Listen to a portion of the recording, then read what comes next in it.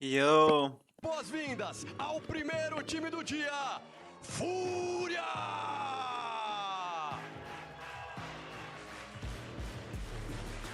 Thank you.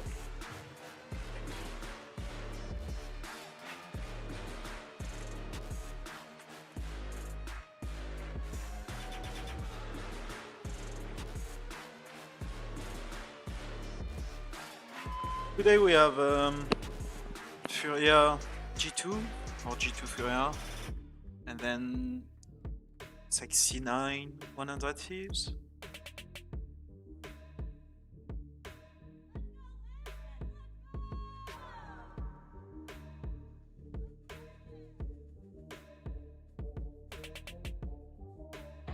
And it's time to bring out their opponents. Make some noise for G2!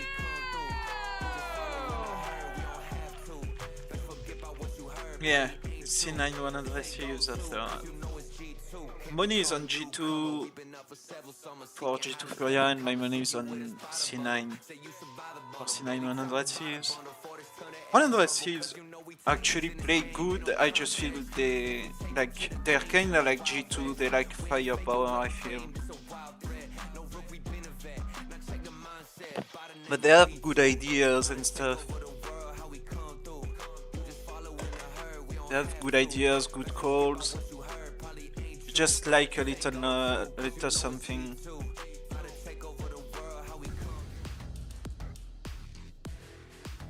In this competition for Furia, they want that first win. Will it come against G2? That is going to be the question on all of our minds here as you see Valen and the rest of the team on the other side of the stage getting prepped and ready to go. Something that caught my interest when we were getting ready for the package that led into the game. Valen was saying that they have scrimmed G2 a few times, Furia a few times, and that he feels like he has a read on how to shut them down. But I feel like everyone's kind of said that to an extent. Sure. This could be But an opportunity. you always have to believe that going in, right? You have to believe in your game plan. You have to commit. That's true of any team. No, sometimes you just forget it. Don't believe in your game plan. Throw it out the window and let's see if something changes. Yeah, I guess. But then your game plan is throwing out the window, and you believe in that. Whoa. Whoa. That's Oh, layers. wait, that's I wasn't deep. ready. I wasn't ready for that. So Yo, someone tell G2 about that. get in the comms quick. Let them know. All right. Well, But the this players is- are getting ready to go here, Mimi. This is a really important game. For Huge G2. game. It has been a tough start to this season. I think this should be the game that everyone is looking at and like, huge game for it's both Furia. teams. They should win this one. They should roll this one. And on paper, yes, I think that is true to an extent. But I don't think they can go in with the mentality that, hey, it's just Furia. They need to treat this team seriously, and I think they need to be lighthearted, right? They need to believe in themselves. They need to be chill. They need to make Icy comfortable on that stage. Yeah, 100%. This match is going to be a mentality game from the very start. I am happy to see G2 walk out with smiles on their faces because if they sit there and say, hey, we really need to win this game, they're going to start feeling the pressure in game. And they cannot succumb to that. They have to push past that and just think about it as, hey, this is just another scrim. You know, maybe Icy can start owning because it was scrims that he was owning in. You know, maybe he can go crazy. But yeah, I think mental game is the name of this match. Both teams cannot feel like they are playing to not lose. Yeah, And that's 100%. at times it's very easy to get into that mindset when you're in a situation like this, right? G2 came into a lot of hype, a lot of excitement. They're down. Furia, they're down. Yeah. They cannot be in that position. But let's see what we get with the agent select. I think both these teams have been running just about the same meta comps, all things considered.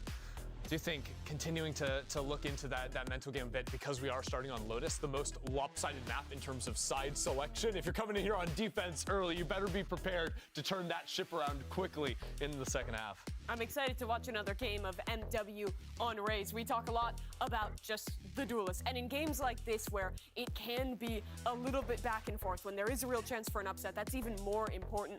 Icy in this matchup needs to come out and be great. Or MW is the type of player that'll rip through a team. Yeah, he could very well just, run roughshod all over this G2 lineup if they're not careful here. And this is going to be a tough one without a doubt. We've constantly said that because we do want to stress, like, this is it for G2. They lose here. no shot, right? Like you're looking at either of these teams. Either of these teams. Stop coping. Don't you dare start coping on me now. Don't you dare bring that cope out here, Tino, okay? We ain't ready for that. It's too early.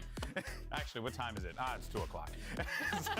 So I can bring the. So you can bring the cope. Okay, go ahead. Cope it up. It's past the afternoon. Yeah, I'm excited to watch Trent on Fade because I think Trent has a voice Listen, okay. for rotations, for that info gathering towards this team. I think it's going to be a really, really big thing. And again, to note, he was one of the players walking on stage with a smile on their face. So if they do have that vibe going into it, I feel like this is going to be G2's game to run away with. I don't know. Lotus, Okay. I got a feeling You did say 2-1. You said 2-1. Run away doesn't imply 2-1, Athena. Yeah, it implies fleeing and getting 0-2. Also, I can't help it. I did put 2 and 2. Lisa Nagaib, Trent, hair, it all fits. Yeah, It's great. Trent Atreides, they call him. What? Trent Atreides, they call Everyone him. with hair is the same guy, according to G2. I mean, that's kind of true. When you're follically challenged like me, guys, you know, it's just the way life rolls, you know what I'm saying? But yeah, this game, massive matchup. We'll see, though, how the chips fall as G2 Esports and Furia match up against one another here in a do-or-die contest between both of these squads. We're starting things off on Icebox, and things could very well go... Oh, sorry, Lotus. Oh, good heaven. This is just, it's too early. Hear me start the game already. Yeah, there it is. All right, folks. Well, we are ready to go. I got the cue to shut up. So let's go ahead and send it over to your casters. I know they're British, but guys, don't hold it against them. It's Brennan Sideshow. You say that.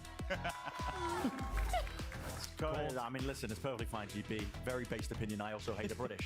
So you're okay there. You're in good company. Why do you think we work for America? Exactly. Let's get started then. Lotus, map 1, staging grounds here for G2 and Furia. Yeah. And God almighty was the Death trying their hardest to get people to care a little bit about this match. But it is right. They are correct. It's a must-win for both of these teams here in the middle of this Super Week. Furia versus G2. And Furia, they have been stumbling. They have been struggling to find that first hurdle, that first win. We know how difficult that can be for some teams. We saw Crew kind of go through the same thing last year. Yeah, absolutely. Furia are in dire straits, but the same could be said about G2. Both of these squads will be hoping that this can spark a resurgence in their season and get them back on track to make something happen. But honestly, the schedule looks brutal. We've got to see not just a win here, but one of these teams at least looking significantly better than what they've showcased so far. Yeah, certainly a lot of footsteps rumbling all the way towards Valen with the Prowler. Catching these two players. Gordon to the corner. Unfortunate with the nade, actually. Rebounds back into the doorway. Meanwhile, the whole of B has been taken. Somehow, Leaf survives, doesn't get punished, and G2 have taken B. So with the post fire down, still with a player disadvantage. We'll see how this one gets played. But double snake bites for Jonah P is going to be looking to most likely play those lineups from afar. Leave. Tapping away, eventually getting the job done there with the classic jump spot. Nicely done. Oh, not with the nade though. We won't talk about it. We won't mention it. We definitely won't clip it. I'm sure nobody will. But Furia are cleaning up these stragglers. Still. No clue from Khalil. Setting up for the paranoia. Didn't think anyone would be in that post-plant positioning. It's getting muddy. And we're not talking ethically sourced. This has got E. coli in the pond water already. Haunt onto 2, sticking to the fuse. MW's got this one fully locked up. Furia with their pistol round. Earned and gained. I mean, that is a scrappy pistol. Scrappy, man. It's scrappy. We see a missed nade at the beginning, allowing Leaf to survive. Oh, the mud match that was promised. We've got a missed Nana Swarm as well. And Leaf ends up getting swarmed. Multiple people getting shot in the back from Furia, just not anticipating the positioning of these G2 players. And yet still, Furia come out on top on the pistol round. I think this game really is going to be brutish in some regards. Oh yeah, I'm taking the jacket off. There's going to be enough mistakes from both teams, you would imagine, for individuals to come alive and make the difference. Maybe shine. Look at it. I mean, just a level of unawareness there from MW. Not expecting the Valen could be so fast onto that angle. But it is evened out with that kill offered. Leaf going down into B main. They want to look for a nice little fast pivot there with a paranoia to pave the way. This is tough, though, because you don't know where Havoc is. Because he got the kill onto Leaf, he could be anywhere around B main. He could connect with the player that was pushed out of Mound. And it's become a very common protocol on defense for teams to take down control. That was a kill as well. That's brutal. It's become a very common protocol for teams to push out C and connect with that B player on the defense side. Conan's going round the world in order to achieve it, but all down to Jonah P with only a Bulldog. Give it a Havoc. Ace available here. Yes, it's an eco, but why not? And it builds up towards his ult. Yeah, just throw bodies on it. But okay, they're playing it disciplined. They got the spike down. They realize it. Yeah, I don't think there's going to be any holes here for Jonah P to exploit. And it is Conan that picks it up.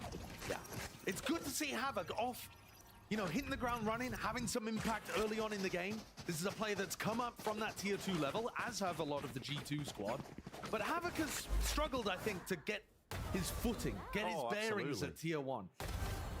He's towards the bottom of all of the players in the league, just ranked by stats. And you can see it in his games. He just kind of sometimes gets a bit flustered. So getting him online early, get that confidence into the guy, and maybe he'll be bringing up big performances as Furia would have hoped to see from him. When they brought him up. Healed. Yeah, they did brought him up. Similar template being followed by a couple of players, actually. I mean, he almost bar for bar, really. Here's that A rubble control. Damage exchanged here, but this will be a good chance here for Furia on their bonus.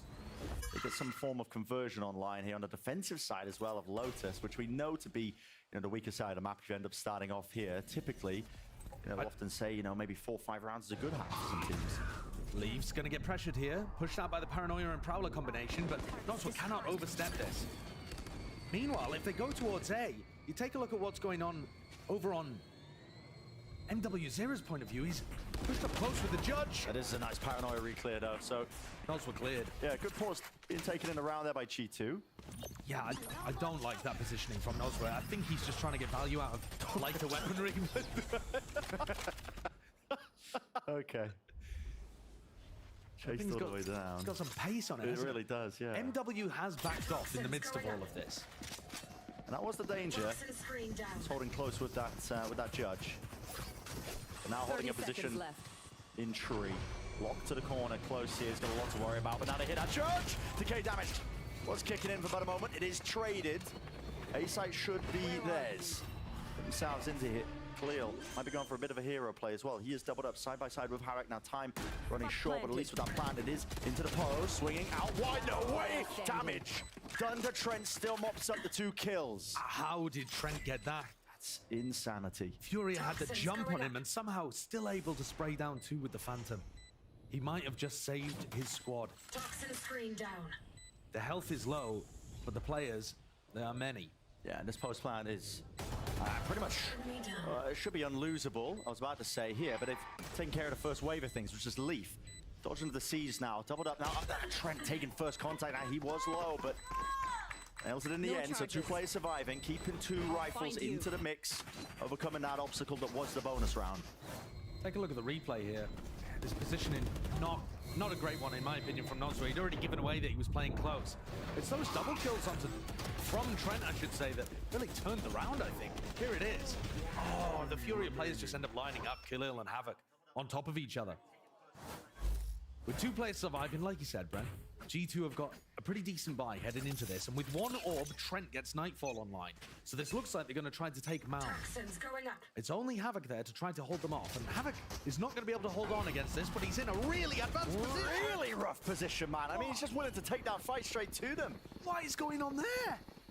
Out wide, I mean, there's no escape inside. It's not even a bailing out from the rest of his team. They are just going to be running and rummaging all the way now. Off to the seaside, but plan will go down for Trent. That will give him his ult. It's a great plant position too. This is the new kind of default meta plant spot. Steal it for your ranked games. You can spam this from Mound as well. So if G2 force out some of that retake utility, they still have options to fall back. Now you're going to see the waves of this util emanating out for G2. Nightfall will be the first one to really push them back and away, and that is 4 connections. Higher and higher in pitch. It's a deafening blanket that's going to be laid out onto them. The Paranoia also just send flying just in case, and at this point, has to be given up by Furia. They realize it, they recognize it, so saving the rifles. And Havoc, who was up to 5-0, I think, on the scoreboard, getting off to a hot start, getting some of those eco kills. I mean, he's just tossed that one away. There's no other way of putting it. It's not that he, took a risky idea and had some support, but failed the execution. He's just in a spot he should never be holding on his own. We see some teams put an alarm bot there or try to put a turret in that spot. Or sometimes you can have a duo play. Yeah, just setting up like a crossfire, somebody at the box. He's so far away from the cover here. Engineer killed. If G2 go for any kind of 3 players up to 5 player attack side default towards Mount, he is stuffed. You can't afford to be losing your Killjoy that early. So, got to address that one. Looks like a bit of a brawl occurring though, or about to. Now as the barriers drop, yeah, look at it. Util straight and over, along with a nade. Icy looks to do some real damage! And they'll just take away the life of Khalil. Stricken off the record. Haunt there from Trent would identify anybody trying to push aggressively from the defenders towards Rubble. So it just gives Icy all of that space and freedom to know that he's not being pushed. And he can focus on hitting the Furia players who are themselves going to be running away. Here. It's prompted a bit of aggression from Havoc again, who this time is using information that there were attackers towards Rubble, so he knows it's a little safer to go and break that turret, finding value without being punished. G2 causing and calling actually quite a big pause into this round. As soon as they get our first kill, now starting to make their own moves with 50 seconds on the mark, but they've got different ideas about this. The spike is nowhere near A. They're making it feel like it's A pressure, trying to pull those rotations. The horn doesn't get broken. Mid-round information here for Furia. Now they can really afford to float Havoc back to a different direction. He's going to be looking to lock down B. That Prowler as well, also finding nothing, and G2 know it. Great information. This is a great call. Great information given to Valen. Valen was too far away to really know what was going on, but Trent has provided in there probably with a great idea that they can re-hit A into 2. Find you. Look down here. Horns into the back had to be broken, and also just looking in completely the wrong direction. Even hearing their footsteps here. Tap, tap with the rifles. Who will win this duel out? It's Leaf. And with that being said, only 2 left standing for Furia. Looks very unlikely they end up winning this one. Still going to make a go of things, though. Furia, One enemy remaining. MW trapped down to the lower section. No exit strategy in his mind. He is really just stuck there. MW got dropped down to 9 HP at the start of the round by Icy spamming. And he's going to get cleaned up last of all. This is a disastrous beginning for Furia. After taking the pistol and the follow-up, they've just now been cascaded backwards over and over. Look at all of this. Yeah. All of that damage done. Great mid-round calling as well from G2. But now their ult cycle's starting to come online. Icy got a showstopper up there with a couple of post-plant kills. Leafs one away from having a lockdown to be able to use. And yeah, Furia are starting to get some of their own, but it always favors the attack side, in my opinion, these kind of setups, because you just have more freedom to pick and choose your timings. Oh, yeah. In fact, MW's leaning towards C, expecting this to be in that Nice shot. direction. And they just leave one player on the other side. Again, too exposed, a bit like we saw from Havoc. It's an eco, but Khalil just hoping that maybe he can just take a shot and back away there, but it's just the Fury are offering too many opportunities for G2 to create 3 versus 1 scenarios around the map. There. and it is such a standard game plan being called by Valen. I mean, you get that first advantage, either kill or what, some space, and then they just take these pauses. They wait for Furia to make the next move. See if they slip up themselves. Haunt. No connections, no tags at all. Walls down, facing many players now, many chances. Rocket colliding straight into MW. And there's the value of that pause in the round. Yeah. You bait something out of the defenders, they're on an eco, they're down a player, forced to take the initiative, and G2 punish. There's an ultimate used, but like I said, there's more coming online. Leaf's about to get his, Jonah's one away. Jonah can either hunt for this final kill, doesn't mind if he dies, they've got crazy economy. Jonah's up to 7.7k.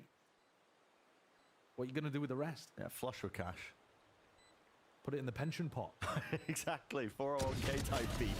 Well, all right, he falls. Hello. Conan. Nice shot. Okay, real nice, flexing on him a little bit, but eventually they do clean that one up. So, 4-2.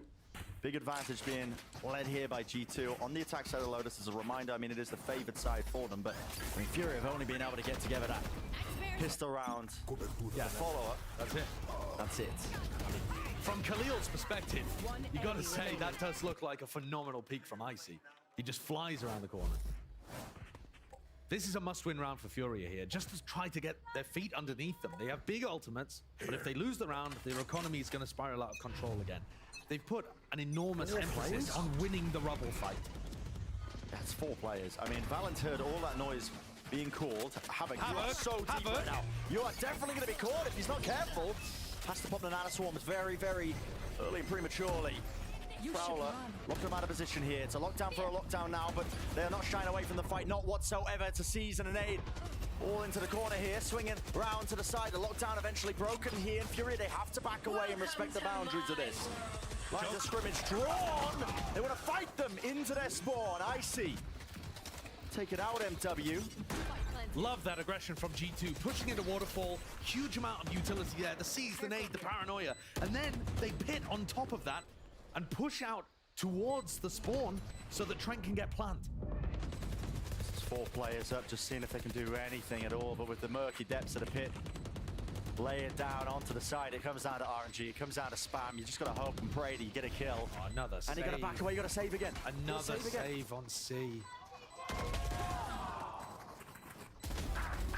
Oh, it's going to thank 2. Yeah, devastating indeed. Furia's going to get 2,900 from this in terms of their, credit for losing the round.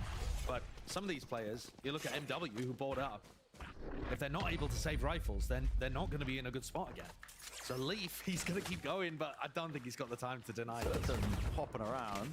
And that's important that Furia got away with 2. That's just going to give him a bit of a, something at least to work with. A lifeline. But a lifeline, all they've done is one pistol and the follow-up at this point, and G2 are exploiting them all across the map. Yeah. Furia forced to take attack timeout to reassess what's going on. And just to cast your memory back to how that round played out, Valen gets the read that there's 3 or 4 players over towards A in the first 3 seconds. Yeah. Immediately calls a pivot over towards C. Havoc's movement is way off. I mean, he looks shaken in that spot. His jump peak is weird. He's caught. He's actually bullet tagged, so he gets slowed down and only just pops a nanoswarm to stop Icy jumping onto him, because that would have probably just been the first pick and the C-side got given. And then it's nice play from there to capitalize on the opportunity from G2. But this is my problem with Furia. They offer too many opportunities to their opponents, and especially here. All credit for G2, they're capitalizing on them well, but most teams try to minimize the amount of, weaknesses, mistakes, and opportunities that you have. And Furia at the moment, they're just a bit behind the other teams. Yeah, and G2 are just playing a pretty standard game. I mean, it's getting to the point in Lotus with the life cycle of maps.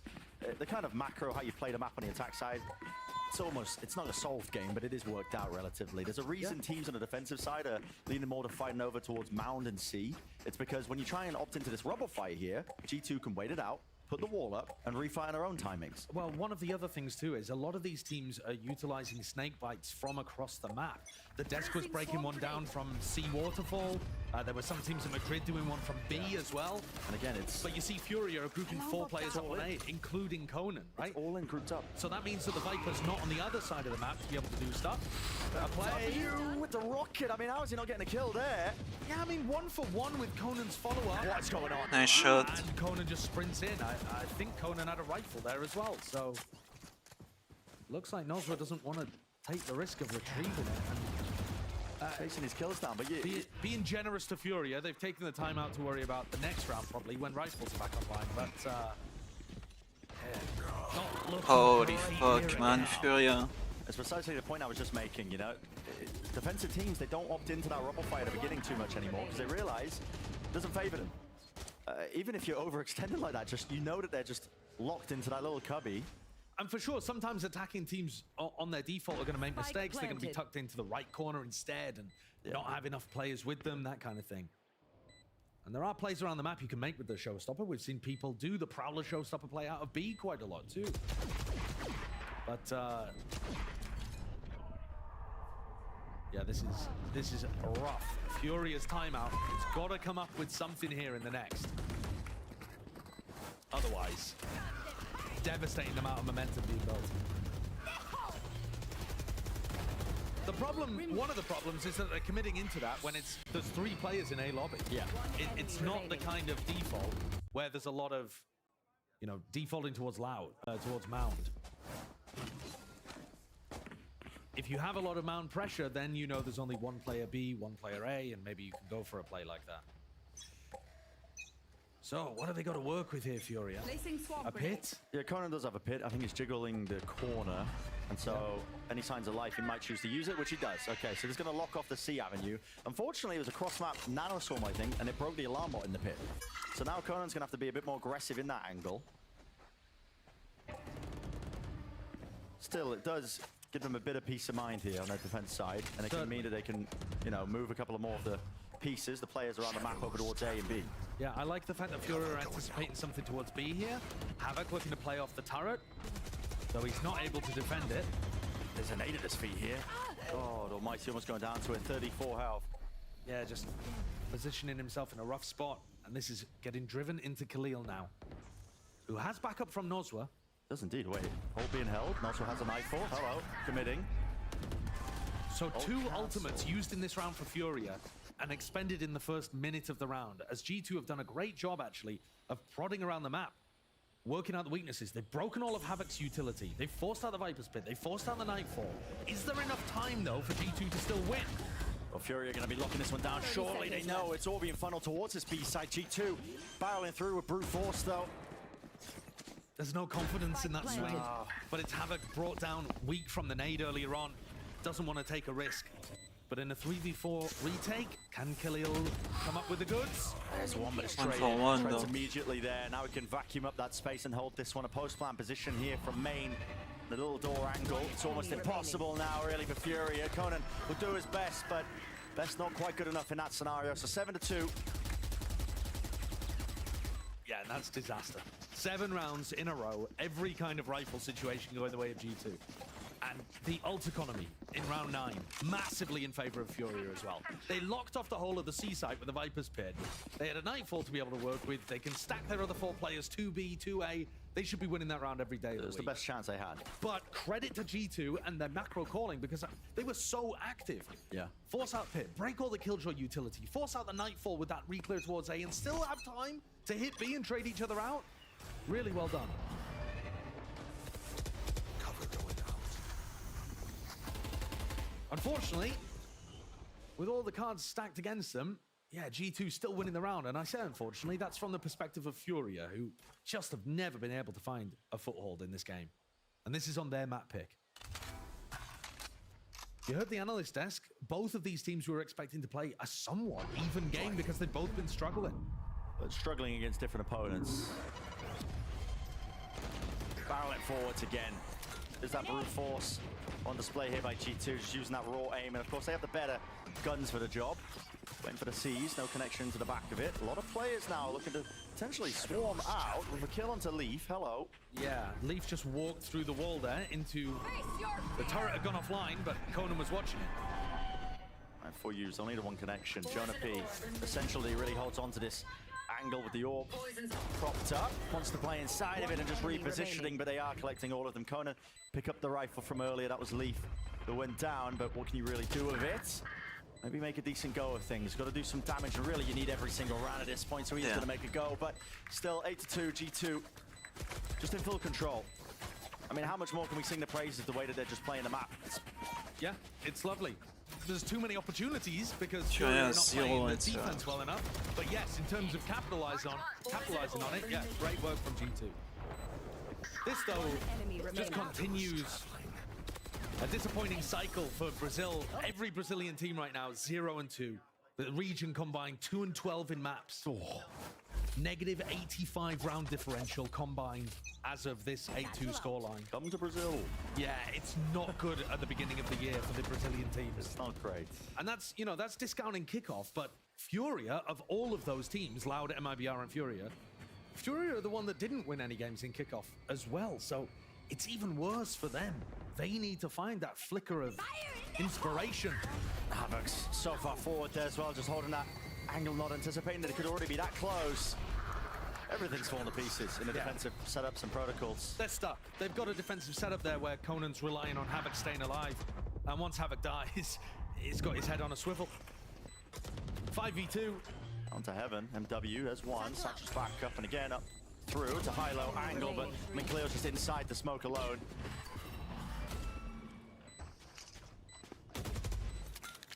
We'll go for this here with a nade. Invested everything. Holy I shit. mean, every action anticipated. It's just G2. Fundamental tier gap being on display here between these two teams. We did come into this, series expecting, it to be maybe close, right? Because what you said earlier, G2 have been struggling, but I got onto the point, didn't really finish it. Kind of difference in opponents. I mean, G2 struggled against 100 Thieves. 100 Thieves are a team that a lot of people do put, a bit of disrespect on the name, I suppose, but they've had a hard time with things in their group. They're actually not a pushover team by any stretch of the imagination. No, 100 Thieves have been doing all right, and I think G2 struggled in that match, but yeah, the thing is as well, you could have said the same thing about Furia. Furia played against NRG twice this year, right? And they got smoked both times, but we know the quality of player on NRG. That I think the difference is that they just got absolutely rinsed, and unfortunately, if you're a team that's already struggling to get that confidence up, You should run. it just hurts even more. Conan.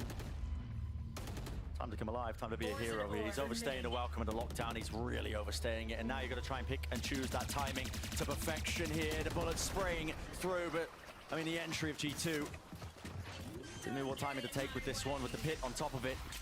Very familiar setup. We saw this one in a prior round. It's a flood attempt here by Havoc. He's way ahead of the rest of his team, but he wants to try and make the most of it, but he doesn't know which way to turn and twist and look here into the back. Showstopper, and Rocket sent flying, but brought down in response.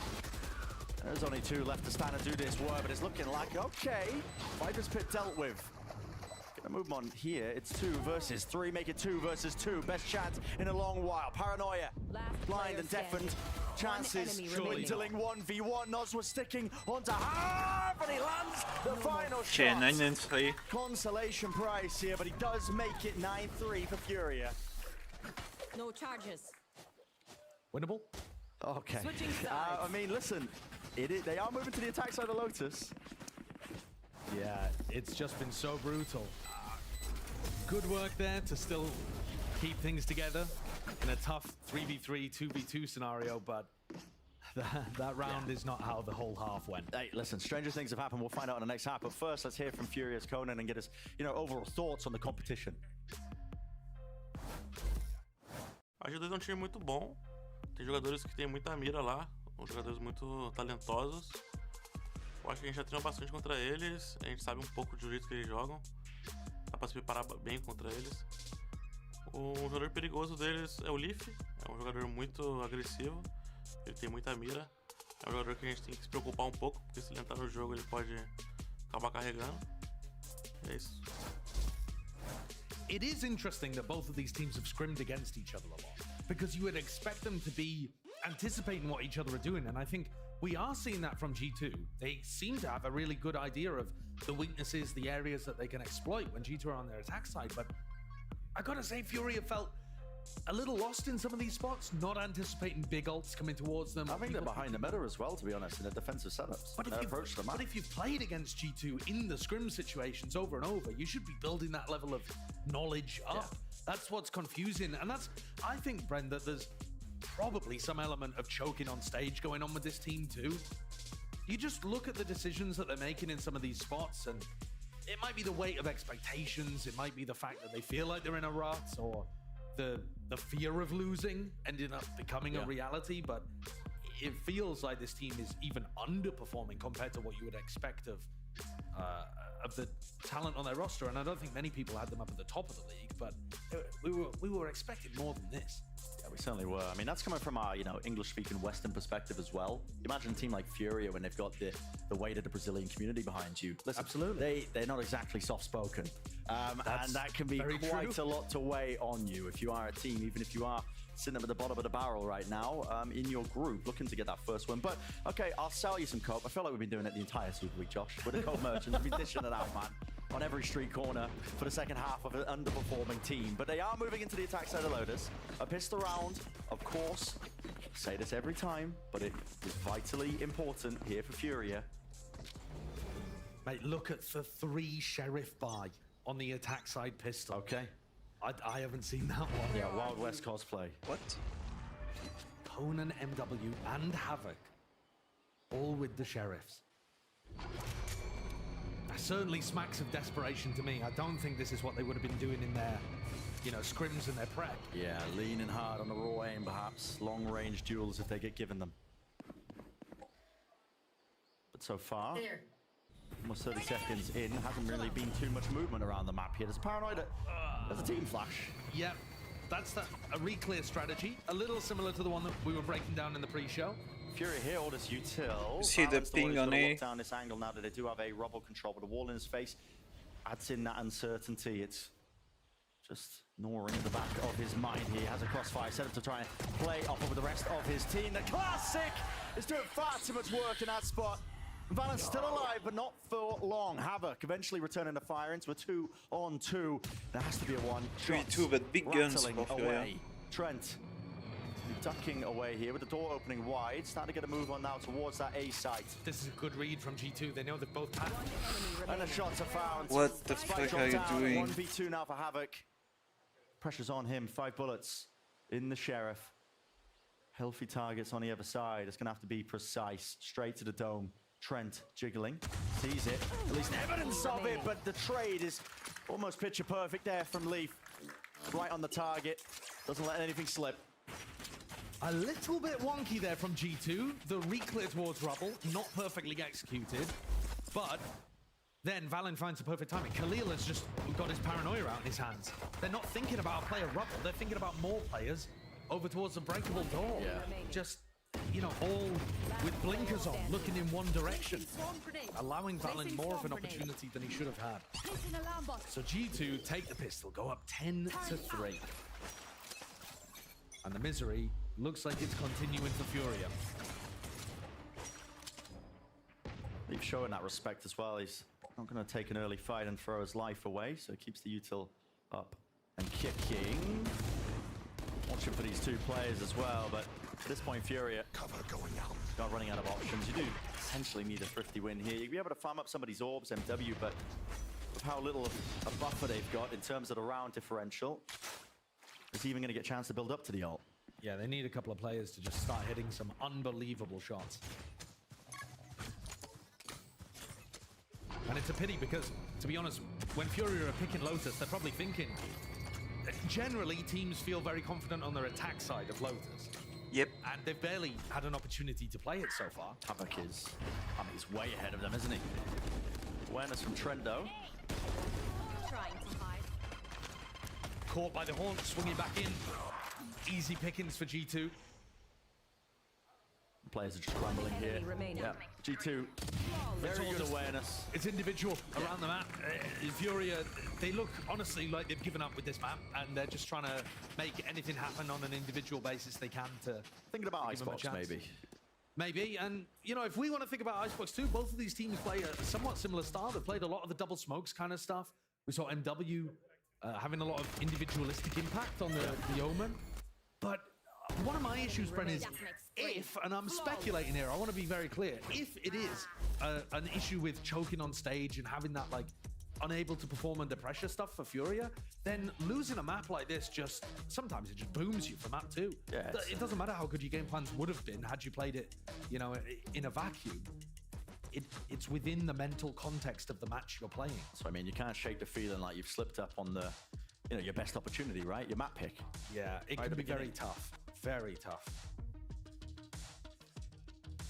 We'll see. I mean, the amount of adjustments you can really make if you are Fury, it's got to be mentality at this point.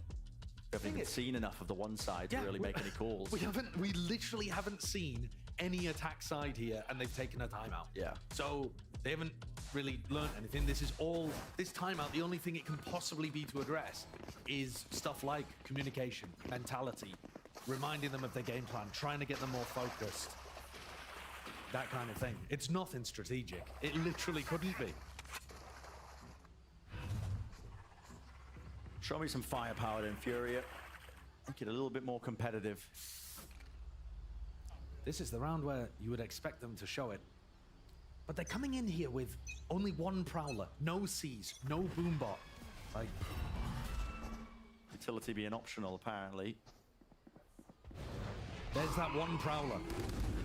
Used and broken for him. Actually, it's a bait and switch. Icy's going to get back up onto the line. There's Paranoia forwards and flying. MW loses his fight out nade. Up and over the top, and a nice smoke as well to just provide that Extra bit of cover. And they can both play inside of it too. These are the layers that a lot of the top teams have, where we saw a similar kind of mound fight from Fury. It was just Havoc on his own. Supportive util on Trent. He was a little bit wide there, but this push out through C. I mean, Havoc's going to get caught in the back here.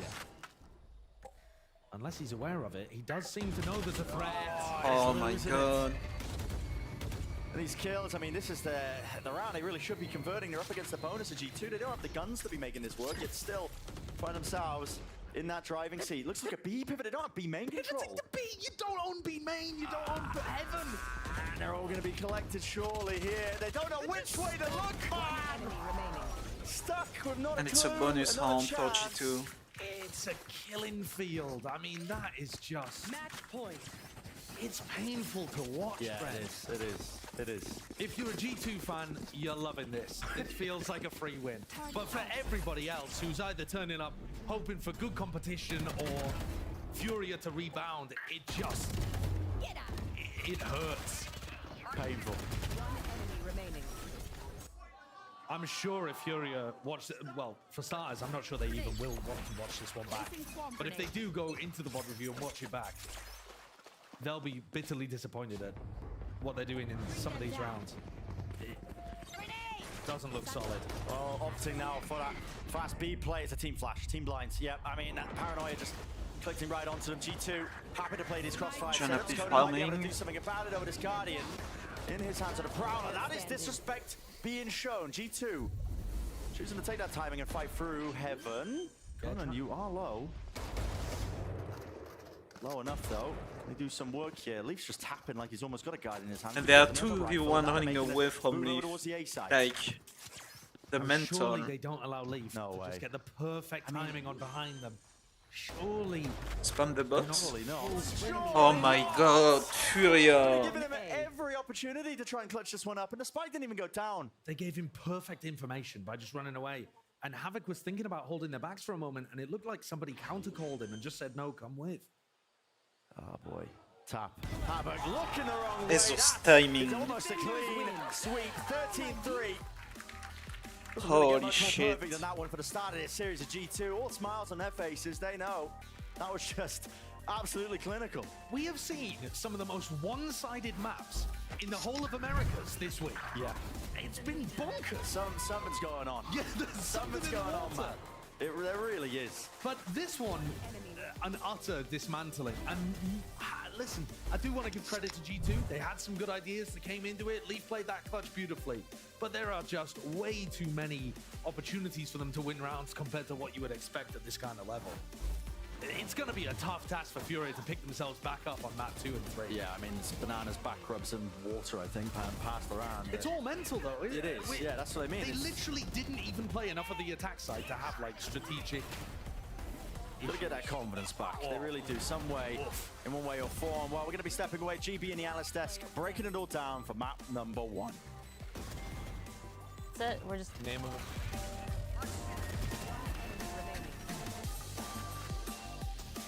Enemy remaining.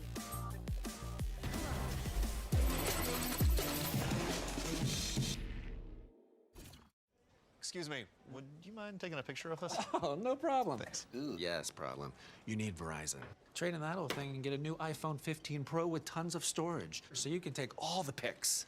So many selfies. A preposterous amount of panos! That means panoramic. And as many portraits of me as your heart desires. How about none? None, yeah, none feels right. Trade in any iPhone in any condition and get iPhone 15 Pro on us. Only on Verizon. Red Bull gives you wings.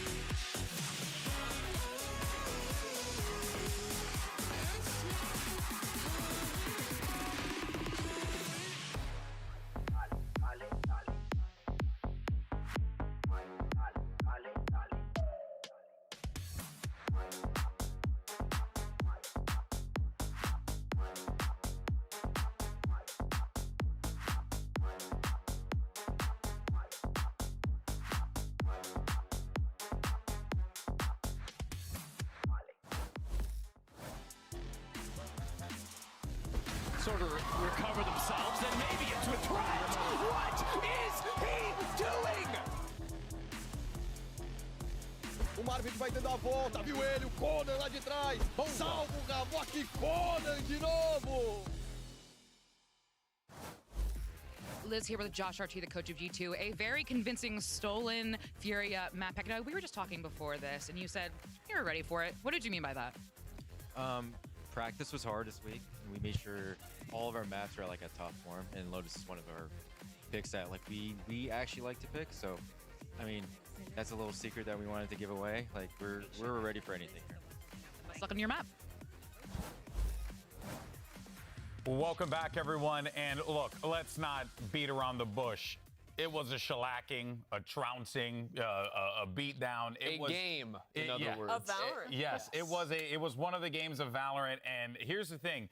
If anything, That's always a good intro. Yeah. It was one of the games of It Valorant. was one of the games of Valorant of the time. But, you know, at the very least, as you look at G2, they were in form. They could do nothing wrong. And this guy, Icy, was finding himself in this matchup. Also, that lower third is hilarious. No, it's not. It's totally great.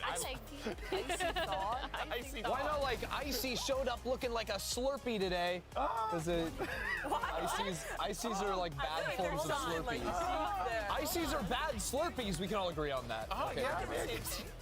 No, Icy's and Slurpees are not the same yeah, thing. Slurpees actually have good flavors. How dare you, sir? Icy's have two flavors. Icy's in New York are There's delicious. a difference? Okay. There is a difference, I don't but think there's a difference. it seems like there was no difference in this game because it felt like no matter There what. was a difference. He was better. Because he was looking good. He went positive. He came out here and he had a good game. And look, I feel like that's the thing where you have to wait for him because it had been a couple of rough weeks. Now he's had his good game. Hopefully it's upward from here. Yeah, but I mean, beyond even that, it was a clean game from G2. I think Valen's calling on their defensive side, or on their attacking side rather, was really good. They do a lot of these rounds where they're early pressuring, retaking space off that Rebel fight, and then moving back, going for these late round hits. And Furia, let's be honest, gave them so many opportunities for opening picks, some tax-deductible moments for sure. Yeah. Tax season's done, man. I love a good tax. Furia only won one rifle round, and that's coming off of last week where they got 3 versus energy. Like, it's just brutal. Yeah, and you can you could see what the problems are, right? No communication. They're taking fights by themselves like way too often. There's just too much of an emphasis, on players trying to make a play happen, and that has just cost him so many rounds, round after round. I mean, earlier we were talking about how you have to have this mentality to win the game. And it almost felt like they switched into this hero mentality where everyone was trying to get some sort of play going. Like that one round where they just all like pushed all the way deep into A lobby, knowing there were 3 players from G2 just standing there. And they still decided to keep going and keep trying to force the brute force way in. And it's just like, at some point, it doesn't work. You need to shift your play style. You need to shift your mindset. And they really didn't. And look, if you want to like keep looking at rounds, like nothing sums up that game better than the final round, right? Where it's a 2v1, we're planting the spike, and the second player is walking into tree instead of holding the planter. Yeah. That's all you have to do there. Dude, or even like round 15 when they were like they were stacking 3. I think it was the pistol at that point, and you had the eco, and they were running right back into B, knowing that there are 2 people that are just waiting. On that retake where they just got trapped inside of. And then they were pinned. Yeah. It was like that is a heartbreak to see, especially when you consider like the talent on the team. They should be able to pull off. It really looked like the pressure was getting to a lot of these players. I think the casters are talking about it, but Havoc in particular, when he was solo playing the C site and G2 would come in that direction, just some really sloppy moments, going for a fight, then kind of half falling back, half trying to continue. The round where a player just sticks through the Killjoy alt and almost gets detained. Yeah. It was just a messy game where nothing was working for Furia. Well, they're going to have to put that one in the bin and forget about it in the future or forget about it for now because they got to worry about the future. Forget about it. Let's go ahead, though, and see what Furia's coach has to say as we get ready for map number 2. Liz here with the coach of Furia, a crushing defeat on your map pick. What's the mental of the team right now? Estamos aqui com o coach da Fúria. Vocês tiveram uma derrota. Como é que tá o mental do time para o segundo mapa? Cara, obviamente o mental não tá dos melhores, mas a gente tem que ser profissional e tem que resetar. A gente tem que resetar totalmente e vir pro segundo mapa como a gente fez contra a Cru. Perdemos o primeiro mapa, voltamos e vencemos o segundo. A mentalidade é essa.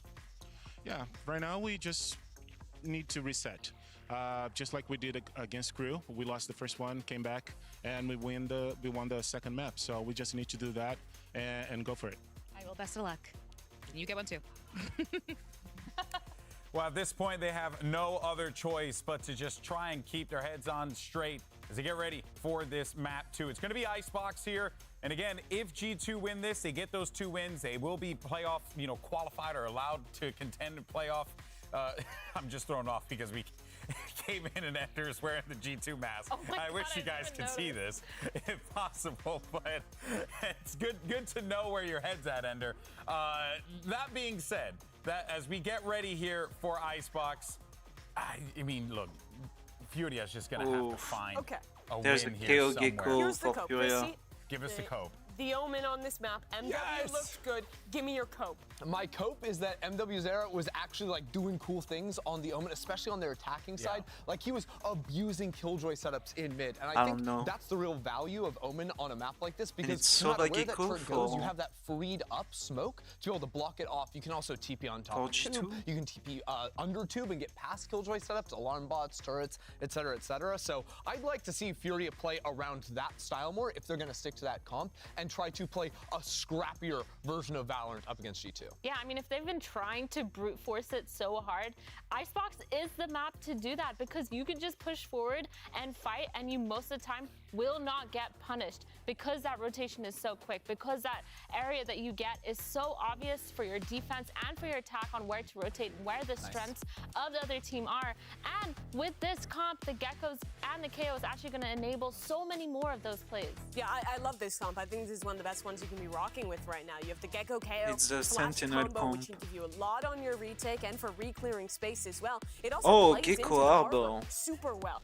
Throw up that utility over it, flood past that stuff, and you get that extra layer of creativity with the Omen. But my they biggest don't have a concern for Furia jet. is the defensive protocols because they were falling apart on map 1. Sure, but I think that because they I have don't know verticality, about both that. comps, no duelist, no jet, but because Furia have the Omen, they still can play on top of things like yellow in B main. They can actually op still. That's not so much possible with comp G2's running. All right, well, let's see how this map plays out for Furia. Or will G2 close it right here? Let's send it back over to your casters. They're British, and I love them. It's Brennan Sideshow. Yeah. Let's see how map 2 ends up faring out. I've taken the shirt off. Not that the cast's particularly strenuous, but I've just felt like, get a bit more loose with it. Icebox being the match. And I mean, listen, these two compositions that both teams are playing, no duelists. Yeah. Can't exactly throw in too much proactivity with it. I'm not.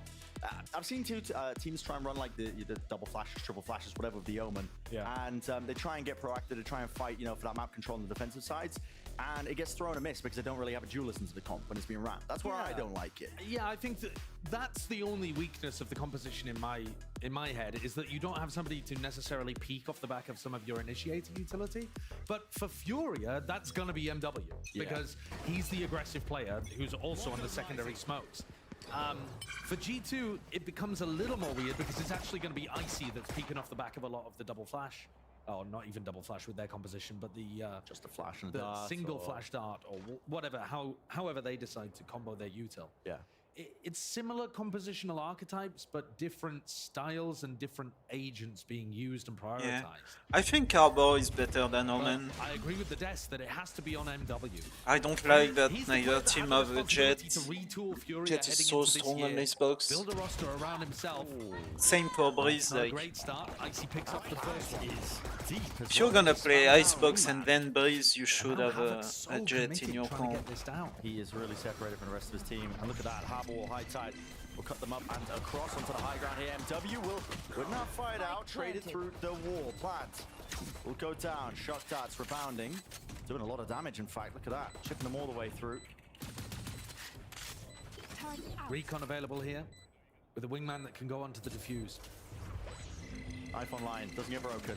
No abilities here. G2 just trying to take it with raw bodies, throwing them into the clearing mix, into the yellow. fight, and into the fray here. Seeing if they can win this one out with the pistol aim. Only one left to stand. Havoc cannot Would be so withstand it. for G2. Great shots from G2. Yeah. The retake was nice. Furia, though, for all of the things that we were talking about them being behind the meta and struggling on Lotus, there were some solid points this round. Yeah, the plant spot was really odd, and it dragged them into an unusual fight, but Nos was there ready to knife them, to deny some of that retake utility. They're clearly ready for that kind of stuff. Got a decent idea about how to post MW up in order for them to get the plant down. And at the end of the day, they just ended up getting Trented. Yeah, bit of a trend moment. And Icy. I mean, Icy finding another pick. And Icy has been good. He's been able to find a ton of different 1v1 situations, which have either been even or favored to him, and he's won a huge amount of them. Early TP up to the high ground from MW. Looking to take somebody's head off if he possibly could from that position, but now he's backed away. And it's this kind of thing that MW is going to be doing a lot on the attack side. And I think this is going to put pressure on Leaf to try to take fights against him. Deep drone. Yeah, they want to clear MW out. You know, they're thinking about the spots that he could play in. Leaf needs that info from his alarm bot, so they need to make sure that MW's not in a spot where he could slip past it. I think this is going to happen a lot. You know, Leaf looking to try and take a fight from Kitchen on top of Tube or Boiler. Leaf is hearing everything. So he's going to be calling for the rotation, surely. And I think G2 should be aware that there's a lurker in on A, because for them to be full sprinting into A, they need somebody posted deep. So Trent should have this awareness. Trent doesn't want to overstep himself here. He's just whipping out the util, but okay, Leaf will strike from 30 seconds left. the back, and here it is. I mean, Furia looking for that fire down, also being disrupted into the middle of it as well. Everybody's blinded. Shots actually hitting here on for the pistols, but Noswa, yeah, you can't stand your ground against that one. A bit of run and gun with a Spectre, tried and tested. Another round where Trent's shooting and actually positioning bails them out. That was looking a little dangerous there. The utility was good on the retake. And just to talk about this again, in the final round of Lotus, we saw Leaf pull up a 1v2, where he was able to win it because the Furia players gave him all of the info just by running. You know, both of the players ran and he knew exactly where everybody was. Leaf got himself into a deep position, pushed down Tube and then into mid. He heard everybody running into A, and that allowed him to just silently knife out, follow them, and get that opening pick for the retake to begin. Furia have got to be careful about the info they're giving away by running around the map. They're making it too easy. Way too easy for G2 to make the correct call here.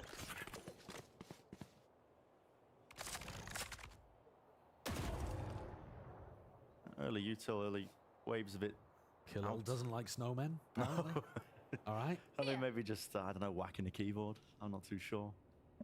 They're going to slowly look to regain some control of A. What's the protocols for it? Well, there's a smoke there on Boiler that's going to draw people towards mid. So MW is currently putting pressure there to pull people off the A site. What? 2 players spotted. No one's seeking to break the drone. But can Trent get reinforcements in that? In time, no. Instead, they're just going to look to try to play a flood defend.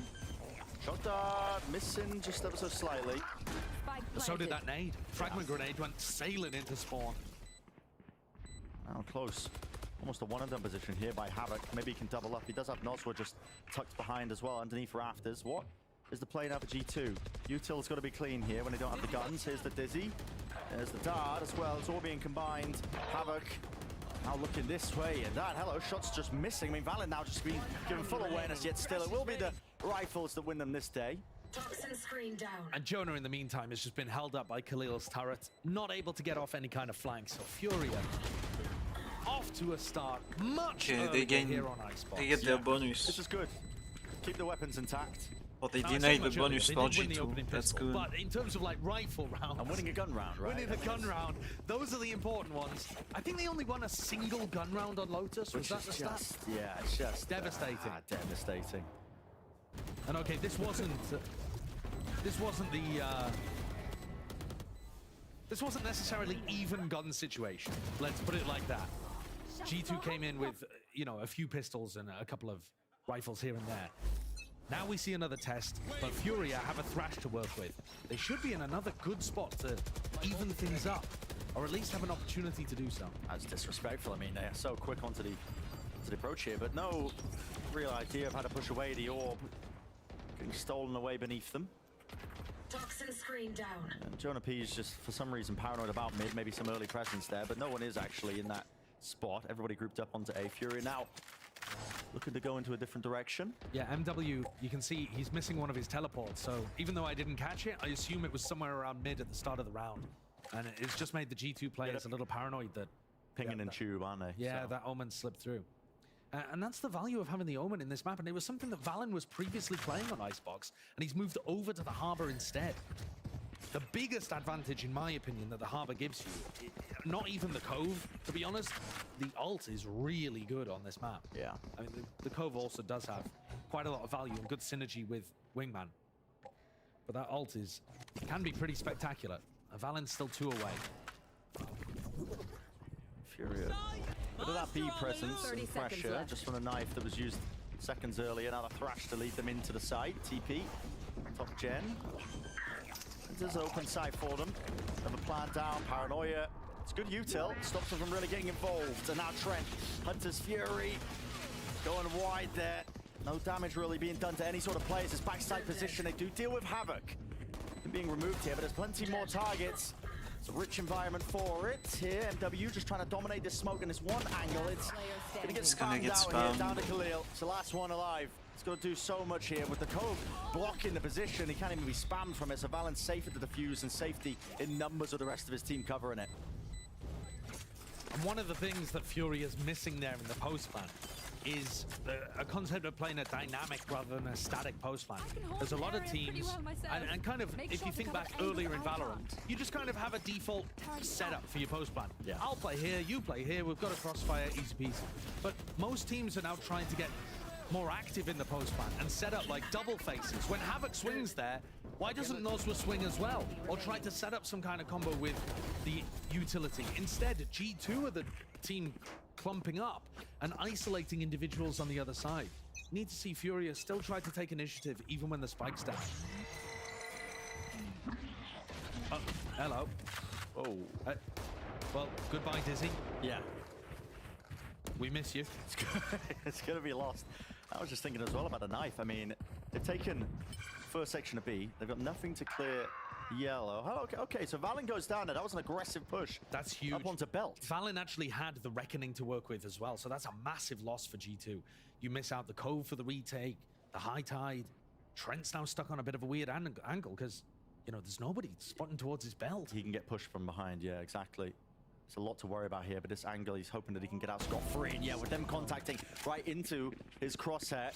Yep, he's gone now. Easy as 1, 2, 3 here. He's overstaying it even as well. The slight shock tab, but now going to be backing away and respecting it. They're fast. Furia realizing they've got this opening. Man going to be broken. Trent is really being quite disrespectful. Khalil, rapid on the ropes. Now with a null command. Pushing them back and away. This is Nozwa just trying to get some space for his team to get this plant down while Leaf is on the flank entirely. Was the turret down for a moment? It's the null command. Oh, okay. We'll see. Khalil. Yeah, I mean, just not calling that his turret was down for but a moment. Leaf is able to just collect that one kill. Now they're going to be worrying about that thorn in their side. Molly's going amiss there with a snake bite, pushing it out, and that is a good swing and a trade. 2 versus 2. Alpha 410. Havoc taking the initiative and taking that lead for the rest of his team. Leaf 1v2 again. A bit of a move on. Pace needs to be played. Sticking this one, he's hearing it onto the ropes. I mean, Khalil not obfuscating his position whatsoever. Can't land it. Can't spray. Control it down. So another one for Furia to win this Feels one. good round for Furia. I was getting confused. The null command, no way it turns off their own team's turret, but somehow it was managing to playing slip out of range around. a bit. Yeah. Just pushed a little further forward in that. But we didn't get to see Valen going down at the very beginning. G2 taking liberties, pushing up towards Belt. Really gave Furia the opening they need. And this map already, you can see that Furia have some better ideas of how they want to approach things. Yeah. You know, they're actually getting in onto the sites. Punishing people, having some idea of how they want to play around the map. There's still mistakes, of course. One of which being that Havoc just left Dizzy to die in the prior round, but he's got Dizzy back now. They've got G2 down onto a weaker buy. Oh, what? Was that MW just not quite realizing the range of his TP there? I don't know. it looks like, though we couldn't exactly see it, that he might have just teleported out in the open from Icy's perspective. You can't really give those away. Reckoning. Okay, I mean, this is double ult. Yeah, double ult. Reckoning into the Thrash on a weaker buy round as well. This is kind of regaining control of B main. That's a great combo if Furia are actually there. But they're not. And that's a really, really expensive. Icy gets his ult back, but the Reckoning doesn't come back. Exactly. So now Furia can just kind of walk back into B, and there's still 45 seconds. I mean, decision making being made easy for them. Nozzle has the knife as well. Should save this one to clear yellow when they get close, just contacting. Icy though. Thrash. Yep, so there's the knife. Not going to have that one to block off and cancel out the Thrash. Is now going to be getting used with this pit on top of it. Now, that's entertainment. A lot of targets here, but the plan's still going to go off there with Wingman. Not denied. Out through. You should run. Trying to take this one here. Lockdown being forced. You got to fight. Pulled out of Fury. They do have to fight this one now. G2 gonna start to really get a move on here. They don't have the guns for it. Shots are missing all over the place. And now you're gonna back away. Respecting it with the lockdown. Another detainment onto two of these players. This time it's Furia. Pressing forward. Oh my god, Jonah P. Smell the blood in the water. It's found. What a strange round overall, but eventually this will be Furia as the Nice shots. That's so bizarre. This round has sent my brain spiraling. Good die to the spike if you were early. Combo, nobody scaling off the second usage of the Thrash from G2. If somebody had pushed forwards at the same time as they'd used the Thrash, they could have broken Wingman and stopped Furia from even planting in the first place. I guess. Yeah. And this is how it opened, just TPing into the open. Even when they got the detained with the lockdown towards the end, Khalil's running back in here, not realizing Jonah P could still defend and they those won players. like 2 rounds from just carry pushing. Both teams are getting extremely scattered on map 2. And it's G2 to take a timeout after 2 rounds in a row have been lost. I would be too. I mean, after that round, that's yeah. I don't hate teams utilizing ults on weaker buy rounds. Especially if they were up spot an 5v4. advantage. Yeah, if they spot the advantage, like a 5v4 like that, re-clearing, I don't hate it, but that is too many missed opportunities. You're just throwing away the future advantages at that point as well with this comp. And this comp doesn't do refights particularly well. It's one of the reasons I don't like it. When you throw a Gecko into the mix, you have double initiator, Gecko and a Sova. You do have more tools to refight for that space proactively, but who's the player who's going to be taking it? Right, is the question, right? Because when you throw in a Gecko, you have to take out a Jet. Yeah, and that's typically how it's played. Your concern about that is typified by what happened in that round the second time with the Thrash. Yeah. Icy's Thrash, in order to put pressure on the plant, nobody followed it. Yeah. And in a normal composition, that would be the duelist player or something like that was looking to try to push forward. I mean, they didn't have the weapon to spam the Wingman, He can't so do that all on his own. It's an unusual buy here for G2. Again, another unusual buy. I mean, and Leaf die with an outlaw to buy an outlaw again. When he had the outlaw in his hands, focus up. Just to buy another outlaw. Yeah. You wouldn't understand it. Okay, I don't understand it. I was hoping you could explain it with the numbers, but advanced economic theory, sure. You wouldn't get it. Subprime loans. Yeah, I don't get it. I don't get it. Don't ask me what day it is. What day is it, Josh? Do you know? Monday. Oh, he does know. He's not on the esports regime just yet. He does know the day of the week. I'm surprised by that. I mean, look at Leaf's positioning in Snowman. As Furia... A nice spam. Getting the spam through there. Yeah, He's been spamming that orb pretty much every time it's been going up. So credit to G2. They've been diligent about it, and they finally get rewarded for it. MW, though, posted on top of Tube, might be able to punish any kind of re-clear, but Icy and Trent decide not to commit to that one. It was Leaf's positioning that was interesting me, but they are headed completely opposite, towards the A site, which is the stronger one for G2. Trying to be spotting out MW now, who is up on top of Tube. He's going to be smoking Boiler. Put a bit of fear into them. That's a dart being used, actually not spotted as the wall goes down, though. They are going to be backed and around to the corner, so now G2 can flood defenders. They have a lot of players ready and waiting to get a brawl going, but 30 seconds. You don't have control of B. So where are you going? Time? Where are you going? Ult into the back cancelled because guess what? 20, I mean, Leaf is still there. 20 seconds. What is the decision making here? Smoke spot down. I mean, a snake bite's a bit late and delayed, but they're taking damage and Just pot shots, straight shots all the way around here. The spike down. It's over. It's muddy, it's messy. Holy shit, man. Furia. We're getting down and dirty in the mud, I think. We really are. Some of these rounds from Furia have just been appalling. There's no other way of putting it. One of their final rounds on their attack side, when we were watching them on Lotus, was similar to this. Just horrendous pathing decisions. There's simply no time to go for something like that. There isn't, and they should know that. These players are not inexperienced. Apart from Havoc, all of them have been around for a long time. Yeah, the TP height. Well, okay, Thrash is going to be used by Havoc. Can be broken picked up. inside tube. Has They pulled a can lot of pick these it up. G2 players forwards though. They're not gonna Looking at go the for gaps it. in mid. And this is the general game plan we've seen from Furia. Pull the defense towards mid and then try to exploit A. And it's working here. G2 do have a lot of bodies ready to flood in if they choose to, with that lockdown being used. To pit, forwards, fighting it out. We're getting spammed down here by the rifles. There's waves of it, at least with the mollies, but you got to back away and respect this one because Furia just weren't ready for it. They know where Conan is going to be. Can they spam? Not quite. Conan's got a little safe angle. Up to the corner. I see another one receive for him here. And at this point, listen, hands off the keyboard, spraying away. You're going to be hoping and praying you can receive these kills. Nosworth. It's nice work from him. Over the top though as well, maybe just overextending his hand over Zealous. But Conan's still alive with this pit up and he's got to reposition. Now sticking onto the fuse. Valen, it's a reload. Holy. Dude, over the place. fucking tense between the fucking yellow Take play. it in the end.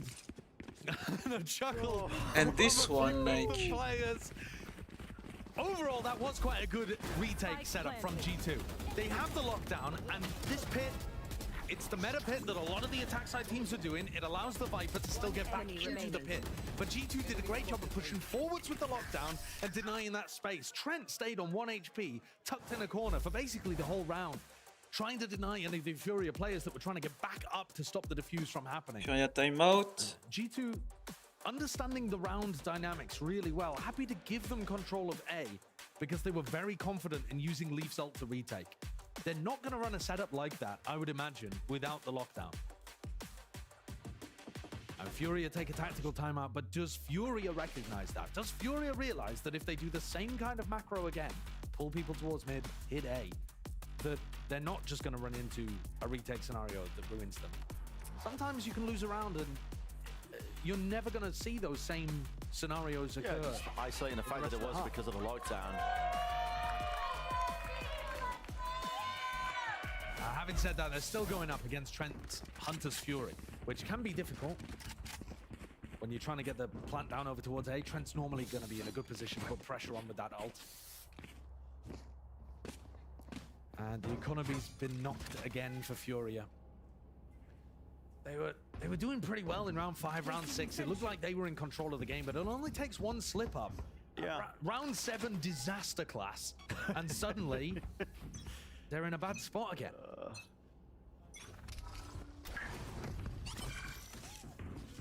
This map overall has been looking a bit better for them compared to Lotus. Absolutely, a world better. I know they've still only got the same number of rounds, but it really has. Like, the ideas are just a lot better from Furia. And I mean, no disrespect as well to the makers of Icebox, but it is quite a simple map in terms of the way you play it. The macro isn't the hardest to understand and work with, so you pressure one area, you pull rotators, you hit the side, you play retake, go through the motions. And to be honest with you, Furia, they're They actually should. playing it a little more complicated than a lot of teams, because a Yeah, lot they of are, teams will yeah. just straight up ignore mid on their attacks. But MW's been putting pressure there, and he's been breaking some of the... It did force. I mean, you've seen Leaf have to adjust his setups. He's putting, turret and alarm bot over towards the sites, actually, now, instead of mid. Yeah, I'm playing MW three... was breaking the turret every time. Right, I'm playing 3 bodies in mid instead, one of which is able to grab this kill onto Conan. Ooh. It's a gap. Leaf. He's aware of it. A little bait. And they almost Yeah, rotate a little in. falls for it. That's quite cute. Catching this lurker out here with a dizzy up and over the top. Nice Havoc. shot. Adjustment. AD with a movement. Not enough to save you there. Jonah P from the high ground. That's really nice. Top Holy. box activity. And poor Nozwa. Nowhere to run, nowhere to hide. So G2, pretty clean round from them. They were against the weaker economy of Furia. Poor Nozwa. I mean, he's had a rough year. Yes. He's got to watch his former team turn into a powerhouse while he's trying to pick up the pieces on his old squad Furia.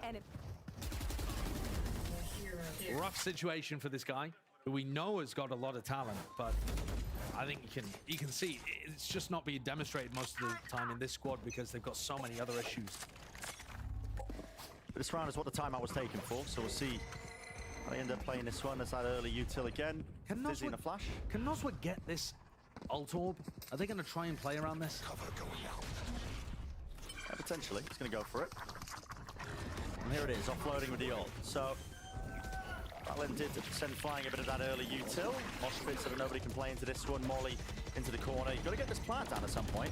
They keep losing Wingman, going for the plant, getting caught by Leaf's utility. What's occurring? What's going on? Okay, they can't get the plant down because Wingman died. Yes. I was just wondering about this one. Okay, Hunter's Fury. One shot on target. Oh. Almost two at the back. So decent damage done, but no kills collected. And through the wall goes the bullets. Nozwa, recipient of that one in the kill feed. Lights up red. Khalil's let the turret go down again. Oh, no, not to the mosh pit. And his players, they are being spotted out here. Revealed in the end. Nozwa didn't have anywhere to really run and evade that one. Trying to P from the back. MW brings it to the 1v1 now. Time ticking against the TP. Down to disengage. Trent, I'm going to be spotting it, so he knows the positioning of it. Not ready yet. Sticking it. He's bought himself a wing con. Smoke dropped. Oh my god. Insane by Trent. I mean, the reactions on that one show me a replay. That's nuts. That is disgusting work. Trent's had a few rounds here, 3 or 4, where he's really come up huge. Bit unfortunate there for Leaf. Khalil gets caught by the mosh pit. Lets the turret go down, and MW almost stole it. Oh, nice shot. But still, I mean, nasty. You can, yeah, you can hear it. Teammates gassing him up. That is lovely. Sometimes it just works out for you like that. 13-3 Trent, followed up by Jonah P, who's also having a hot game today. And yeah, I mean, credit to Furia. They're forcing G2 to actually win these rounds now. But G2 is still good for it. What is occurring here? Okay, Thrash clearing all the way through here with deep smoke. I see Seeking. Oh, nice adjustment. And another fucking snappy today. Feeling it here, and bodies are dropping and falling. Seeking to fight over kitchen control again, just leaping through the smoke, man. Shorty in hand, G2. And W is just running into 4 at the end. So this round started off with both Thrashes being used on either side, and one getting cancelled by 0 point. But G2 recognized that it was that mid play and just gave up on their standard defensive setup to crush it in mid. You don't get much worse crosshair placement, but Trent still hits that nasty flick. Aim-labs moment, I think. Look at that. And now you've got a bit of extra money to work with. It's the final round of this first half, so of course you can pick up, buy a couple of extra weapons. Operator in Icy's hands. Gonna be using this one down underneath Tube. Deep knife. Does connect onto Valin, but he's still going to hold his ground down. Yeah, Valin actually wants to get tagged by that to make it feel like it's a heavy fight over B. Couple of bullets tagging up the opposition. Gets back to safety. He was trying to push Furia in the opposite direction, making them feel like it was a heavy stack on the other side of the site. It's a disguised defense setup. But now that Furia called the bluff, he's kind of forced to pull defenders with him. And that makes the A site much weaker. Khalil is trying to sneak in here. A good idea of how to run a 3-1-1. Delayed pit. Drop it down here with the alarm bot, taking contact with Khalil.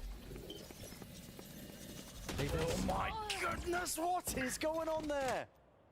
I mean, you turn out in your hand thinking there's only a solo player, I think, playing inside the pits. He's assuming that it's only Jonah, yeah, but I don't G2 should know to make that because of the gun arm.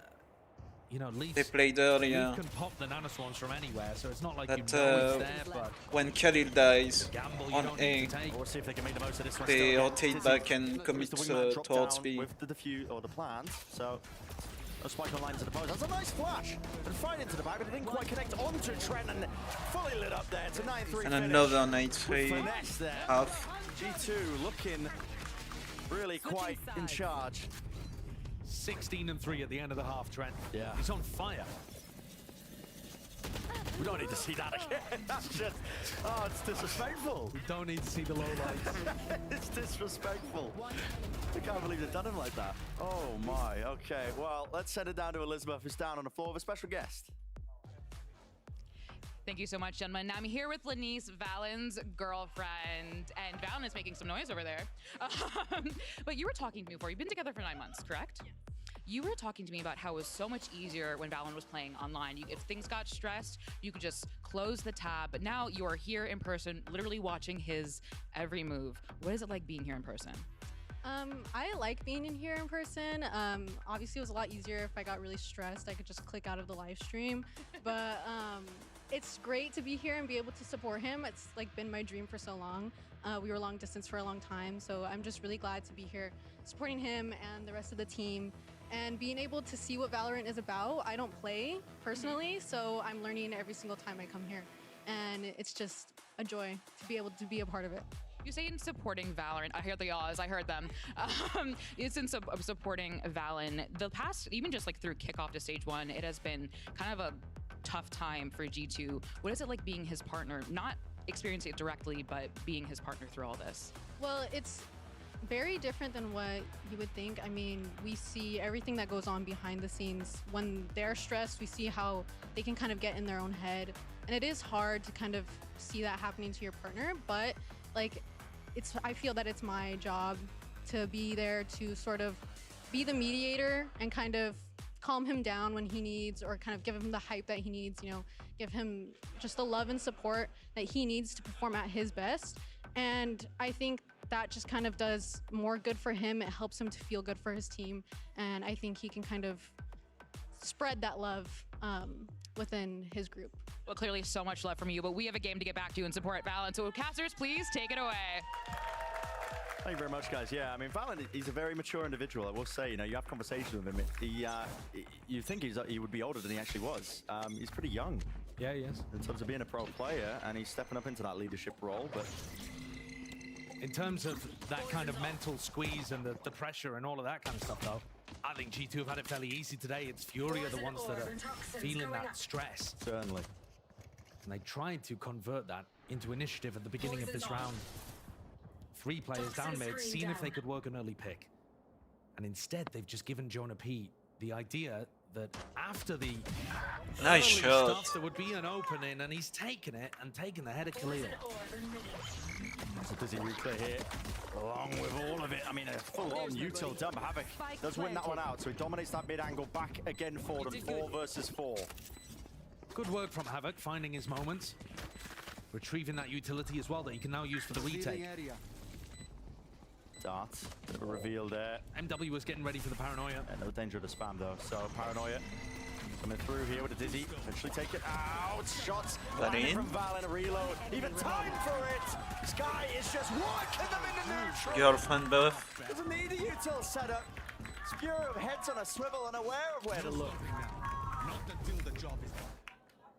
That's the partner getting interviewed buff. Yeah, it is. Comes soon. He was turning around all the time. He's like, what are they saying? Yeah. What are they saying? What's going on? Oh. Playing off the back of Icy's Dizzy, dodging the paranoia coming through from MW. Finds a great moment there. Same situation again. It was wasn't it 9-3 at the half on Lotus, I believe? It was. Don't ask me to recall anything of that last map. I think it Don't ask me to recall much of what just happened. It was a 9-3. Fury got pistol follow-up in 1 round. And the half ended 9-3. Then G2 won out from there. We might be in a similar situation. And again, man, Fury are taking a timeout before you can have even a read on the any setup. ideas about what's happening. Yeah, it's mentality stuff. It's got to be. It's the only thing it could be. It's weird to take a What to do, timeout you know, just whatever after comes, but The the only thing it pistol. can be. Like, Yeah, because you're not you learning had anything the about half what time G2 to is doing on their talk. attack side after one pistol round. So, well, this is going to be a long road back with no insight from the coaches if Fury are going to make a run of it from here. I guess And they are just based on what's happened today, calling for false you buy. wouldn't put your money on it. No. It has been better for them on Icebox. It does seem like a map that they have a better understanding of, but they're still pretty far behind what G2 are offering us. That's the trouble. It just, I mean, the tier gap is just really getting wider and wider, it feels like, between these two teams. And I mean, for Fury, they've got that added extra pressure of trying to get that first win, that first hurdle. We've seen teams, I mean, last year, Crew, go for the exact same stuff. I mean, it's almost a mirrored storyline, not quite, you know, Fury are not at that level. Yeah, just in that's a terms of false games buy lost for in a row, Fury. but, you know, almost to the point. Crew were making it close, though. They were making it close, yeah, and they That still had was- the confidence that they could potentially win. That was part of the heartbreak for them, but Fury are just getting smoked right now. And now going for an early peak. Yeah, Conan's going to be... That I mean, just shoulder watch for peak. that. That's just, again, we saw this same kind of devolving of the gameplay on Lotus. Yeah, Where as soon Fury as- is throwing caution to the wind, individual plays, it's not synced up. Everybody just going for their ones. It felt like on Lotus, as soon as they won the pistol and went down 10-3, they gave up. And now I'm sure they're not consciously giving up. Guys, I'm throwing. Like it's, you know, they're not going to be common that. Don't think they're common that. But it's about getting your head in the game and trying to sync up Nice shots. so that you're making team play Okay. setups. Now, can Noswa do something more? No, he did what he could to take down two, but he's still left Khalil in a 1v3 that looks unwinnable. On Lotus, down that much, the game just went to pot for them. They were on the attack side and Yeah, ended there up is just even a throwing in lurk mid, so... some bizarro rounds. Yeah. He saw two, though. Spots two. Can isolate the fighting time, though, and even drop down to 1 HP, so... Cleanly dealt And with with. that false Swept buy, aside here by G2. you don't have a bonus. We were having a lot of conversations last year about the additional stress on some of our players and teams that weren't classically based in like the LA area or Yeah. North America, Even North America, USA. right. And I do think there's an additional pressure on those players. They're further away from home, it's more difficult, not as used to the culture, the language, the culinary stuff at times as well. But I would like to hear more from Fury about what is going wrong. You know, the Arrivals interview, they were like, how are you going to turn it around? We're going to win today. All right, that's not actionable feedback. Right. That doesn't actually tell us anything or really even show that you understand what the issues are. Can they put something together here in round 15? It's bad weaponry for Furia and G2 get the plant down. The plant actually goes down without Wingman being denied by any kind of utility, which was a large issue for Furia on their attack side. Offloading it now, double flash. A lot of it getting it ate up though by this Viper Orb. Dropped. Hello? Down and no kill. Fari? Rough. Whiffy there, a bit rough indeed. Plenty of players can be facing him. Here's the dart. Out flying forwards here. On with the rifles. Alongside it, great crosshair placement. Trent. Great awareness on exactly the avenues of which he could be approached upon, but now they're finally coordinating it and sticking it together. But from that bell position, time ticking away, and it's 12 rounds now for G2. It's even a bonus for G2. Always feeling like they're in control, even after that slip up from Valen. The play itself was quite nice. Yeah. Jonah P's orb up towards Raptors, stops the retakers from being able to get that position, and you can set up like a little, you know, play where you drop the smoke whenever Valen calls for it, and in theory he should be set up for the kill. But there were still so many layers after that, with Trent posted towards Maze and then people back on Bell. Even that one way that MW threw actually ended up hurting Khalil. 12-3. Can we get some poetic symmetry in this? 13-3 on both maps? Well, MW goes down very early. I mean, no dart breakers? Was he revealed? I'm really not too sure. Not as easy to tell from his POV. I wasn't watching, but it's hard to see. I saw the assist light up from Trent, but I'm not sure if that was from additional spam. Now we're going to see it. Thrash used to clear it away.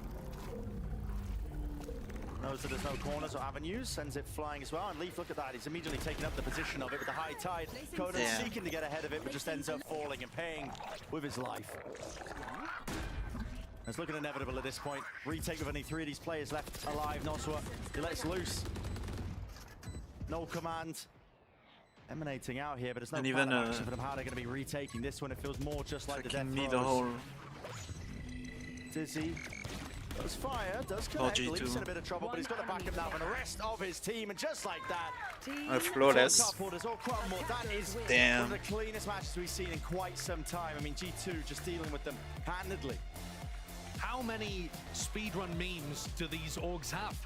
How many are we going to see this week? That was outrageous. Yeah. Only 6 rounds dropped across 2 maps for G2. Furia looking lost. Join EG at the bottom of the table, 0-3. And another match where the Alpha team turns the Omega team into an Omega LOL team.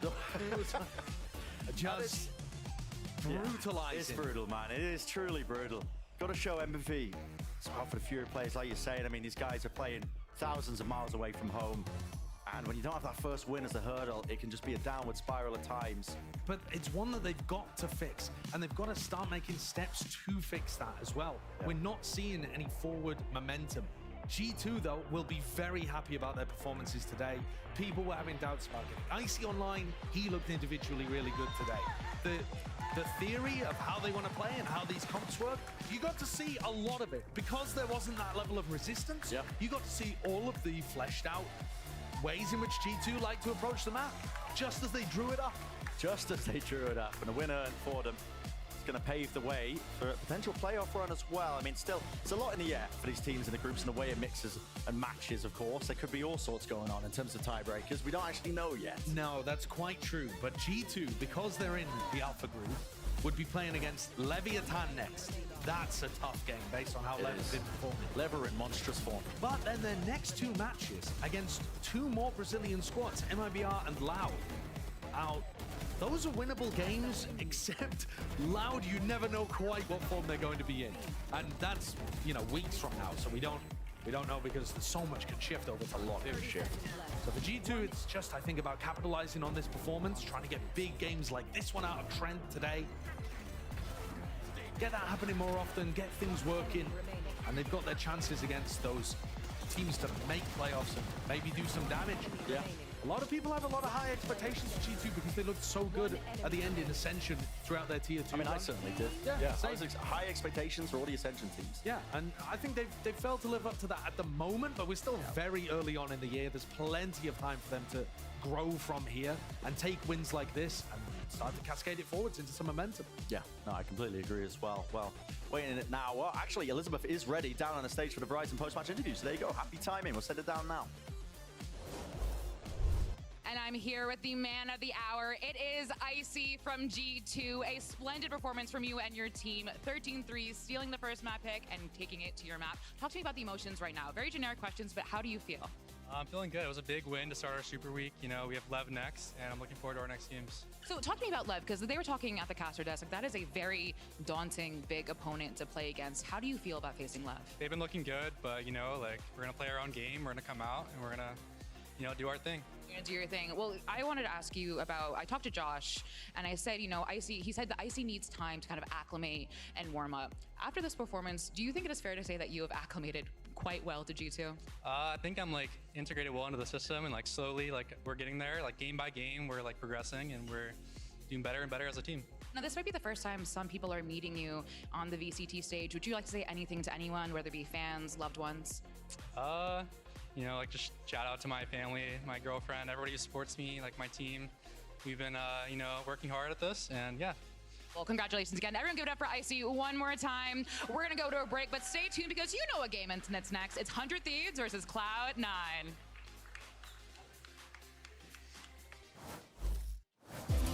Okay. I'll be right back for C9 100 Thieves. See you then.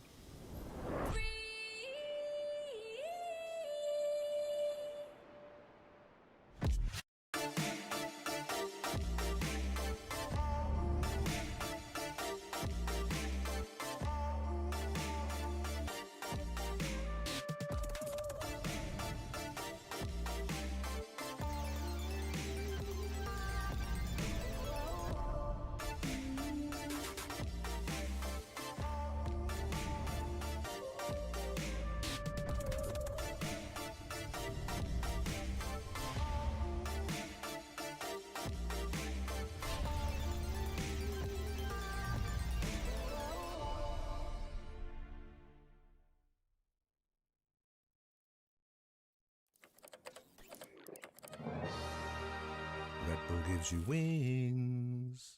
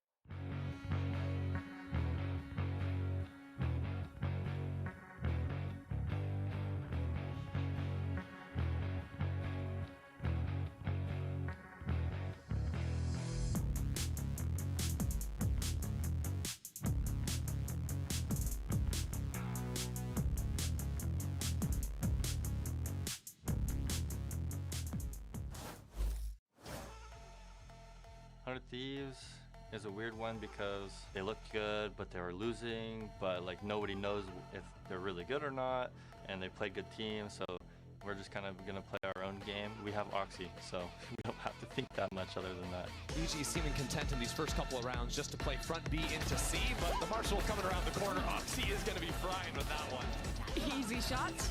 Boy, the guy's gonna double satchel into them. Okay, Oxy. I'm actually just the best player in Valorant. I don't know. I think C9's a pretty aggressive team, especially with Oxy being their duelist. He's super good and just thriving in the chaos, just kind of entering, so nothing really surprising for me. Through the smoke onto Trenton. Icy has no way to trade that one on out. It is attrition for 100 Thieves as they slowly flood back in. The util setup for Cryo is lovely. 1v1. Icy! He wins the clutch. 100 Thieves win a series.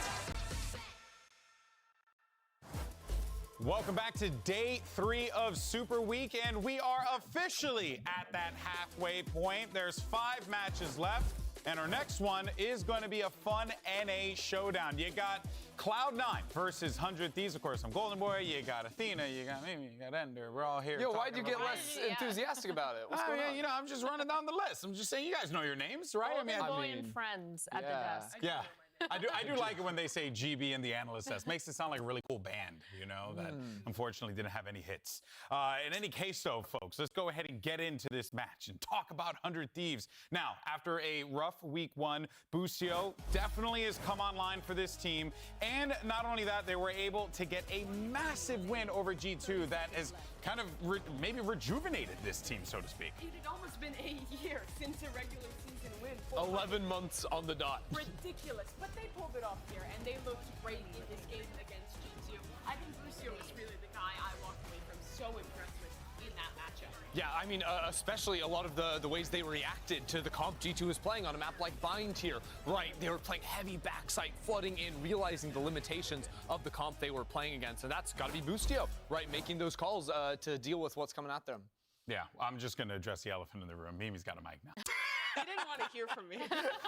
She's been censored. I was just bad Chelsea about Boostio. The calls in that match. No more Boostio. We've had enough Boostio. All right, well, you know what? Let's focus on another player from 100 Thieves. How about that? Let's talk about EU, because, and I'm not talking about the region. In any case, I just had to get that one in there. Give it to me, please. One a week, all right? But in any case, so, folks, played Fade, dominated, looked really good, Athena, and honestly, like, seeing EU pop off here, I've been casting this dude forever. It's just nice to see him finally find that success. Yeah, it feels like he's finally found his spot on this team where he can prove himself to be such a big addition. Not only does he know how to communicate those rotations and talk about the information that he's found, he takes a lot of the alpha leading scenarios where he does push in to take that information. He uses his info utility really well to find out and deliver what the team needs to do, their rotations, the adaptations, how the other team is playing, and I feel like that's what 100 Thieves really did well against G2. Yeah, and the team identity right now for 100 Thieves seems to be playing a lot of these comps where you're running the Fade and that Gecko at the same time. Most teams are playing the Gecko KO where you have that flash combo. They have this different approach where you have the scans from the Fade, you're flooding back in,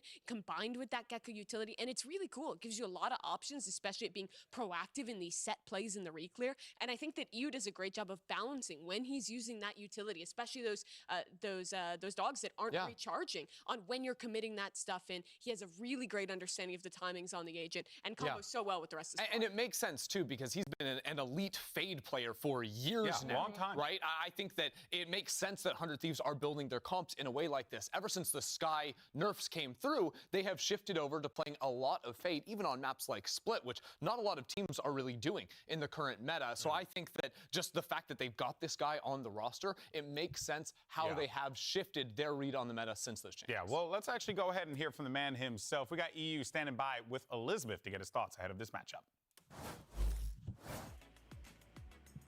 EU, can I talk to you really quickly? Thank you. All right, very quick question. What are the vibes of the team after getting that win over G2? I mean, honestly, the one thing that surprised me the most is after we won, Boosty said that that win felt better than winning champs, so I'd say pretty good. All right, well, best of luck today. That was fascinating. Better than winning champs. I didn't expect that. I think that's cap, folks. but here's the thing. Boostio is such a vibes guy, right? Yeah. Even if that's not totally true. That's not vibes. That's snake oil, Mimi. Like, what? No, That's not I think real. you're wrong. I think the energy, the hype, that's exactly what 100 Thieves needed. We've known this team is good. They've had good ideas. The players have looked great, but they haven't been winning But matches. see, this is he's done them a disservice because now none of them want to win champs because they know what it's like. I don't know if that's how But that works. it's the snake oil they needed. Yeah. They were following the cart. They wanted the snake oil so bad. Now the team believes behind him. This is the only time I've ever heard snake oil be used in a I'm a positive big manner. fan of snake oil. He's a big fan. We found the salesman here, everyone. All right, folks. Well, look, 100 Thieves could be back, but, I got maybe some bad news because they're going to have to play against C9 today, and this is a squad coming off of a win over Loud. You even heard Rooney in the piece ahead of this. They don't know what to expect from 100 Thieves. They're not sure where they fall in the pecking order, Athena.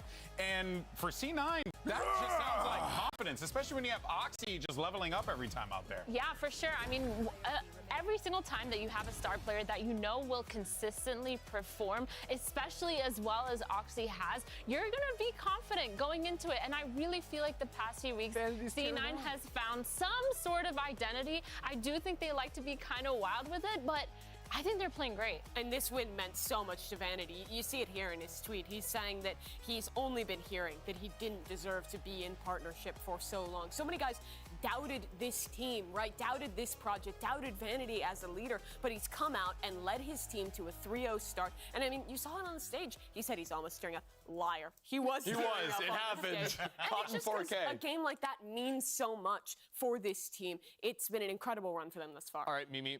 Which win meant more, beating G2 or beating Loud? Loud. Okay, sold. Oh, there it is. Not even a split second of hesitation. All right, folks, I mean, let's go ahead and send it over to the new Mustachio Menace because we have Vanity standing by with Elizabeth. Look at his mustache. Vanity, can I have a quick word? Thank you. So this week, you took down Loud. What did that win mean to you? I'm feeling thank you. Buy the bundle, I guess. Elizabeth's having none of those shenanigans out there. But, you know, I think that for this C9 team, they have, as you had mentioned, right, a team that has kind of been unsure of what to expect coming into the season. But now, like, we're in a position where C9 could very well find themselves maybe even going to Shanghai. Like, this team is playing very, very well at the moment. They're 100% on a roll right now. And that's why, like, focusing in on the series at hand, I think they have a pretty big edge. We touched on it a little bit at the start of the show, but when you look at the styles and the two ways these teams like to play, 100 Thieves love to get in your setups, your full setups. If you're completely drawn up in the Valor plant, you're ready to press that exec button on that attack or the retake on defense. But the way Oxy plays, it just doesn't give you a moment to breathe. He's always trying to anticipate your next move and take those chances that a team like 100 Thieves might not even see coming. I will say in their win last week, I think for 100 Thieves, we saw a lot more of their on-the-fly stuff and the adaptation. The bind game in particular, I think Busio did a great job slowing down these rounds and calling a ton of fakes, a ton of late round changes that were super effective. And I think those aren't just those preset ideas, even if with these double initiator pumps, they're still super effective. Yeah, I think that the credit is certainly due, but it's also not a one-to-one comparison in terms of what they can bring in today, because I think he was specifically finding a lot of the weaknesses in G2's gameplay. I think with C9, it's more about predicting the moves that they're trying to take to I mean, the thing about C9 is I think they are by far the best team that forces the opposing team to play to their style and play to their timing. Like, C9 forces every single team to go when they want to go. They will force them into spots and choke points when they want them to. So I feel like they have that in terms of structure, but everything else is just freeform. Everyone just go kill.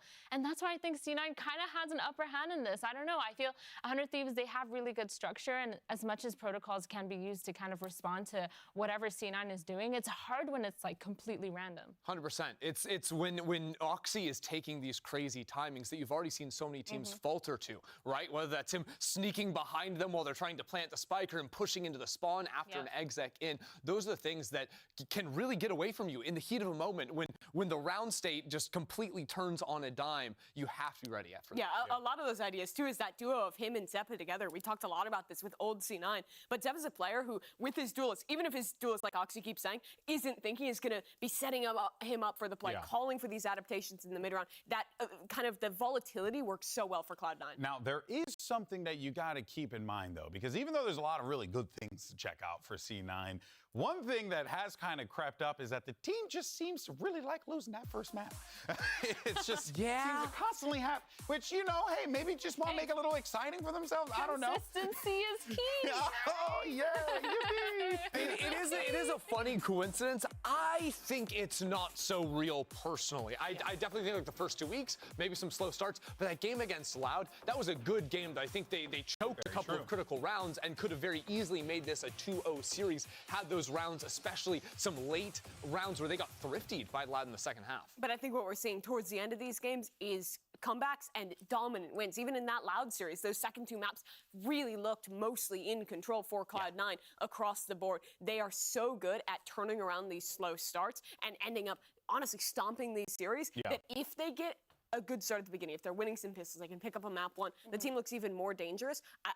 I don't think the slow starter narrative is super real. Yeah, that's one of the things why, I genuinely think C9 does such a good job at making other people play to their timing, because even though they are losing those first maps, they're using that time to adapt and to understand how this other team playstyle is going to feed into theirs. And they completely, like a little disease, like take over their playstyle, and they're like, yeah, you guys are gonna come stand in front of the smoke, and we're gonna push through it, and you guys are gonna lose around, and that's just how I feel like C9 plays. Dragging everyone into the mud. Yeah, You know what? literally. You guys said the first map one thing could be a false narrative. Let's go ahead and hear from Rooney and find out what he thinks about their problems with that first map.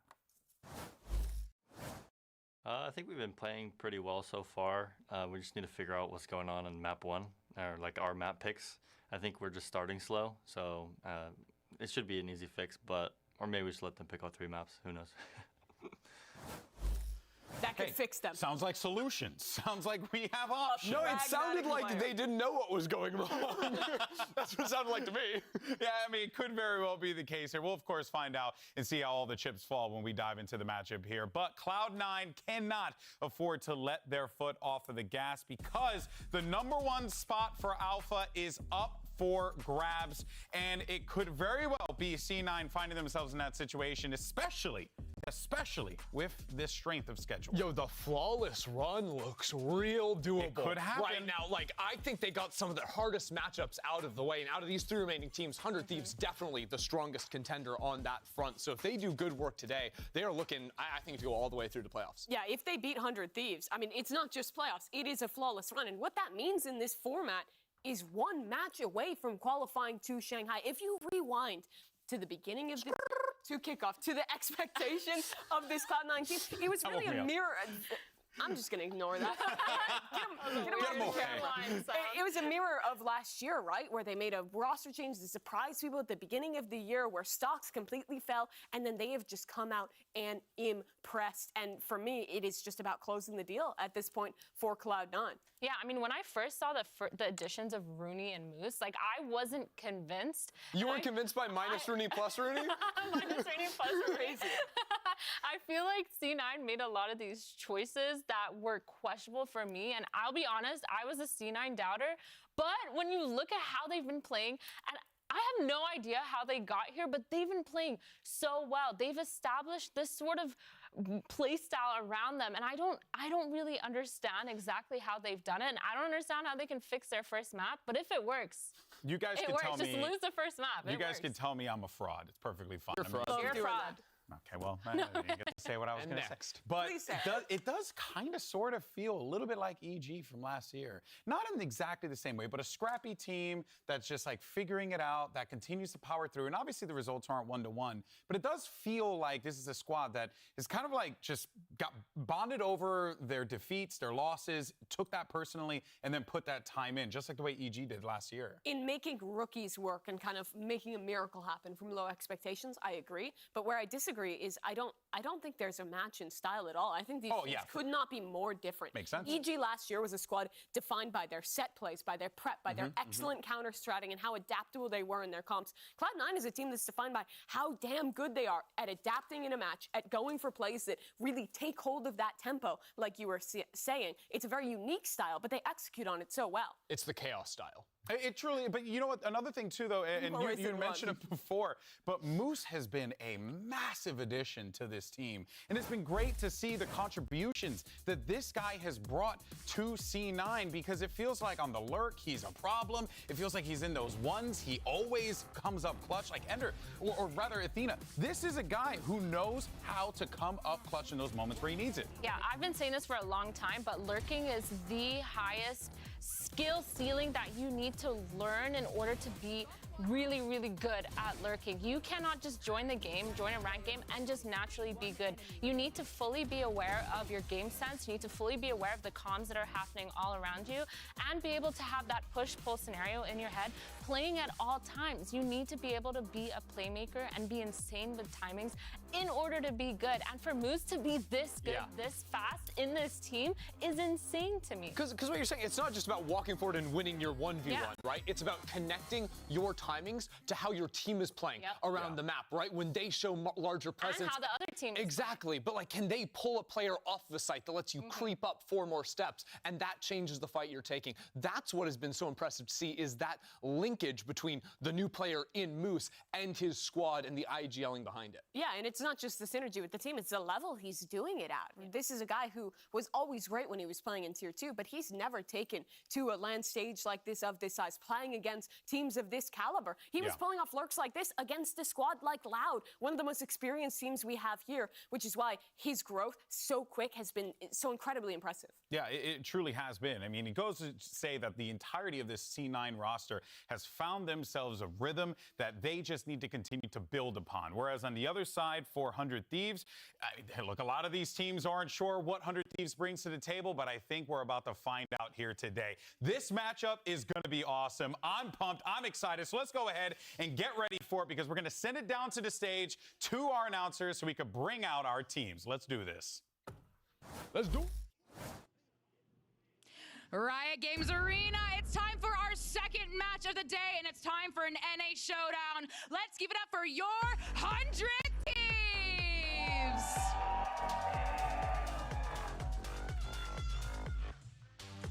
No, you're good.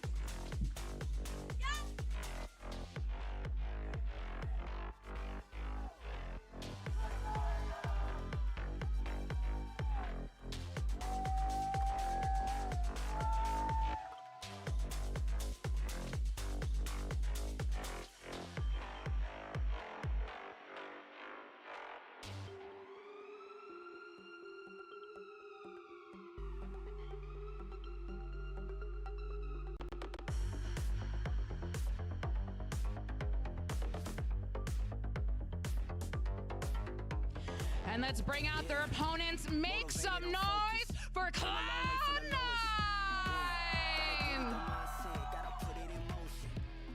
This is the moment. Got a one on my opponent.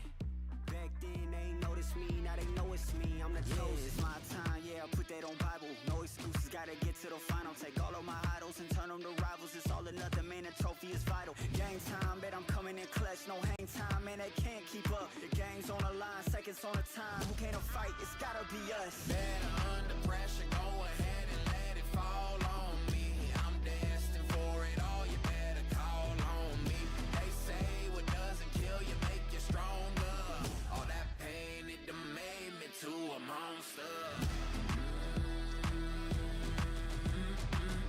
They say what doesn't kill you. Massive matchup here, North American Showdown, and we're going to find out what the pecking order is for the middle of the pack for the region. This is going to be a matchup that gives us a lot of answers as we get ready for it. Yo, put some respect on the C9 name. They're running out here 3-0 right Hey, now. I'm not saying that, I'm trying over here. Bill, They're pushing at the top. They're pushing at the top. You're right, buddy. They're 3-0 right now. They win here, it's 4-0.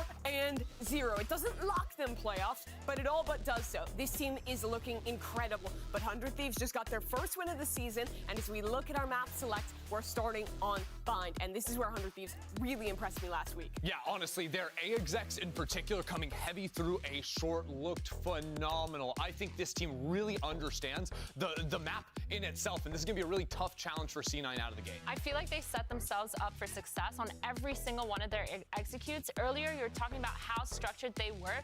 Their executes are phenomenal. They leave not a single loophole open in order for that to get abused. However, I feel like if there was a team to kind of figure out a little way to slide in there, it's C9. And also, even if they don't on Bind, the next two maps make me nervous, and you got to win two maps to win a series because you've got Really? Ascent. Yeah, you do. Thanks, John Madden. That's crazy. And we've got Ascent and Icebox as the next two big jet maps. That is the Oxy domination. That's where 100 Thieves are going to be way more pressed to deal with them. Yeah, but I mean, I'll be honest with you. Oxy on Raze is fine. No, for sure. For sure. My guy claps, bro. He's good no matter what. From the tape, 100 Thieves have looked so incredibly solid on Bind, and I feel way less confident in their other maps compared to that one. The question of this matchup is when 100 Thieves get smacked in the face by the muddiest men in the business, by the wild, chaotic A team. giant brown handprint on their cheek. When Oxy is sprinting into their spawn in a post plant, how do they deal with it? Oh, man. All right, well, the agent select starting to come through here. Nothing really all that crazy to box standard, but... It's a standard 400 Thieves, For but 100 for Thieves. basically no one else. They play this Fade Gecko comp. We already talked about it some, but their set plays, their combos to re-clear space and fight forward off those initiator timings are excellent. It's because they don't have to, waste any time with Sentinel gameplay, right? They have so much utility to overload into the sites. All right, well, this is it. We're ready to go, folks. Let's send it over to your casters, and one of them, I hear, is an undercover cop. Or it might be Doug, or Baby Bay. I'm not too sure. Either way, they're an ARC. Probably Doug. I'm not a narc. I'm not a snitch. I'm not going to say who the undercover cop is. Snitches get stitches. So I promise I'm leaving not that the one feds, alone. bro. I promise I'm not the And feds. you don't even look like an undercover cop right now, so I don't know where these allegations are coming from. I think the allegations that are serious and must be considered are that Cloud9 are the truth. And they have the opportunity, Dre, to go 4-0, a team that people didn't expect very much from to begin with. Yeah, and you got to put respect on their name now. They took out Leviathan, who honestly did a massacre against NRG yesterday, kind of putting them at the top, and the team to take them out was C9. So you gotta give them praise, man. They're not getting it, but I think that's kind of playing into their favor because it just makes them even more hungry to win. Oh, for sure. There's always a little extra, right? You want to shut up the haters. You want to prove people wrong. Gives you a little more motivation. Cloud9 starting off on the attacking side. And I think for 100 Thieves, there are a lot of expectations too. A team that finally feels like they're starting to come together. Boostio's returning back to form. He's fragging. Yeah. And that hasn't always been the case. So this feels like a team that's starting to peak at the right time. And something really cool for 100 Thieves is they actually got to watch C9 play this map already this week. Yeah, true. So maybe we'll see some kind of prep and some kind of counters to how C9 likes to play, but Vanity is no slouch to how he likes to IGL on attack, and I'm sure he's going to put a different look in the mix. His presence has already been spotted. And that double swing looked like it was going to be trouble from the very beginning. Cryo's going to join in on the fun. I have the spike. And numbers in favor of the defense. The spike gets scooped up. And this will give Cloud9 a moment to pause, collect their thoughts, and see what they want to do with the rest of the round. It's so interesting to see how the meta of Valorant changes week by week, you know? I feel like a couple weeks ago, it was just retake, post-plant simulator, and now you're seeing teams just be so proactive with the double swings and everything like that off of utility and whatnot. Oh, and if Foxy walks into here, he's surely going to walk into his demise. The shorty's too good! Oh no! He had backup help! Holy shit, Boostio. How do you stay alive? 100 Thieves get the pistol. I was going to say, the problem with the shorties, you only get 2 shots. All good. But he lived through all of that. It was the boy who lived. And he almost got a knife kill. I think if Bang didn't put in those extra firing shots, he would have gotten it. Look at this. Toxic that he still maniac, right? Oh, he was so close. Oh, dude, you could tell. He thought he was going to get it too. Dude, they're already standing up in their chairs. It's only been 1 round. That's the Boostio special, man. 3 Bulldogs and 2 rifles. A Phantom and a Vandal. While Cloud9 have put a Sheriff in the hands of Oxy. You know, this is a little different from what we normally see. Oftentimes they give him the Guardian and it's just pistols, but this time just the Sheriff. Still no damage done. Oh, that was a clean shot there on the angle that Boostio was holding, and now he's going to reposition. Good play by C9. Always good for one. At least. Ender says it the best. And he's right. They're flash out of showers. Cryo's playing in the smoke. It's just set up. Vanity with a They're really losing good trade down to guns, 30 though. HP. And they have upgraded a weapon. It's gone into hands this episode. Well, never mind. I was going to say, this has the potential, but it seems like it's stabilized. Moose in a 1v3 with the Classic will not be able to deliver. 100 Thieves get their second. That's awesome. The IGL and the main duelist, 400 Thieves, are popping off right now, and that's what you want. They get the If you're plant, 100 they get Thieves 2 fan. kills. It's not You've bad already for seen the C9. energy that Boostio and Cryo were giving off, and I feel like I don't know if I've ever seen Cryo get out of his chair, ever. Yeah, especially for a pistol round that he went one and done for, but so hyped for his teammates. Spike planted. And Asuna already looking dialed in. Already crispy with it.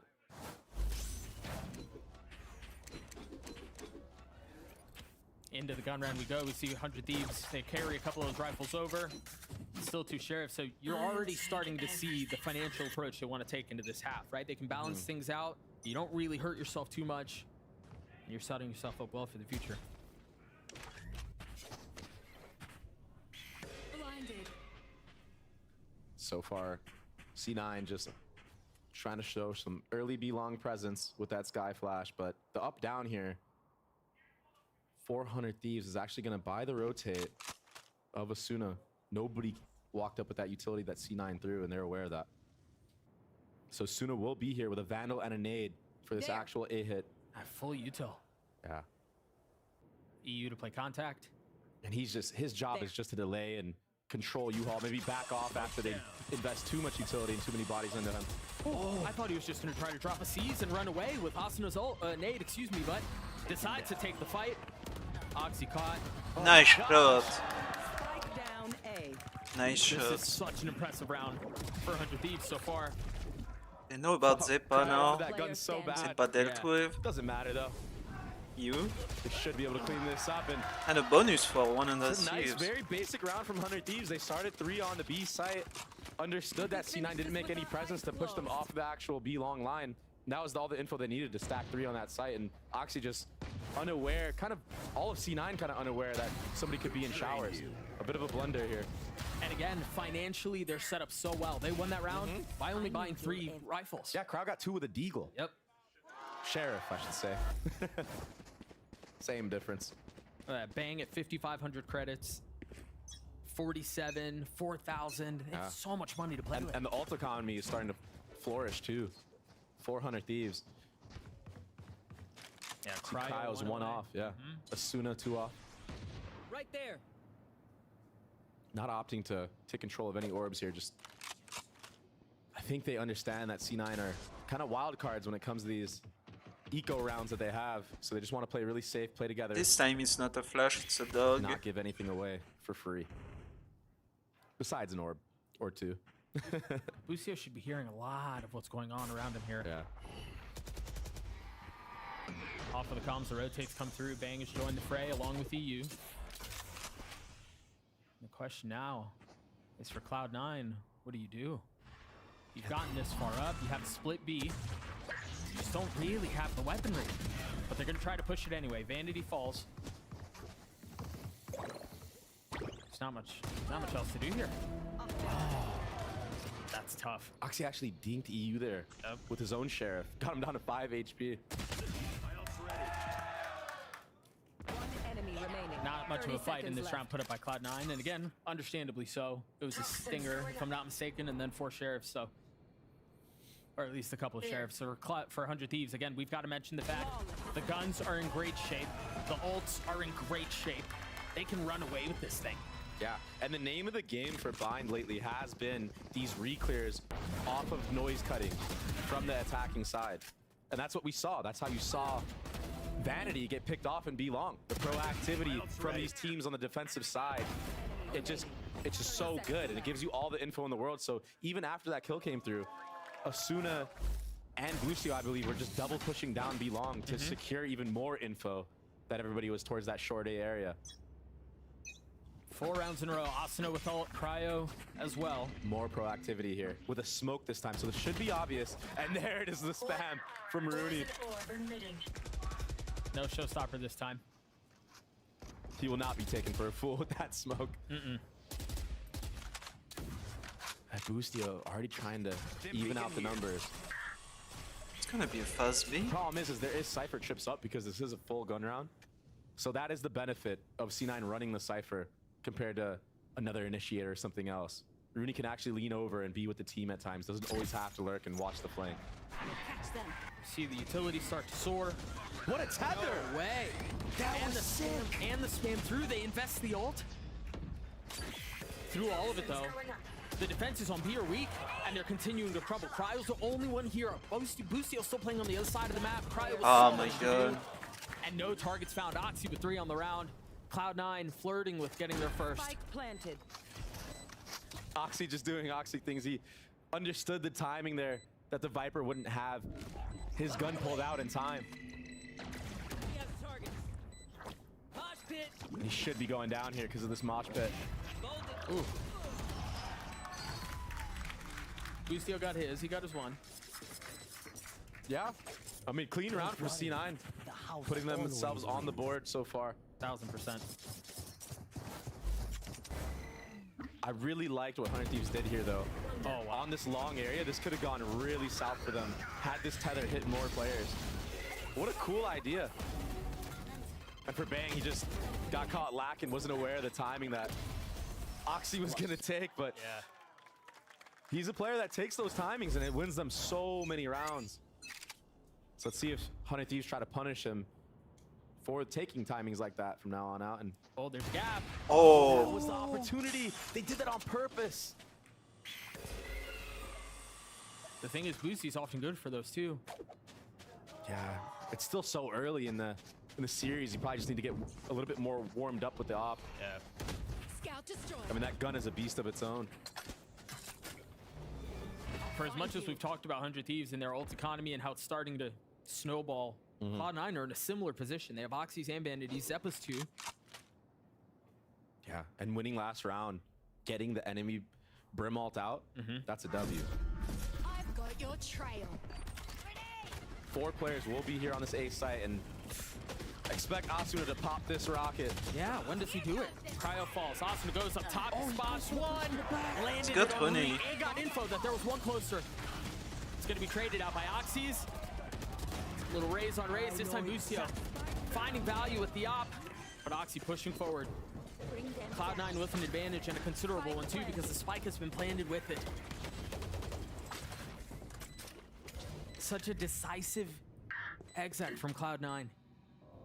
Yeah, Oxy has no hesitation right now when he's going for these aggro plays and pushes, catching Boostio off guard there in the reload animation of the op. Which is really when Oxy's been at his best, right? When he's not really thinking about it, when he's just pushing forward. Hang on, 100 Thieves may have a shot at this thing. 2v2, Vanity holds the line, or at least attempts to. It drops to 1. Jump pick. Moose has a cam. Far away, it's planted for him too. He just spotted the tail. EU falls, Cloud9 get their second. Wow. A good answer back from C9, stringing 2 rounds together. And I have a feeling we're in for a hell of a match right now. I think it's going to be another one of those teams that win a series of rounds and then the other one comes back and whatnot. And you know Boostio wishes he got that kill, because Oxy, who ended up taking 2 players out, would have gone down early on. Yeah, for sure. No rocket in that round. Economy still good though. A full buy. But not 100 Thieves, and that's what you were talking about earlier, how they set themselves up in the round by winning that bonus. They're starting to reach the bottom of that well though. Feels like they've got to win this one. As far as economy goes, if they want to keep this thing rolling. Oh my Nice gosh. shots. Dude, when Bang is on, he's insane. That was so fast. Spike had trade though. No util used there from C9 either, and that's ultimately what their demise was. No Roomba, no flash. Yeah. So one. Can't be walking into Bang's crosshair like that. And now this just seems so hard. If you're C9, Moose actually has to go huge here and win this 1v1 in U-Haul against Cryo. Yeah, they timing might be just perfect. There's the first. They have a chance now. Ah, but I mean, he was just exposed in the open. Does he take this fight too? Oh, he's so far up. He's getting so much info. He's crazy for re-peeking that second time. But I respect the confidence. The guy's fearless. He continues to play with fire. Somehow goes without being punished and gets a kill on him. He's finally traded out. Rooney with 15 HP. As Zeppa's dancing around, feeling some of the pressure of the room, but feeling the pressure of 100 Thieves pushing forward. No flashes. Do they have any util? Zeppa has a dog. Oh, and he's got a gun! Put it right. Holy Zippo. Oh, he would have had that guaranteed. Yup. No ammo. That's how you lose the round. I mean, they did such a good job bringing that back. Oh man, that looked effortless from Bang. Yeah.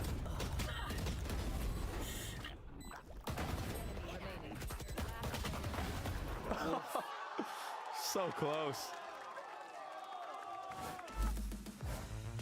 The desk was talking about Moose, about how he's been so good on this roster since joining. And it's because of things like that. His team was down in a 3v5 and he knows that he needs to make a play.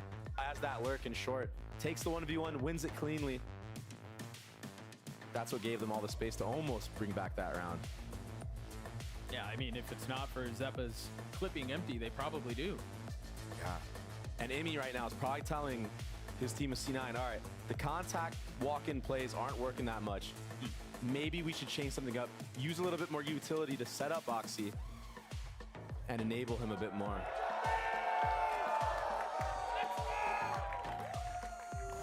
And this is a problem that NRG was having yesterday. They kept trying to do the contact style that they have, but it just kept getting punished by the proactivity of Leviathan. And it's so similar to what we're seeing here from 100 Thieves.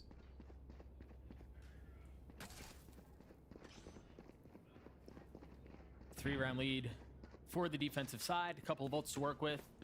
And a light buy for Cloud9. Yeah, I wonder here what the adaptation is, because you're right, the contact stuff hasn't always delivered. Yeah, not so far. And EU is just playing this CT spawn to rotate in with all, expecting a death ball. As soon as there was any sort of utility, there was the dog from Zeppa. You're right, EU rotates. Oh my gosh.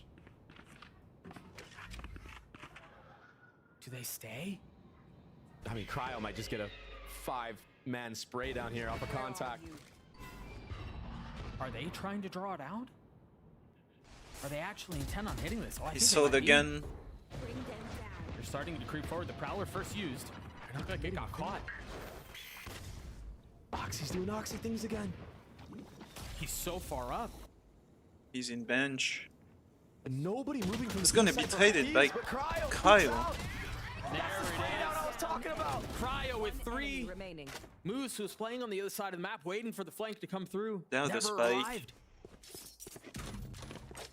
And so now he has to try to win at 1vx again without even really having spike in hand.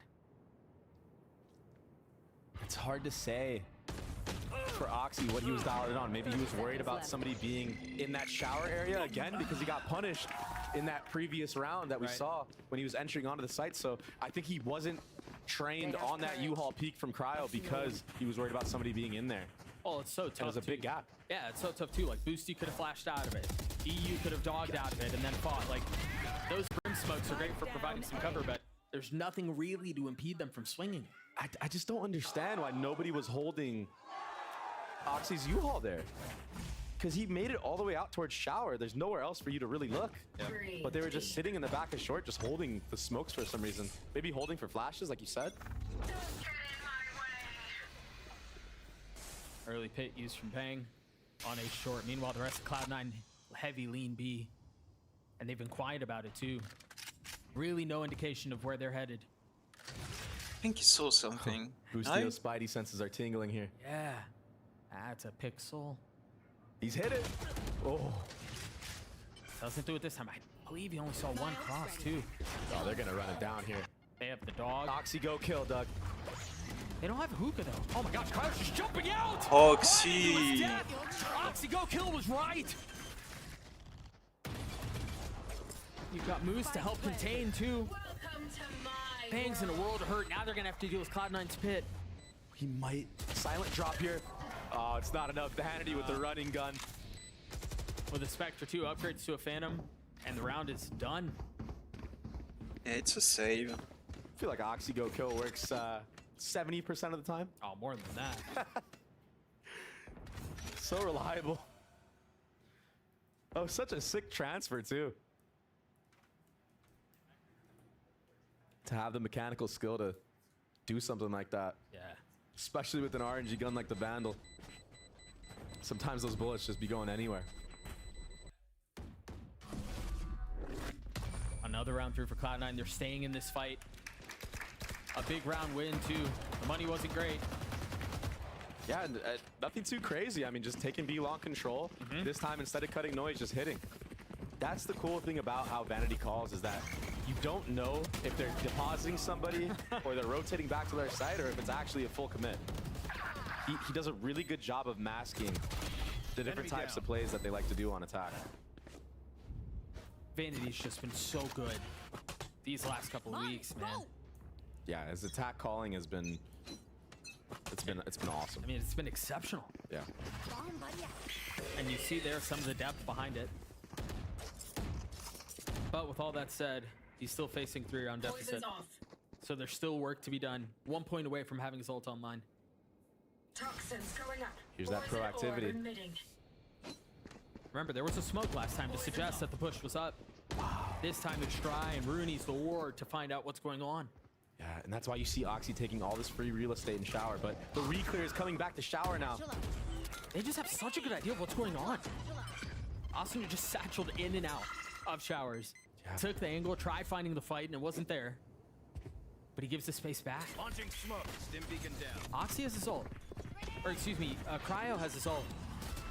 They're like waiting it out. They're trying to bait it out. But instead, he gets the kill onto Zeppa.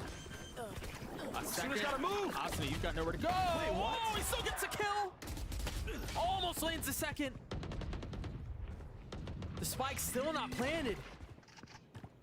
It's been so labored. They had no idea where EU was. He cleans up the round as 100 Thieves gets 7. Oh my gosh. I mean, Good both stuff teams from are doing 100 such a good Thieves. job in these rounds. I thought it was great for C9 not to get picked off by any of the re-aggression from 100 Thieves, but also 100 Thieves being proactive and short, going back and re-clearing showers, making the enemy team use more and more util so that when it comes to the actual site hit, they have the advantage. Yeah, there's nothing left. The fact that they fell back in the backside unscathed was the win condition in that round. And it really felt like Cloud9 were trying to draw out Cryo's ult that whole time. Yeah. He tapped, what, 3, maybe even 4 times? Dude, Cryo's been playing this U-Haul area, this A site in general, very, very well. Yeah. For a duelist main, man, not too shabby. The dog paves the way. Oxy with the ult finds Bang. Jeez. And off of this, they reset. EU with a little jump spot. Gets tagged by the cam. And Boosty had the op in the last round, has it this time too. Proactivity in A short right now from Cryo. This might be the indicator for Boosty to start leaning over towards that B site. And for C9, any site you hit at right now, you know that there's probably going to be only 2 there. Oh, what a trade. Yeah, there goes one of them. Boosty's now rotated over. They still haven't made it out, and he's got the op. He's so scared. He's just smoked off for now, though. There's really no information of what's happening on site. They're being starved. Oh, no one's hookah though. Oh, he's got Nice shot. He finds one. And the Dizzy up top, Zeppa in his lap.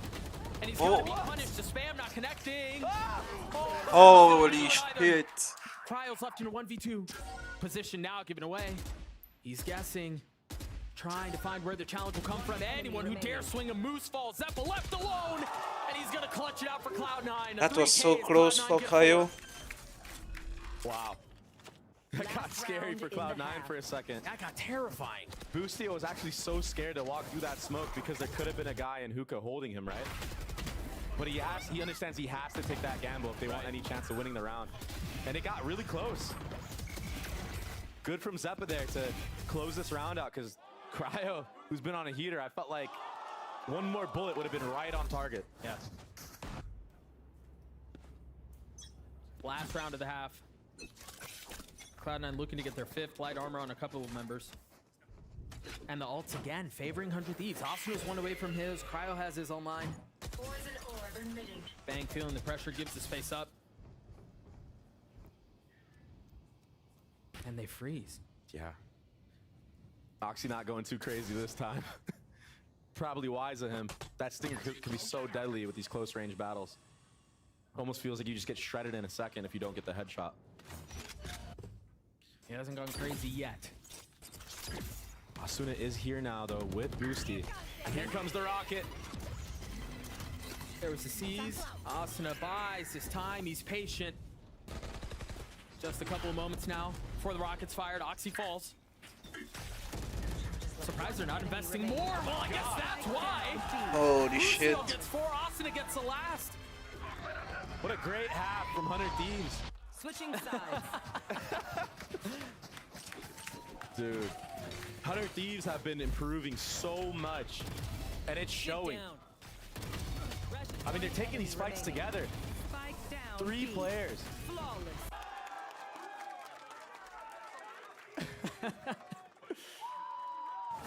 Oh, he's like, they're nervous. He's trying to say they could have killed him. I've seen that before. Let's throw it down to the desk, see what they think of that first half. 100 Thieves looking good here at the start, but there were definitely a lot of really cool ideas from both sides. Both teams trying their hardest to try and get the one-up over one another, but 100 Thieves with that round advantage looking solid. Yeah, again, with this double initiator comp, I think we saw some incredible ideas for mid-round re-clears and proactivity out of 100 Thieves. This round in particular was one of them, right? Where they're setting up this set play back towards long. The Molly goes deep, then you have a Prowler combined with the Dizzy. Even though you don't have that normal KO Gecko flash combo, you still have a lot of tools to put together to have these really oppressive kind of spurts of mid-round aggression. And I think they threw that into these rounds really well, on top of some incredible stall, Christy. Yeah, I mean, the A site was unbreachable for C9. They won a single round where they exec'd into that side of the map, and I think a large part of that was especially Asana's play around that A site, peeking through smokes, not allowing C9 to ever plant the spike. And when they were setting that as a strong side, Bang did a great job over towards Hookah in particular as an anchor. I think of that round where two players are contacting into him. He shuts them both down. The 100 Thieves players are hitting right now. I mean, you can just see the confidence on the stage. Busio standing up. Yep. He's making a show of it. So what does C9 do to get themselves back into this one here as we get ready for the next half? Again, I think it has to be about setting up Oxy and attacking 100 Thieves. 100 Thieves love to go for their set exits. You need to get in front of that and attack them while they're in motion. Otherwise, their setups are really hard to break. Yeah, those flood retakes have to be the key. And in particular, it has to be built around that star player. A few of the rounds Cloud9 were winning were from Oxy. He's not having a bad game by any means, but we need more from him in the second half. Well, let's see how everything plays out as we get ready for that next half. We'll send it right back over to your casters. Thank you so much, the host, for the throw. Does that sign say, I pay for Oxy Spotify? Do you actually pay for Oxy Spotify? That's amazing. An 8-4 half in favor of 100 Thieves. We'll see what they can do on the attack side. Yeah, and this 100 Thieves comp on attack, it's so annoying to hold sights against. So I think C9 is going to have to be really, really proactive against it, because that Fade util, that Gecko Molly, the Viper Mollies, the Raise Nade, everything that comes out on these executes for the comp, it's like you can't even play in the site at all. Well, it's clears funny, out everything. You would expect them to be playing back a little bit because they have Cypher's util. It's set up B, and look at how aggressive they've gone A. They've already cleared showers. They sent 2 up that way. What's the reaction from 100 Thieves? I like that they're not straight up speeding into the B site. And I also like that Rooney, expecting it, instantly started to rotate B. Started to see some of the test game play out. Rooney's already fallen, though. And that was all on purpose. They took that hookah control and held CT for the rotate, because most teams, when they get checked in shower, they just go fast B. They flip the map. Now we're going to see how they deal with all of these trips, all this utility that's so suffocating to try to get through. They've gotten some space, and it looks like they're well, they might get the spike down. They do. Busio down to 28 HP. Vanity has 1 smoke left, just got used, still has his molly. Bang trying to hold the line. It looks like he's going to get double faced, feels the pressure. Sees the opposition and takes a step back. All while the spike ticks away. Bang snapping on the boost. 1 falls, looking for the second. A little bit of damage done. Finds him. Oh. He cannot. The 1v1 goes the way of Vanity as Cloud9 get their 5th. Super close. Wow. Really sick retake from C9 there. And EU kind of just got stuck in that hookah area because they have no sentinel. He was so worried about the flank coming in. That's why he stayed here for so long.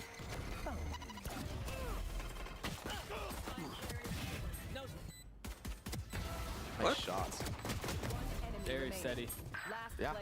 He has to jump out of a smoke drive because his teammates were just getting flooded on the site. Right. The mind games already from C9. And that's why they're going to be pushing these extremities and going for plays like that. Because they understand that if no one checks them on that, they have all that free space and they can make a better read on the round. Now keep an eye on, I want to really keep an eye on what Boost is doing with his utility round after round. Remember in the previous round, he had those crazy trips B. This round has rotated over to A. He's got the cam and the 2 trips set up too. And a judge. And a judge, you're right. This is not something you see very often out of teams buying all deagles. 3 deagles in the round. They're probably going to have light armor unless they can get the bomb down. Yeah. I do think that's how this. Yeah, man, I really feel like that's how this half is going to be decided. If 100 Thieves can figure out how to get past the Cypher util, they've got a shot at it. But if Moose continues to run circles around, Nice shots. He chooses to swing that and just pre-fire with the classic. this could get ugly. A flawless round for Cloud9. And you know what? Daznert is somewhere out there watching this, very proud of what Moose just did. Double trip, judge setup. I mean, that just proves it, no? Daznert is VCT ready. Yeah, must be.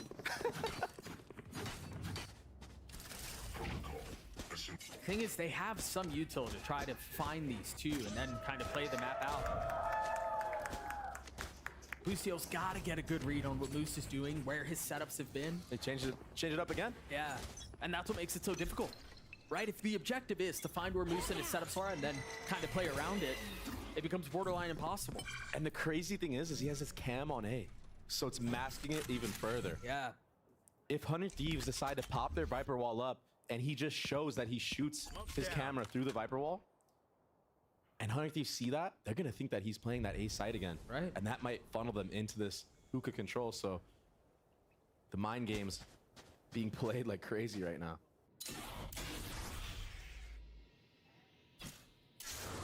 Playing The close dog to Judge belong. again. Yeah. And lo and behold, they may rotate that way. Flash in the hands of Zeppa. Really nothing to contact it. It's a pop flash off of somebody top site.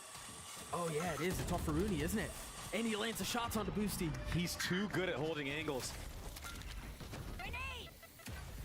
And they're about to find out the tricks are here. He gets caught. But he's alive. That's because there was no way for him for Moose to swing out from hookah, but he holds his space. They have to understand that he's here. They're guessing where could he possibly be. See some of the spam come through. A big round could go the way of Cloud9 if they can hold, but Moose falls. The spike has been planted. 100 Thieves with full control here. Surely Oxy doesn't clear this angle. That's just so visible. He still gets his one. Asuna up close. Rooney waiting on the other side. He's been steady. He gets his second, but ultimately falls.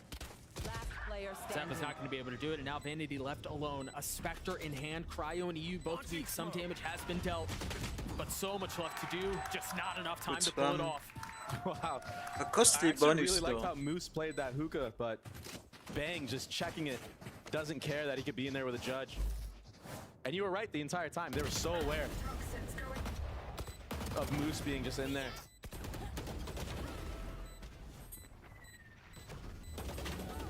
Just a really good post plant from 100 Thieves after they got the advantage on the site. Yeah, 1000%. Having each other's backs, And peeking in remember, and out. that was off of Rooney getting the opener. Yeah. That was a 4v5. So into the next we go. You mentioned it, a smattering of light armor across both teams.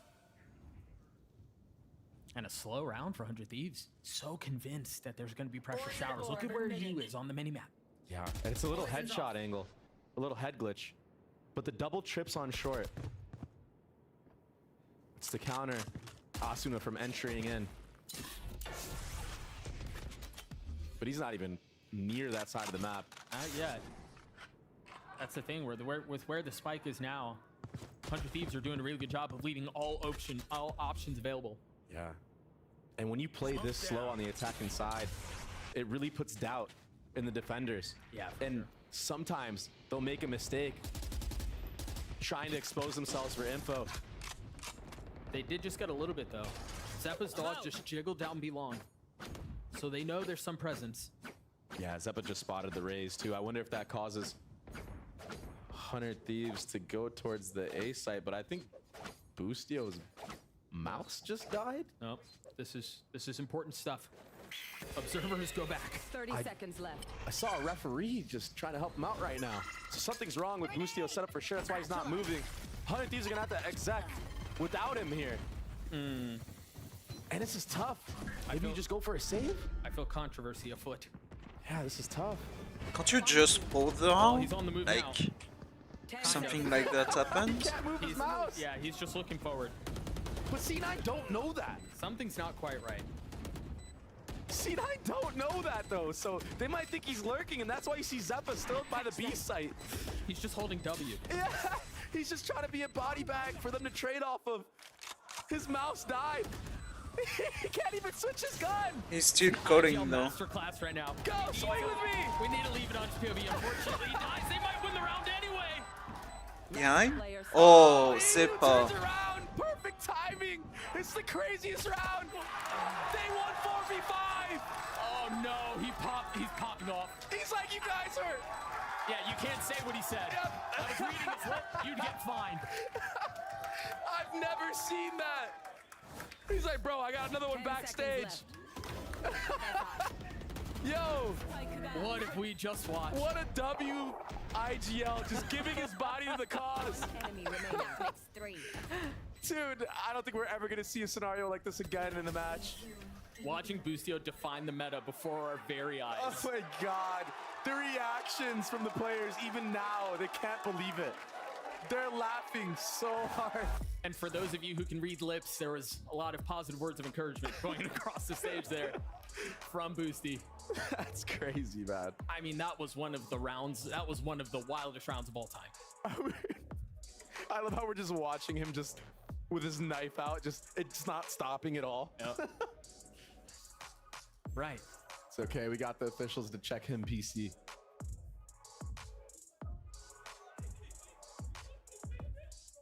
I wonder what happened though. I wonder if it was. I mean, it was clearly a mouse.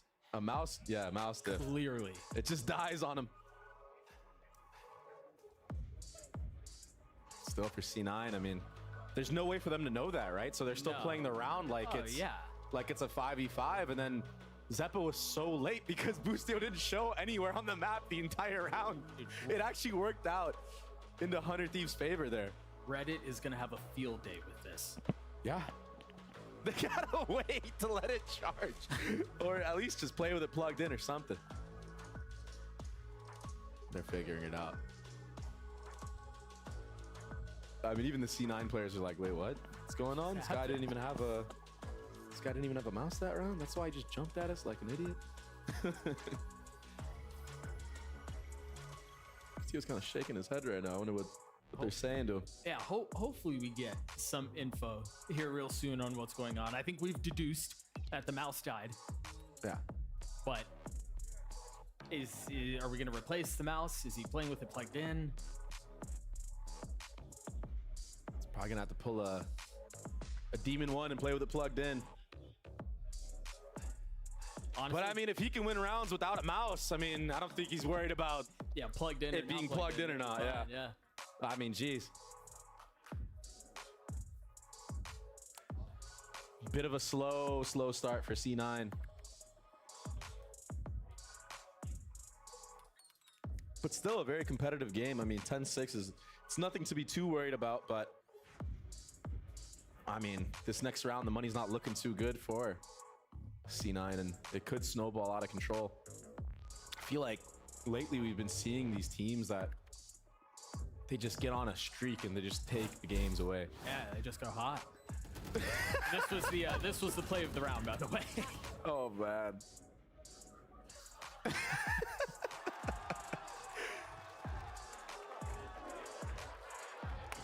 Oh no. Again, what he said there was, you're all lovely players on the other side of the stage. They said you guys are all very, very good. You played a great round. Yeah, exactly. The other team. That's what it was. Yep. Definitely. Yeah. Jokes aside, though, I was actually thinking about this earlier today. Oh, it's the Cloud9 timeout right after that. Little pause. Yeah. I was thinking about this earlier today, actually. Getting used to playing with a wireless mouse and then switching to a wired one, it's really annoying. It sucks. Yeah. I mean, like, ever since I switched to wireless, I can't go back to wired. It does not feel good. I was messing around with a wired mouse earlier today, and it was just miserable. Having to worry about where the cord is and it getting in the way. Yeah. But again, as you so eloquently put, if he can win a round without a mouse, surely a wired mouse shouldn't be an issue. Yeah, what do you think Zix is saying in this situation? I don't even know, man. Keep doing what you guys are doing is probably what he's saying. They haven't really had to do that much. They are so close to their in terms ultimate. of, like, intricacy in the rounds. They are all playing one a of style where on the 400 teams. anti-ecos, they just play back and wait. If you look here, every single player on the side of 100 Thieves is one away from having their ult online. Yep. And that's why you see this deep trip into showers from Moose. Try to get that early info if they decide to grab that orb. But the guns are just not there for C9 to really punish much of anything. If they can manage to scrap a couple kills, that could be an opening for Oxy to pop his ult and maybe secure the round win, and that would be huge. Oh, it'd be massive. If they can steal this round away, that would be great. But the Dizzy goes over the top. Attack someone. It's so hard to hold in sight. Remember what I said earlier. These mollies are going to come out with the fade util. Is there anything to clear Zeppa here close? You would think it'd be used dogs. Yeah, and the first has been used. You see all of that utility. Look at that tether. Vanity. Mollies caught, everywhere. But he's gonna survive. They have nobody on the other side of the map though. So they can't really go back and take the TP without it being a risk. And Nightfall's only tagging one. They have to understand that Hookah's a weakness, that they don't have that space. 30 seconds So we're gonna have to see them fight this fight on two fronts. I imagine they're gonna try to take elbow here to equalize things a little bit and alleviate the pressure that's coming from Spawn. Yeah. But Busio is gonna be stuck in a bad place. He needs help. He falls. There was Oxy's ult instantly traded. But Cloud9 are making a run at this. They have numbers advantage, but they don't have run advantage, and that might be the difference maker. Where's Bang going? Zeppa's hunting. Doesn't get the kill. Both ults used. He's gotta know. There it is. Nice Rooney shot. and his sheriff Rooney. Oh. cannot pull things out. Can't do it. 100 Thieves gets It was an 11. eco though. Yeah, and you set that up perfectly. Once that fade ult came through and they realized it only tagged one person, and it tagged them that late, they understood that there was nobody actually on the site, and that they're probably stuck in Hookah, and that causes Cryo to smoke off And they have Hookah, three and they just play ultimates their up. gun advantage. They knew that C9 didn't have any rifles going into this round. And still almost got dicey. That's a really nice trade from Vanity. Oh, gorgeous trade from Vanity. Did I get inside? Yeah, your even head? taking the elbow control, they understand they have to take that space. Otherwise, they're just going to get pinched on sight, kind of how Boosie just got stuck out there. And more proactivity. This time from C9. Oxy should be good for this kill. Oh, almost gets a second. He's traded Vanity's though able by to help. Vanity. Great trades. EU took showers on his own. With no delay. Cryo still has one smoke here. Poison's off. Between that and Bang's util, they should have some room to work. Toxin screen down. Guess who's waiting on the other side? Not a judge this time. It's a Phantom. Oh, his timing is terrible. Oh. But Zeppa fills in on the space. Down A. Cryo, does he dare swing? He does, and he wins. That's a big kill. With 56 seconds left, they have some time. They actually have an outrageous abundance of time. The thing is, Cryo's already in U-Haul. Do they feel like they're committed to this? They don't really have a choice. Rooney finds a space, finds a timing, almost snaps. He hears onto two. Cryo too. He's gonna Somehow save him. Cryo gets away. Cam is still Oh no, here, he though, has and the trips. spike. That's such a miserable feeling. Oh, he's about to get tagged as well. It's just going to be straight up aim duels from this point on. And they know where he is. The Cam wins the first duel. Oh, he's going to run into the trip. Oh my god! Holy smokes, Cryo! Match point. Unbelievable! The Red Bull clutch to get 100 Thieves to map point. They double pick, but they line up. C9 there, I mean, it's tough. There's not much you can really do. No. You did almost everything right. You wanted to peek together, but the angle just was perfect for Cryo in the moment. I mean, Rooney got wallbang and headshot. I didn't even see him on a screen when he peeked. I guarantee it. That's tragic. What can you do about that? There's nothing you can do about that. No. And before you even have really any sort of moment to think about it, we're right into the next. 100 Thieves are already investing a ton of util. Dude, that is such a cool. Oh, he's really far up. Hello. B-long default. As I say that, Moose does the funny again on short. And that trip did not get broken. No. But they know about He it. might do it again. Oh, he's gonna get so much info off of this. 1, 2 spotted. In 4K. Look at this. Somebody peek the guy top truck, please. Dude, this is one of the silliest games I think I've ever seen. Oh, now he drops. And then Vanity dies like that. Right there. Boosty with 14 HP commits to getting the spike down. Cloud9 with numbers and health to try to fight this thing, but the judge from a distance will not do that. Oxy tries to find high ground, gives it right back. And Zeppa's on the flank. He's gonna find the timing too. A 2v3 quickly turns into a 2v2, and remember, Boosty's so weak. What? But it's just not enough. Can Zeppa do it on his own? Finds the first. 5 Asuna HP. patiently waiting as the spike ticks away. Time of 8 in Cloud9. Zeppa has to take the fight, finds And it. he wins this. And he's gonna get the defuse. Wow. Very well played. Boosty getting a little too ahead of himself there, feeling it a little bit too much.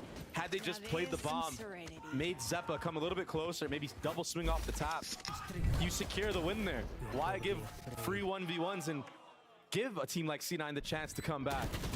We've seen how crazy C9 can be when they get the momentum that they need. But I really like how 100 Thieves have cooked up on this comp, especially on that round. They had a Gecko Molly that cleared out all of Octagon while EU is pressuring B long, and then they're taking hookah control as well with the Gecko Flash and the Dizzy. It was really cool. For 100 Thieves here, just one weapon in the hands of Asuna. Cryo as a shorty. I mean, they're really digging deep on this one. He still somehow gets a kill. He's already back sight. They don't have showers control, at least not yet. They're investing the pit on this? They're convinced they can win it. They've gotten the spike down. And he's going. Oh, they're gonna find 2 people. There's no way this is how this map ends. EU got a 1D from short to heaven as well. Actually, given how this map has gone, this would be fitting. Yeah, it just seems like So much action like everything everywhere. Like, is leading the way of 100 Thieves winning this map for sure. Oxy's getting wrapped. He's the last one alive. Asuna cleans him up. 13 what a seconds crazy in first favor map. of 100 Thieves. Jeez. I mean, how do you break that down? I mean, you know what I truly believe it was? The mouse? The mouse. No, I'm kidding. I think that a lot of this match going the way of 100 Thieves had to do with the fact that C9 had played this map already this week. And I think they prepped very well. And I think when you play against this comp, it's kind of tough because like I said, if you stay in sights, you're just going to get owned by all the utility that 100 Thieves have. But if you're proactive and 100 Thieves is holding for that proactivity in the right ways, you're going to get punished in that aspect as well. So it's kind of hard. You got to try to bait out this utility a little bit earlier. And it's not an easy, not an easy thing to do. No, it also doesn't help that, I mean, Asuna started the game 10-2. He finished like 22-11. Cryo also popped off. And then there was all of the silliness, the whimsy, if you will. There's a lot of silly things that happen in this map. Goodness. In this map. Yeah. And we wouldn't have it any other way. A break and then map 2. We'll see you guys on the other side. Enemy remaining. Clutch. Enemy remaining. Alive, Asuna cleans him up. 13-7 in favor of 100 Thieves.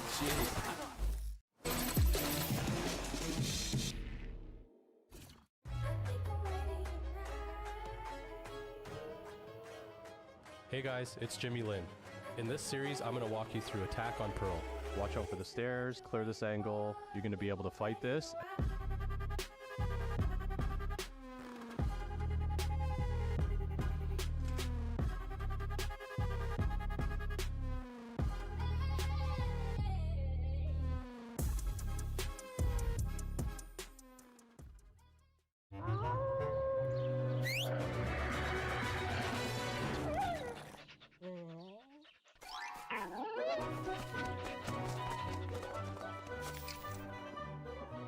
Red Bull gives you wings.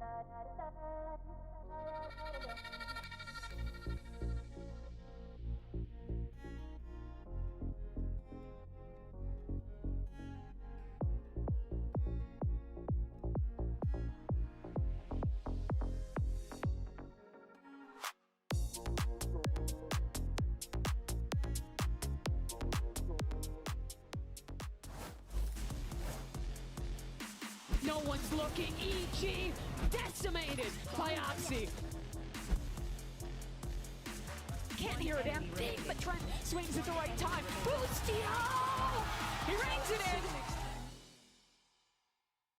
Liz here with Coach Zix from 100 Thieves, the team that can win a round with a improper working mouse. Now, I'd love to ask you about that. I'm actually going to ask you about the vibe of the team. It seems like the momentum really comes from the energy of the team led by Boostio. If you could describe what the vibe has been like since the win from last week, how would you describe it?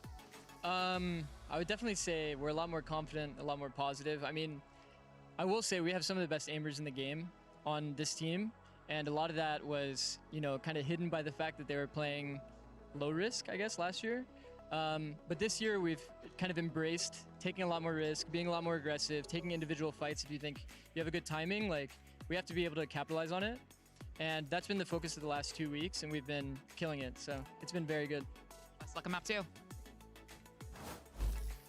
Confidence is high in the 100 Thieves camp, and they have plenty reason to be because they look fantastic in that closeout on Bind. And let's just go ahead and dive into what we saw in that round, because Mimi, there were a lot of really cool things that we got out of that game. Yeah, there absolutely were. I first don't want to pick on something he was saying in that interview. I feel like the issue perennially for 100 Thieves has been when they're in advantages, when they're in up positions, playing scared, not going for a proactive play, not fighting together, just trying to bunker down and survive till the next moment. But with this team, with this edition, and in these last few matches, they've done such a good job at having proactive ideas. And I think their defense was such a great example of it. Yeah. Not just in the forward plays, but the way they shut down these plans. Honestly, they shut down the A site completely, whether it was heavy short control in that silly little pistol round, or also in later rounds. This is what I'm talking about, pushing through those smokes, right? Taking that opportunity as the spike is trying to be planted and taking those fights. And they did that so consistently and so well to mean that C9 only got a single A exit to work in their favor the entire first half. Yeah, it was wild to watch. That being said, they also did such a phenomenal job towards that long B. They were really, really great at denying that information, or at least punishing them. We saw a lot of the time Boostio holding those small pixel angles and almost always getting one kill for free. So a lot of these things are what denied C9 from getting anywhere near sites. And I think it just goes to show, like, when it comes to this league, you never know what you're going to get here. Every single time these teams come onto the stage to show us something new, they show us how much further they have come since the beginning of the season, Mimi. And it has been impressive to see 100 Thieves turn around like this. Yeah, I mean, this was a great match out of them. 13-7, honestly, a pretty dominant game in the end. Most of Cloud9's round wins were coming from, in particular, that first half, when they got these late round plays, when they could get into usually that B site, and Oxy was pushing forward in the post and stopping 100 Thieves from being proactive. Yeah, if they went towards the B site and there wasn't an early pick gotten on a forward, like, pixel angle, like you were talking about, Athena, then it was C9 usually having a good exec, Oxy finding a 3K, something like that. But 100 Thieves did not leave that many opportunities for C9 to take advantage of. Yeah, which I find to be quite fascinating when you guys were talking about the differences between these two teams, the drilled perspective of 100 Thieves versus the more, you know, out there style of Cloud9. But it was great, Mimi, I think, to see this 100 Thieves team really just try their absolute damnedest to just shut them down and not let them have that freedom on the map. And they're the first team I've watched this season that have done a good job of consistently shutting down those aggressive plays, those risks Cloud9 is taking, and that's exactly what you need to do to beat this team. But that was also on the 100 Thieves' best map. Very true. In Bind, right? And now we are going over into a couple of Jet powerhouse maps. They've lost 4 map ones in a row. Cloud9 doesn't win these. It doesn't matter. They're comeback kings. So the narrative not too fraudulent then, huh? Although this time it was actually 100 Thieves map pick. Usually it's been C9 losing their own map pick. So you're ruining the narrative. Context matters, Mimi. Words don't mean things. Let's go to some words that do mean things, and let's hear what our Cloud9 coach has to say as we get ready. What does it mean? Liz here with Coach Emmy of Cloud9. Now, Emmy, we were just talking about this. I've never spoken to you after a map win, always a map loss. Again, we are here at a map loss. At what point as a coach do we say enough is enough, we have to win map 1? We don't have to win map 1. It would make things easier. Problem is, every other map 1 that we've lost, it's been like, okay, we've played okay. It's fine. We've played like ourselves. Today, it was like, it's like I've been teleported back in time, and I'm back in locking. We're passive. We're not trading each other. But I think we'll be fine. Like, we're used to losing map 1. Shrug it off. Go next. Best of luck. Teleported back to Lock-in. Dude, they're not going to be fine if they teleported back to Lock-in.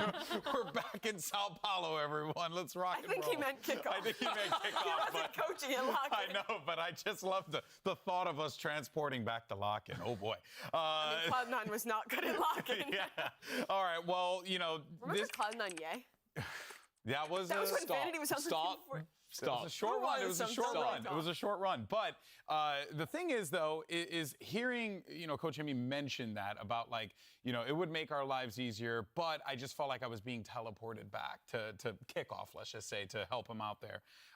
Those are bold things to say there, right? Because that means that, you know, the cage has been rattled a little bit, Athena. Yeah, it's always concerning when you hear that, especially from your coach. It means there's a lot of protocols and a lot of fundamental issues that they have been having. And you can kind of tell when you watch the game that they weren't necessarily that opening team that was able to find the cracks within the gameplay and kind of take advantage of that. For me, I just hope that they can keep their confidence up, because I don't think they played necessarily that bad.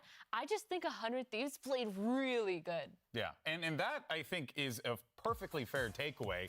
But we're getting ready for map 2. And, you know, we're going to be seeing some more jet action here, which means we get Oxy back and a roll ender that is going to be, you know, a little bit more favorable to him here. And you could see him really cook on this agent potentially. Yeah, I mean, he's definitely going to look strong on the jet. He always does. I also think in terms of, like, how this map plays out, 100 Thieves don't get to play a comp that's, like, heavy about the execs. Like, there's only so many comps you can actually play on Ascent. So I don't think that, I think this is a map that plays a lot more standardly across the board, and that's something where, again, you're always going to see a heavy emphasis on your jet, on your Do you think standard favors C9 or 100 Thieves? I think it favors C9 because I think 100 Thieves do super well when they have tons of utility. Like that comp that they're playing on Bind, every single agent in that roster has some form of like aggressive mid-range utility that you can use to flush out smokes, flush out corners, to jump into a site. On this map, you're playing, you know, you're going to be playing a Killjoy, which doesn't really have that, an Omen, which has a Paranoia at the max, you know what I mean?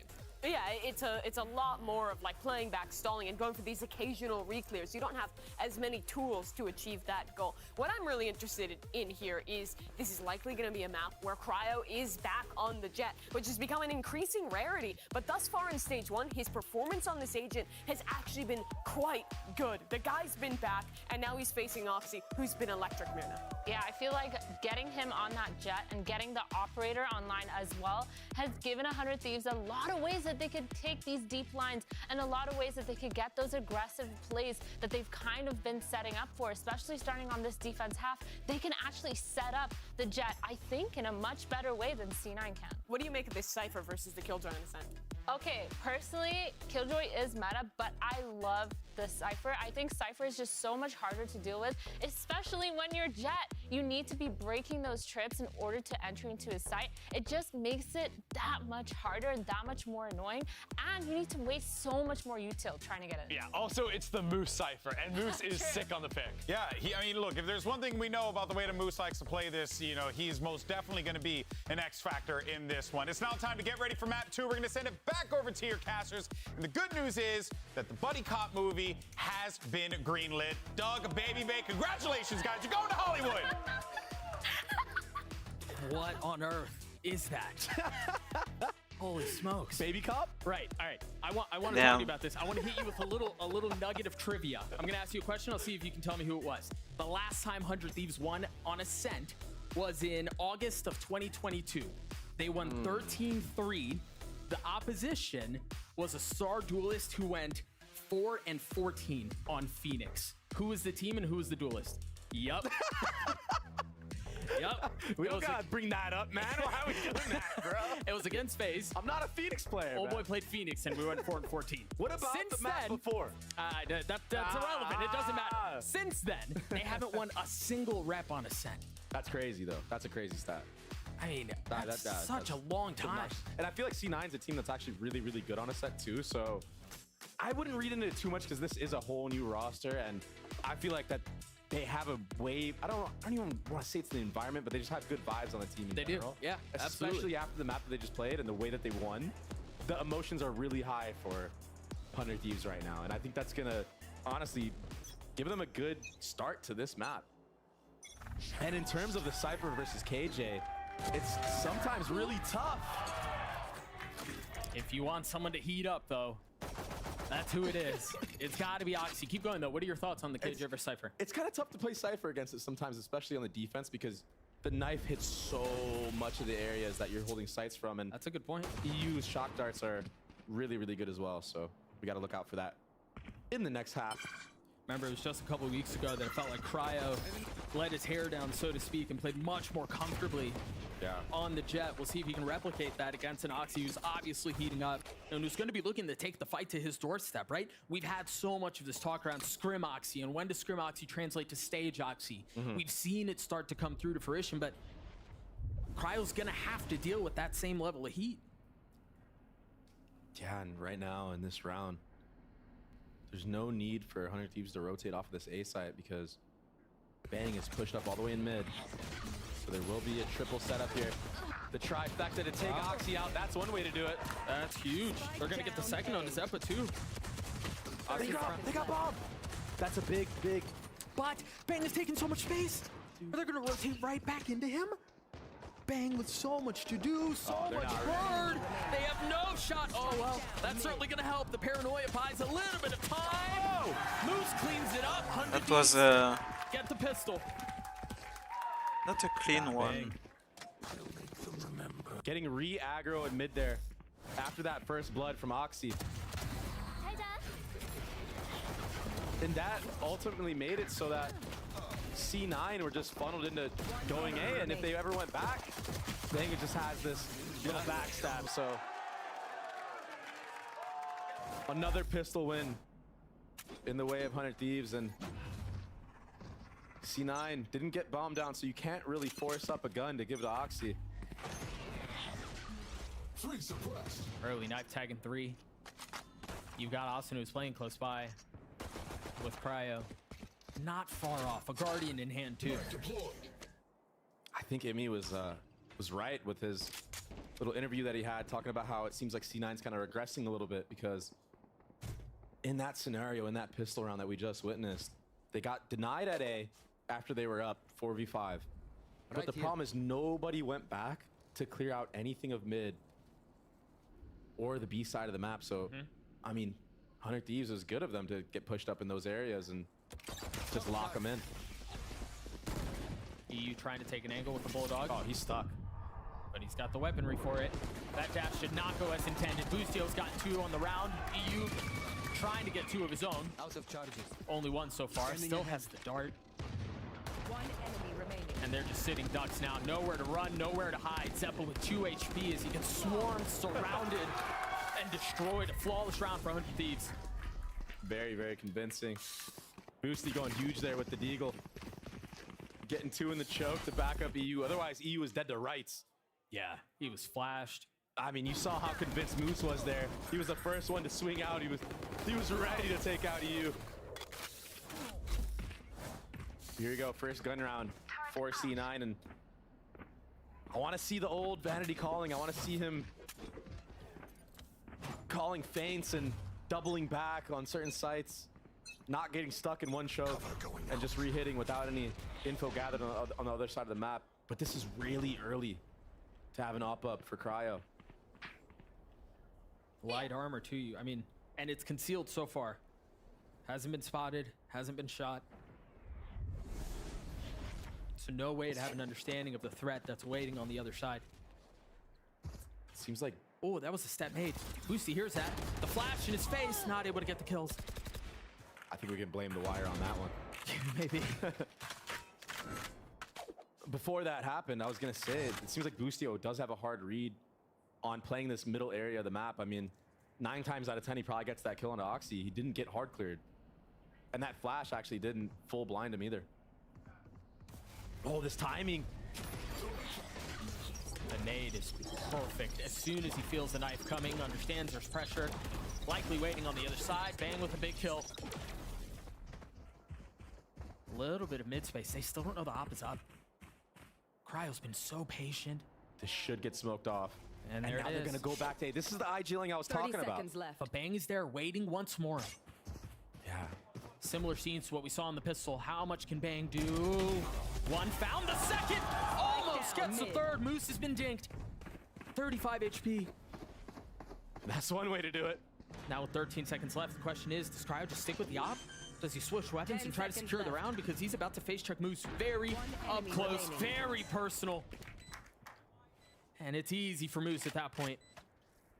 EU with a lot to do. The first falls, and time is in abundance right now. It's not planted for Rooney, though. And Rooney has no utility. Maybe his dart will come back up soon. The door is cleared. Oh, he's about to be found out from this drone. Doesn't get tagged. Revealing area.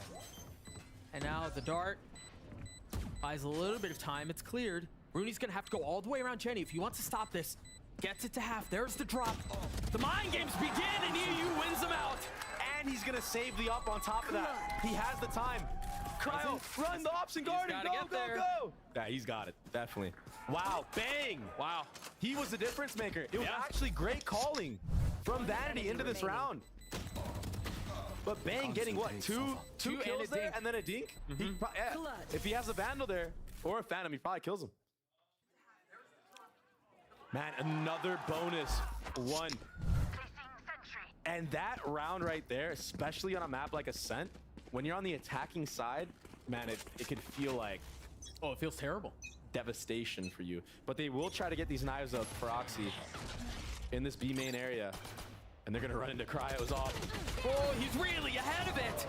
Somehow stays alive. Oxy goes up top to Zare for the trade. Boosty tucked with Asuna perched over his shoulder, trying to deal as much damage as he can. And there he goes. Oxy falls. The trap setup was too much. Blades find a little bit of value, but it's not enough to crack a sight wide open. And look at the space that Bang is taken again. The guy is everywhere. Wow. That's bombed down too. No space is safe. And he hurt him. Not when Bang is afoot. What a start for 100 Thieves. Very ambitious of Oxy there to just run out the smoke dry. Surely you think that maybe there's some eyes trained on you in that show. Pause. How Cryo gets away with that blows my mind. It's just a gun diff at that point. Sometimes the stinger doesn't connect like it usually does for Zeppa. I mean, sometimes it's laser beams, and other times it's like that. It's like, yeah, it felt like Cryo just tanked like 10 shots before he got that kill. Early timeout called from Mimi. You see him on your screen there, trying to convey anything that he can to the team to stabilize the situation. Yeah, and I think we're seeing Oxy go kill get a little bit exposed here. Timing's just a little bit off. And I don't think there's much that C9 need to really change. It's that first gun round they had, I feel like Vanity called it perfectly. The trade just didn't come in time on Bang. Had they just traded 1-for-1 there, you're up big. The chances of you losing the round are near to slim.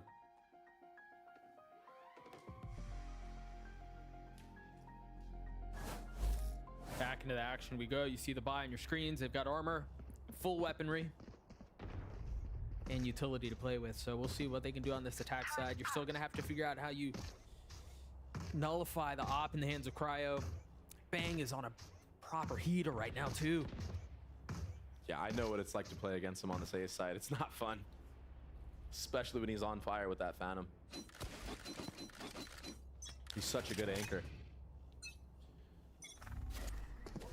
Right now, you're going to see a wine knife on this A side of the map, and he's already leaning B. This is a El Clasico B rush. Oh, he's flat. She has to give the space back. Now the dash has been used. Oxy with no real way to go forward. Just kind of has to walk his way out. And he's playing this perfectly. Holy smokes. But the nade might be the problem. Boosty with too many targets to deal with finally settles on Rooney. I don't know how Oxy's still alive. He's such a nuisance. Meanwhile, Bang just waiting for the inevitable threat to come.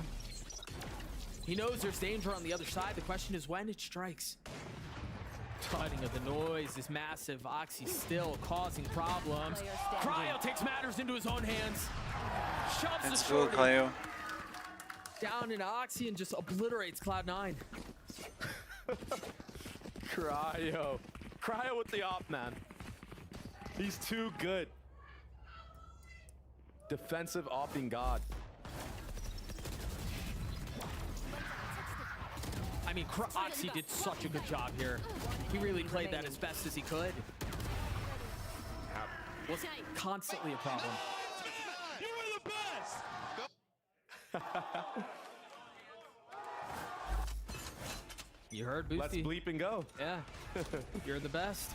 Suppressed. Oxy does have that Guardian. He's gonna take on Cryo here.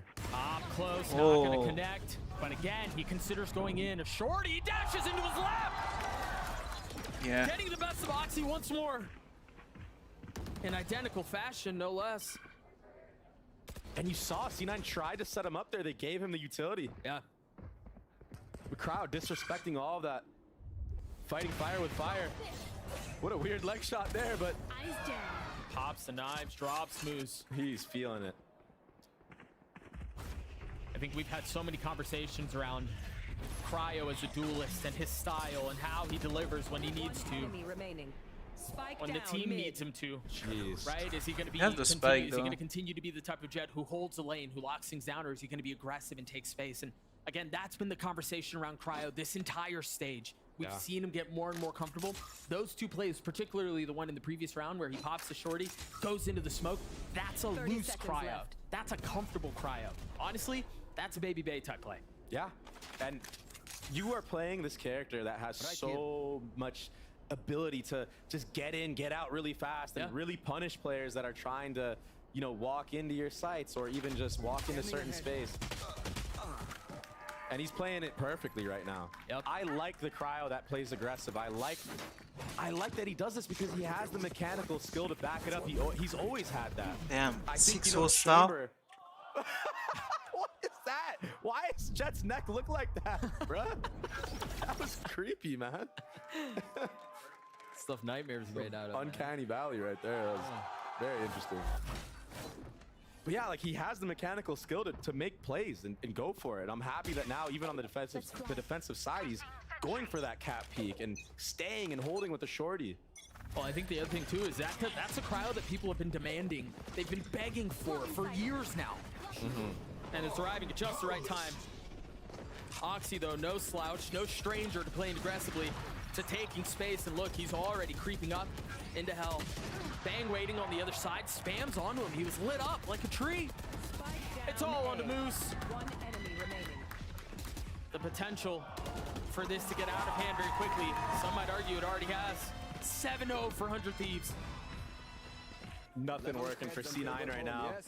Good. Opting now to just go into full rushes on the site. Maybe a little bit of frustration on that side. Cryo still hot in this entire map series. And Bang, ultimately the deciding factor there, in my opinion. He got that smoke off in time before the KO ult was able to hit him. And he's just able to delay back there. And yeah, if you're C9, you know he's back there, but are you gonna risk your life pushing all the way through that smoke? And this feels like, I know it's early, he's what, 10-1 right now? What is this snowball from Rooney? Looking to get a tag, trying to clear some info out. Austin is up close, a flash in his face. Whoa! Boy. Oh, Throw that thing in reverse. Oh, Bang! They're trying to split and Bang does it again! One enemy remaining. He's already gotten 2 on the round! Jeez. An 8-0 start for 100 Thieves.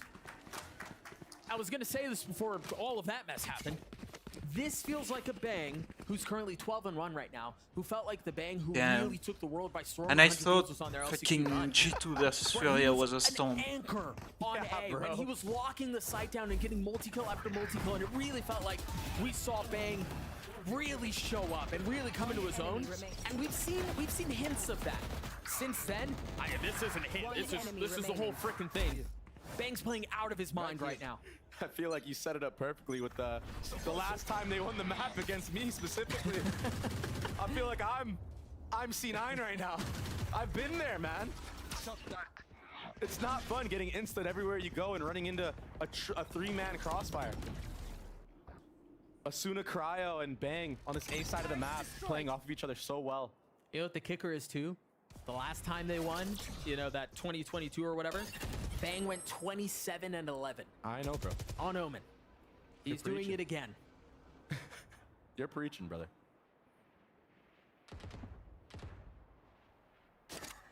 Cage triggered. What do Cloud9 do? I don't know. I like that they're doing a slow approach now. I feel like they're kind of running their head into the wall there, trying to just have anything work, try to cheese any round. And sometimes 5-manning and stacking, just going for sight hits can actually work on a map like this. Oh yeah, for sure. If you get those entries, it is GG for the enemy team trying to retake. And Cryo has been so mobile with this op. He's already setting up for this B split hit. He should be good for a multiple here. They saw the spike. Barely whiffs on Oxy, but again, you see how they play off of each other. It's all a setup. There's the multiple you were looking for. No way. Lands a third. Oh. I mean, this is... They're playing these like triangle setups to a T. Yeah. Boosty's gotten value from logs in more than one round. It's actually crazy. Yeah, it's the second time not going from Mimi, by the way. I mean, he has to. This is slipping away. You got to at least get 3 on this half if you want any chance, I feel like. But you see the crossfires that they have. I don't even want to call them crossfires. It's just the way that they're peeking off of each other, right? Whether it's at the A site, Bang is sitting in the corner of Cat. Asuna's in door, Cryo's heaven, and they all peek off of each other. Yeah. Once Bang makes contact, Asuna peeks door now. Then somebody comes out A main, kills Asuna. Cryo's already peeking from heaven. In this case, Cryo's on stairs, Boostio's sitting logs. As soon as Cryo gets the first kill, everyone that's running out of market is going to be staring at stairs, trying to wait for that refrag. Now they're running into Boostio.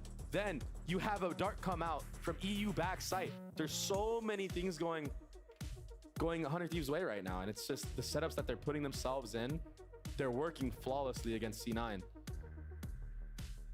The crazy thing is too, is, you know, we've talked in the past about how it feels like, and for a long time it was, Ascent was very heavy defense sided, including kickoff. Yeah. It's like 50-50. It hasn't been a heavy defensive sided map if you consider kickoff and now stage 1. So this isn't like, oh, well, you know, it's attack side Ascent, you know, whatever. Yeah. At least as far as the 9 reps that we've seen on Ascent since the beginning of the year, it's been a 50-50 split. So at Cloud9 have their work cut out for them. Yeah, this is going to be tough, especially when you're playing against the default comp that's just so versatile. Revealing area. And the name of the game right now for C9 should be find out where the op is and formulate a plan around that. Oh, and it looks like they're doing just that. They found an Oxy smoked off the alarm bot and then cleared it out. You see this hesitation though. I guess they have to because of the mollies. Yeah. I mean, Oxy can't go right now. He also used his dash and his updraft already. Yeah, his job right now is just to be a thorn in the back of C9. And but that dagger just hit him, no? But honestly, he's been that for many rounds. They just haven't really been able to convert around it. An opportunity to do it once again. EU waiting. God. If he tags him, this would be insane. Oh, he knows he's there. Spike down B. Just on the other side. That was the safety valve. Ultimately gonna get the gun. Oxy's gonna have to pull off another ridiculous moment, and it's he can. 10-0. Oh my gosh. I'm gonna jinx it. No, don't. This reminds me of the Leviathan energy sunset map. Cryo, I mean, yeah, like, you see the highlight there. Boosty gets a couple of really big kills there, but again, we've got to talk about Bang. Shit, we've got to talk about Cryo. Yeah, this is a complete dismantling of the C9 roster. And it does very much look like what Emmy was saying, like we're seeing the old C9 right now.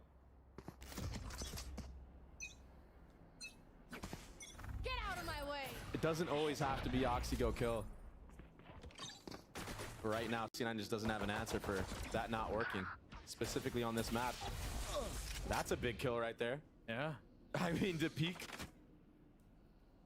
top mid against an offer. Bandit did TP on that mid box though, so Crowd probably just didn't even see him. Maybe double scoped in. Initiated. Lockdown used. Now they have to reconsider how they want to approach this round. I mean, this is all feint, but C9. They kind of have to reset and be here because they have no space anywhere else on the map. They have passive info from Cypher's util main, but that's it. Yeah. They're also not trying to conceal their intentions here. They're being loud about it. They're jump spotting. They know where they are, and they're going to try to hit this anyway. Look at all of the damage that they've taken. Oxy's down to 12. Rooney and Zeppa both weak. Oxy's dead. Wait. He tries to get up top. He gets boosty, but that's all it'll be. Spike planted. Somehow, they emerge to do that with the numbers advantage. They've got them red. Moose not able to find any value. Zappa takes a step back. Threes for the rest of the round as the spike ticks away. There is double flashes up. You heard the first one used, the 400 second one thieves. too. Zappa gets one, but it's traded right back. Vanity not able to control 1v1. it. Bang, can he do it again? Rooney. No! Okay. Mooney's the savior for Cloud9 as they're on the board. You did jinx it. You didn't even say it and you jinxed it. Round before the switch. It still feels like Finally. it's a little too late though for C9. I would have to agree. But the sigh of relief to not be 13-0 lives on. It's not a record you want. Player standing. Nice. Let's go. Come on. One more. Let's go. It's one of them. Spirits are still high though. Maybe not for the coach, but no. But for the players. We talked a lot about Vanity, how good of a leader he's been. That mentality right there is what's made this team so good. And yeah, it's not necessarily reflecting in the score right now, but it's just one round at a time. Just one more. Can't escape this time. You can because of res that him, KO. so. Crowd getting first blooded. And they get the Back-to-back info. rounds. That was from the the answer that C9 needed way earlier. in the Cypher. series. Bang, feeling the pressure. Oh man. Can he manage it well? Too many targets, Yeah. only one found. Looks like Cloud9 are well on their way to their second, barring something silly taking place, which has kind of been the theme of the series. Austin are forced to wait on the other side of this. Oh, this might be insane. He's gonna break the door for him. No shot. That was beautiful. That was. And the high flash too. They swing out behind it. They've gotten it down to 2. Oh my god! Dagger! It's a 2v4. I don't know Like, what to say anymore. that utility from Asuna. Every match that we have casted so far, Doug, there have been miracle plays. Teams just blowing teams out. I mean, this is crazy. A 4v2. Not going their way in a post-plant situation. One enemy But it was so well played Oh, from it was- 100 Thieves. it was perfectly like, played. EU breaking the door. Asuna with the perfect timing for that KO Still flash. seeing you Then insane. the high flash. Asuna jumping out to just be a body bag for EU. I mean, it's beautiful synergy. It was perfect. We're going to throw it down to Ender, Mimi, and Athena, who have apparently tied up GB, thrown him somewhere backstage so he can't control the desk. I'm scared. I'm terrified. First of all, that didn't You did not happen. tie That him didn't up. happen. He But tied what, himself up. I don't know. what did happen, though, was an incredible first half there from the side of 100 Thieves. And I think the defining factor of it was CryoCells. He's back. I mean, they lost one round. They win the pistol. They win round 3, converting. Yeah, the and first, it they was get up off to, into like, Cryo's hands a fucking so early 1v1, on into the so. game, and he takes over. They were just so good at setting him up, and of course he was so aggressive and able to take those timings on those peaks. Not a single thing happened to shut down Cryo. He literally was just on top. And the combination between him and Bang as well, who in the first like 9 rounds had died 1 time, I think. Like that was the obscene thing, was Bang just putting up those repeated 2-3Ks untouchable. And the confidence for this team is out of the world. We're seeing it in every one of these reactions. For Boostio, I think he spent less time in his chair than out of it thus far in this match. Is that legal? I don't know. Sure. Jury's out on that one. For Boostio it is. But 11-1 at this point. This is something where it seems almost impossible for Cloud9 to come back in. At this point, just coping about round by round. Yeah, I mean, maybe it would have been possible, like winnable after they win round 11, Sure. right? And then they're in a good position at the end, and EU just comes out of nowhere killing 2 people.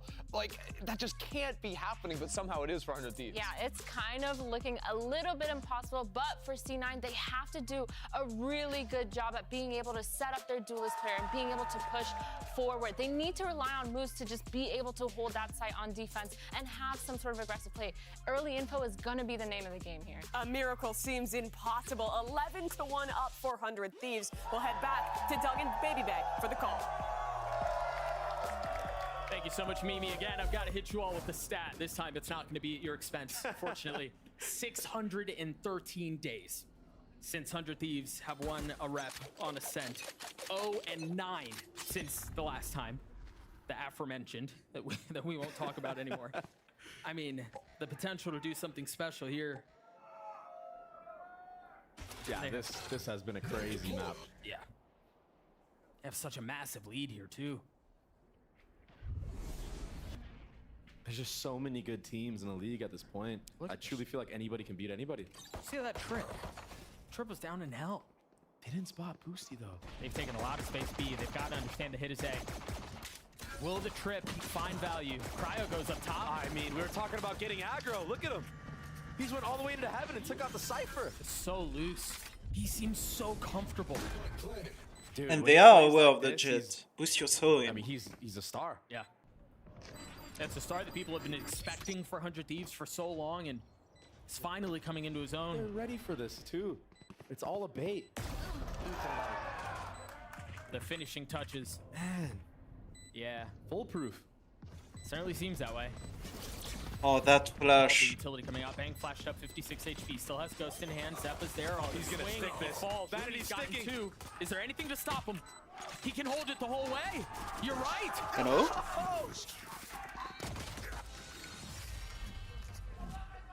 If there's a way to come back, it's that way.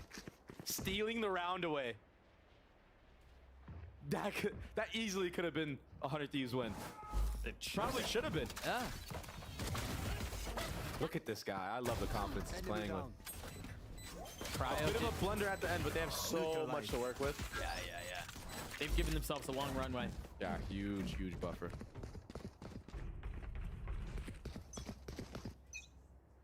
It looks like just early A main control here out of the side of 100 Thieves. Just maybe trying to get some info, get an orb if they can. Oh, but this is going to be a double flash play with Zeppa swinging into it. Put a Marshall in the hands of you. Oh, did that smoke whiff or did he shoot him through? 65 HP. Vanity on the swing with the molly there. That one way is so miserable to try to get through. Yeah, and C9 just not wanting 100 Thieves to get any orbs. At least towards the stack, the heavy side, which is A. As soon as That's the the orb was spike. back, you're absolutely right. That was the cue to go. Whoa! Nice moves, man. This is an attack shooter, by the way. One enemy remaining. So the attack side of 100 Thieves, at least in this round, kind of goes down with a whimper. They didn't really have the guns to fight back. They did manage to drop one. The hands of Oxy did Good damage eco. almost everywhere else. Oh, good anti-eco, I guess. This comeback is going to be off the back of Moose and his setups and having really well-placed trips. And him not playing in spots where he can be knifed. It's going to be a tall ask. Yeah, for sure. And honestly, that was the same conversation we had on Bind, right? It was a close half. One. The hands of Oxy did damage. Oh, that was weird. That was loud. Yeah, I could hear myself. It was the same conversation we had on Bind, right? The question was, how can Moose do on the defensive side with the Cypher util, because you know it's going to be miserable to get through. And it wasn't because of Moose that Bind didn't go their way. Can't use that. Definitely. 100 Thieves. Slow mid-control here, but proactive fight from C9, catching them off guard. And it looks like they want more. Rooney's gotten 2. Oxy's joining in on the fun. Bang and Boostio punching back. Finally at least a little traded. bit. At least enough to keep it competitive. And if they feel all this pressure, you know they're probably going to end up back B, and guess who's there? It's Moose. I just love how he's just playing a completely different game in a world of his own. Yeah. Oh, that's really good info. Yep. That is Cheeky little such camera a spot. cool cam. You steal that for your ranked games. But C9 are splitting up here. See Vanity holding this A site. Zeppa pushed up all the way in the A main. They're so worried that the enemy team is going to go back to A. Oh, it's like you mentioned. The longer there's silence on the map, the more doubt and paranoia are introduced into the minds of the defense. Boosty's got now. That should be the cue, surely. As the first trip goes out, you see the knife clearing out B main, making sure there's nobody there. They know Moose is back. Good molly. Very good molly. And again, Boostio's gotten so far up. Moose is there to greet him, though. A 1v3. Oh, no way. Oh, he's played this beautifully. But Zeppa's going to swing at just the right time. Cloud9 will get their 4th. Nice, I like it. And I a like the bonus for mid-fight. C9. They're not scared even though they're down.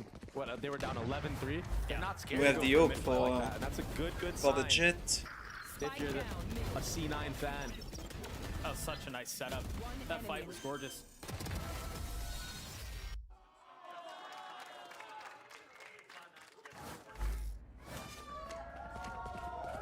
So 3 rounds in a row. Oh, he's Not sword giving back. 100 Thieves a He's not gonna little bit go their in- own medicine with a no. bonus.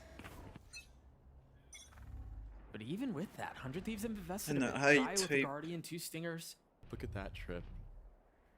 There have been some wild trips that we've seen. And again, Moose just kind of flexing, right?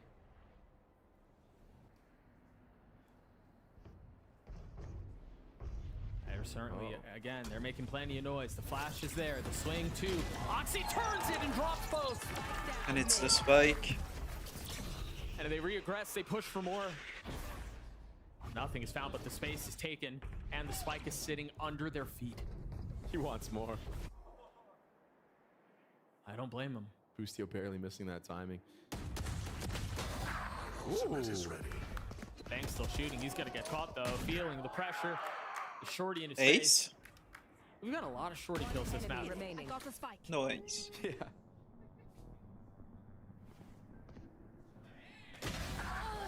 Oh, How he still gets his one is nice shot. beyond me. But Cloud9 gets a 5. Again, still plenty of work to do. It was a Nico though. But confidence starting to grow. Oxy's looking comfortable. He's playing aggressive. They're not backing down from any fights.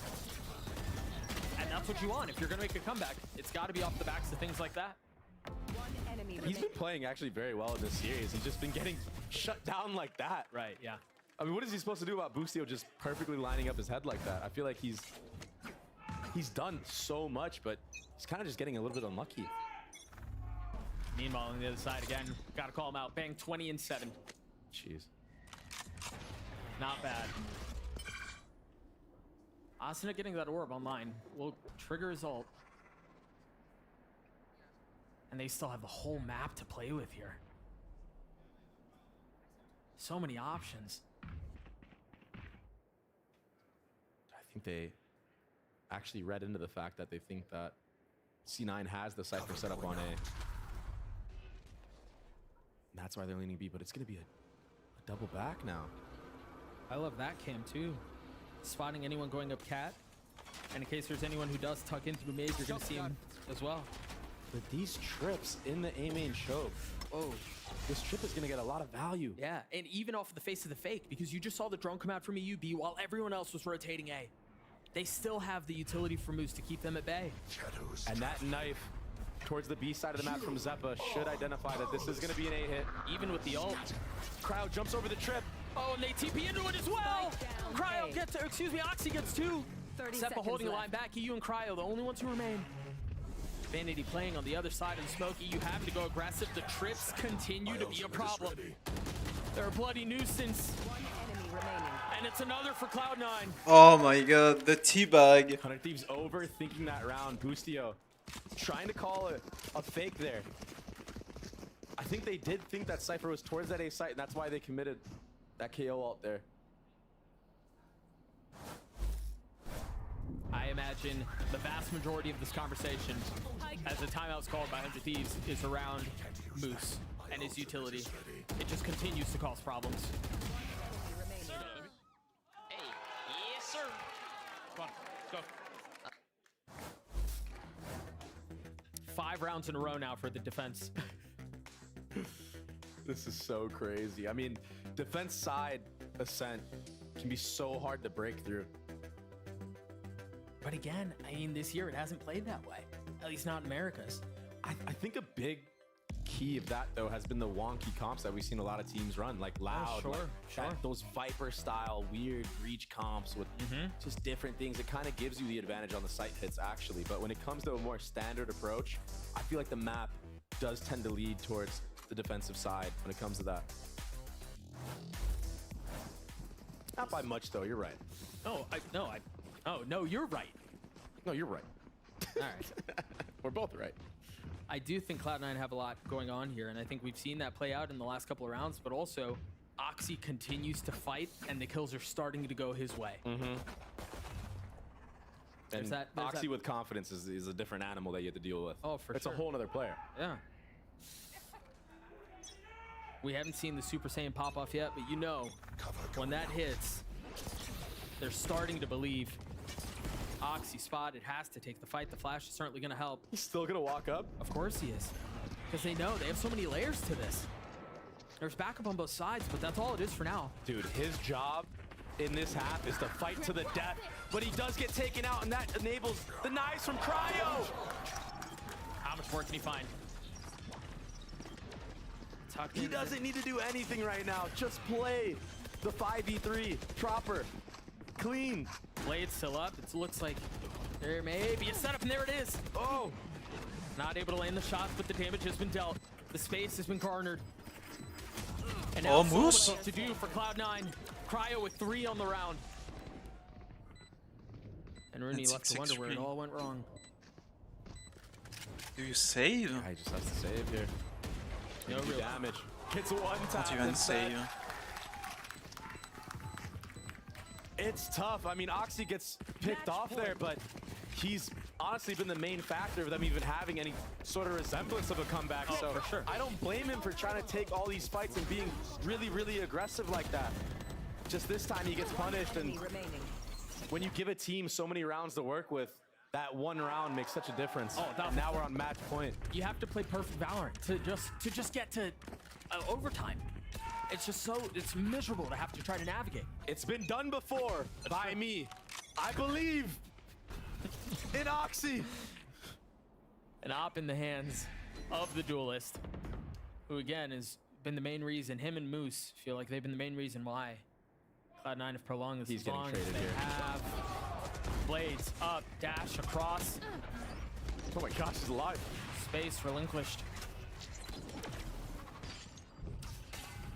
100 Thieves are still going to commit to this, but that dart scans both players, and that Omen Flash will hit everybody. Vanity tried to find some space, tried to find some solace, and he could not. He sent into the next, and there may not be another. Asuna with 2, Moose and Rooney trying to stand tall, trying to deliver in the face of 5. Moose. One is found. Ultimate, traded, and it's over. Rooney cannot. GG, damn. Obliterate Cloud9. And 3-1 for Cloud9, I guess. They're just blowouts. I mean, yeah. Let's just say it. I mean, I predicted C9 to actually win this series. Nothing against 100 Thieves. I think they've been great. I just thought that Cloud9 have looked C9 better. have looked crazy in the form that 1000%. they've been enabling Oxy, but I would agree. I'm really happy for 100 Thieves, and if you're a fan right now of 100 Thieves, you might have to look at this and be like, this could be a team that can make an actual run and make it to Shanghai. Oh yeah, you can hear them all right now. We're back. Yeah. Cryo is back. 600 and however many days. They were able to win on a set. Now Cryo popped off 22 and 10, 6 first bloods. The guy had a game. And this is the Cryo that people have been waiting to see. This is the 100 Thieves that people have been excited about with Boostio and Zix at the helm. There's a lot to be excited about. Yeah. And Asuna, 23 assists on the KO. 23. That is crazy. EU had massive moments too, and again, Bang he just destroyed them. He banged all over him. Oh god. so many things that could be said about Bang and things that he does to teams. But this is really, really nice to see that this young team is coming all together, banding together as brothers, and I mean, they look like they're having fun out there. The leadership from Boostio bringing good vibes to the team. Maybe cutting the leash that Cryo once had before. And if he didn't have a leash, maybe just enabling him to be more aggressive, be a star player that we know that he can be. Well, and I want to go back to what Zix mentioned earlier. He feels like, and with what we saw today, I might have to agree, they have some of the best shooters in the league on that team. Yeah, and when we they're on saw point. it today. Yeah, when they're on point, it's scary. I mean, EU, again, we've got to call them out. Bang just destroyed them. Cryo popped off. Everything from top to Everyone bottom. played well. Yeah, everyone really played well. Asuna on the first map on Raze, he started off, what, it's 7-0 Boostio or 10-0? interview. 10-2. 10-2. Not bad. And he's back to his shaky, cracked aim. He's getting headshots left and right. I don't know how he makes it work. I don't know how he does that. But he does. It still trips me out every time I watch him play. Oh, and I think on the other side for Cloud9, you can almost just kind of like let this one go.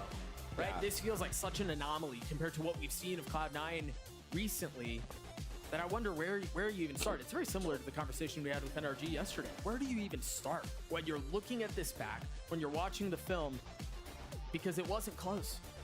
Yeah, I think this is one of those things where it's just a humbling moment for you. You know what I mean? Yeah. Not that the players needed to be humbled, but just as a team, you know, you've won a couple matches, you've been dominating. Yeah. You need something that can bring you back and ground you and make you just work even harder for the next time. So this is not the last thing we're gonna see from C9. They're gonna be back. I have immense faith in C9. I think that they're a very, very good team, and they have a good chance of making a run for Shanghai as well.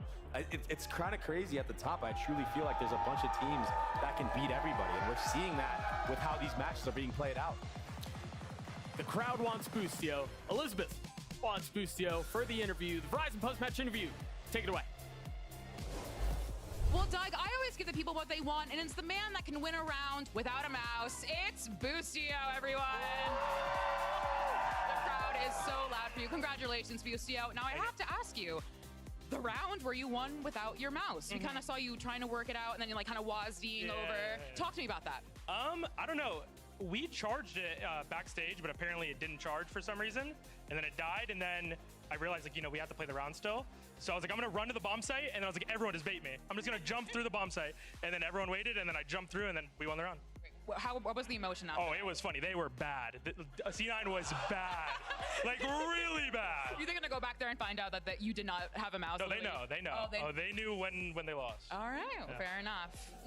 Well, I also have to ask you, I talked to you during the Arrival interviews, and he said that you said that winning that game a bit ago for the first time felt better than winning Champions. To be clear, for those of you who don't know, Champions is the World Championship of Valorant, which you won last year. You're the reigning world champion. But last week, you're like, much better. Why? I mean, playing for like an org like 100T, I think it's like more important to win than like EG, to be honest. Like winning a world championship is awesome, but like representing 100T is a lot different than EG. Yes. So I just want to win on this org more than anything, to be honest. That's completely fair. And the fans want you here too. The fans are out in force for Boostio today. I was stalking your social media and I saw you did an interview, I believe his name is Camus, about winning. And you talk about that snowball effect. Is a snowball snowballing? Where do we go from here? Where do we go from here? I mean, we're 2-0 now. I mean, we all have unreal confidence now. We already knew that we were the best aimers in the world, or one of them. And I just, you know, can't wait to keep playing more matches. It's going to be so fun. I love my team, and, you know, I think we really could do some damage this year. Where do you think you like are in the rankings of all the teams? I mean, after that performance by NRG, which was horrendous, I think they are way low. But let's say maybe top 3. We're only 1-2 games, so we'll see. Number one, they say, and I love Boostio's just true candor. Thank you so much, Boostio. Crowd, keep on being loud for Boostio. But on the analyst desk, we have Boostio's coach, Zix. So friends, please take it away. Are we good? Rip headphone users, am I right, everyone? Yeah. Okay, so we're joined by Coach Zix of 100 Thieves. Congratulations on the win, 2-0. I gotta say, man, we're like, you know, pretty much almost done with that first half on Ascent.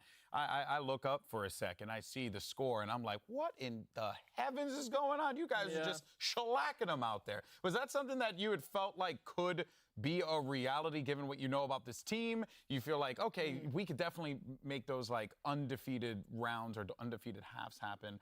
Or was that even a shock to you? I was pretty confident coming into our match against C9. A lot of the comps that they play are really like low util for the actual like hits. And we noticed that their util wasn't like super, super good when they were like hitting bomb sites or when they were just like taking fights. So we expected it would be an easier match than I guess like the public thought, but not necessarily that it was, you know, going to start 10-0. I mean, our Ascent's been really solid. Yeah. And obviously we haven't gotten the chance to show it. And I'm sure in the back of all of my players' minds are thinking about this, like, I don't know, it's like 17 months or something they haven't won an Ascent. Yeah. But I was glad we were able to finally play it today and break the curse. How tight, though, were the butt cheeks as the rounds continued forward? Yeah. Yo, he's in a room back there. He can't tell what's going on. When I saw we got mid fought on our mid default and then we got completely cleaned, I was like, might be a tough half. Yeah, might be a tough half. But then I was thinking, I'm like, you know, we only got to get 2 rounds. I have 2 pauses. Like, worst case scenario, I can, you know, figure something out. Yeah. And then we ended up pausing. We called one of our set strats that we prepared for the match and worked twice. It was You love to see it. You love to see it. Coming into this match this week, what do you think was different with the preparation? And do you think C9 playing earlier in the week helped? I know you mentioned a little bit about their comps being low util. Do you think that really helped, or do you think there was also like another layer that you guys added in order to make this performance the way it was today? I'd say we prepped pretty well around the enemy team that we're playing. I would say without a doubt though, the Loud series helped us so much in prep for bind. We didn't really know what to expect out of their bind, but then they ended up, fortunately for us, having to show it, and it was their map pick. So we were able to see kind of, well, one, that they're playing Cypher, two, quickly create some ideas of what we wanted to do against Cypher, like little details we wanted to change. Yeah. And we just ran that game plan and we just, played it flawlessly. So it felt very good in terms of preparation. Yeah, it looked good too. And I think one of the things that I've noticed, and a lot of people have noticed about 100 Thieves, the perception is you look really strong when doing like set piece, like execs primarily, especially on bind. Like the execs look really good. Also retakes, any sort of like plant denial, like those very clear ideas. I'm curious how that matches up with your view of the team, and if you think you have any strengths that maybe aren't being touched on so much. No, I think that's definitely a fair take. I would say one of the things we're working on a lot as a team is being able to default. I think like in the long run, like set strats will always be good to get you some rounds. And if you spot like a vulnerability, like the set strat will be, very nice to thwart it. But when it comes down to it, if you want to be the best, you have to be able to default and you have to be able to play these rounds a bit longer. Something we've been working on, and on certain maps, it looks really, really good. Like on bind, we're very, very good at mid-rounding, but on other maps, we still need some work. But it's a process that with time, we think we'll be able to, build into. Yeah, for sure. Well, I do see that we got a Twitch chat question from Ions. I think. I don't know. We'll see. Sorry about that, buddy. I like the Z's on the end. Yeah, all the Z's. Got to make sure you pronounce it. All right, looking forward, what would be a successful year for 100 Thieves in your mind, like qualifying to Shanghai or champs or something maybe even higher than that? What is, I guess, that bar for success that this team has set for themselves this season? I mean, I would usually say, like, it's kind of corny, but it's like, for me, the most important thing is just that every single day of practice, we have a very clear goal. We're working on the goal and that we're making improvement on it. And if that's happening, then I'm good. So you're more of whatever the day. Happens, yeah, whatever You're happens. a day-by-day guy. Yeah. Okay, that makes a lot of sense because you're coming into this head coach role here, and I think that's how you kind of had to operate when you were on EG as well, right? Like just day in, day out, just play it by ear. How for you has been the experience of taking that role of head coach now, on an org like 100 Thieves, which comes with a lot of pressure. How have you taken to that role when you were offered that opportunity? Were you just like, yo, let's go. I'm gonna dominate this. Yeah, I mean, honestly, I was stoked because I was coaching in league for a very long time for CLG days. About 7 years. So I'm used to got a couple league kids over here, Yeah, of course. Yeah. And then I'm used to the criticism that comes with the role. I'm used to the responsibility that comes with the role, and I mean, I love it personally. Yeah. I think it's nice having more skin in the game and being able to clearly choose the direction that you want to go. So me personally, I love it. Yeah. So. I mean, it's been good for me, yeah. That's awesome, man. Yeah, and honestly, as someone that was previously a head coach, and then when you came into Valorant, I know you did assistant coach work for NRG, I believe, right? Before Evil Geniuses as well. You're then working with Potter, right? So I'm curious, as someone that was head coach and now is again, what sort of things did you learn from her that maybe you incorporated into your own style? Oh I my would say god. She had a pretty clear focus on, getting a lot of reps, which I find a lot of value in now. They always find a way to bring Potter in for some fucking reason. Like making sure people are like going together, spacing together. It's that crazy, a solid like entry, good util with the entry. Like these kinds of like basics, I guess, is like a lot of her focus that I also bring and make sure that I'm like fully like making sure is solid in my team. So a little bit of that, and then I do a lot of the like strategy focus specifically. So I'd say that's, I was curious about that too, because it would make sense for me, someone that came over from League of Legends, like I think a lot about like comps, about like more macro strategy. Look at those is that shoes, like the man. biggest strength of yours, you would think, or something else? I would say it's definitely one of my bigger strengths. I think I have like really, really good visualization for how scenarios will play out, if a strat will be good or consistent, if we have perfect like little details. Yeah. I always try to make sure that all of the little details are perfect, like swapping who is actually baiting for who in a certain setup, or like who should go first on the entry. Just like all of these small details, I try to make sure we dry run and rehearse over and over and over until we get it right. And a lot of it in our set strats shows. Like all of these little details are just absolutely perfect. 100%. Well, the devil is in the details, and that's what it's all about. You win or lose based on that, Well, let's go ahead and get more details, shall we? Let's go ahead and take a look at the standings. Segue and see what we have coming up as far as our standings are concerned. Of course, 100 Thieves managed to make their way up to second place in the Omega group, just behind Leviathan. And that's got to feel pretty damn good for you, though, right? To see like the way that the conversation was for Kobe at the start of this season, even at the beginning when you guys were falling short a little bit. Until now, I don't think anyone can question the amount of work that this team has put in. How proud are you feeling of the boys? I'm definitely very proud. I mean, we obviously, don't get me wrong, we have so much that we need to improve on. Sure, but there's a lot of like good, obviously. Like in my opinion, we have some of the best aimers in the entire league, like, without a doubt. And it just comes down to making sure that they understand how to play together and how to be free, be loose when they need to be, and when they need to play tight when they need to play tight. And right now we're like getting into that balance of things. I'd say these last 2 weeks we definitely like freed up more. Yeah. And we just fully embraced like taking our own timings, taking individual fights, and like you see that a lot now. We don't always have perfect fundamentals.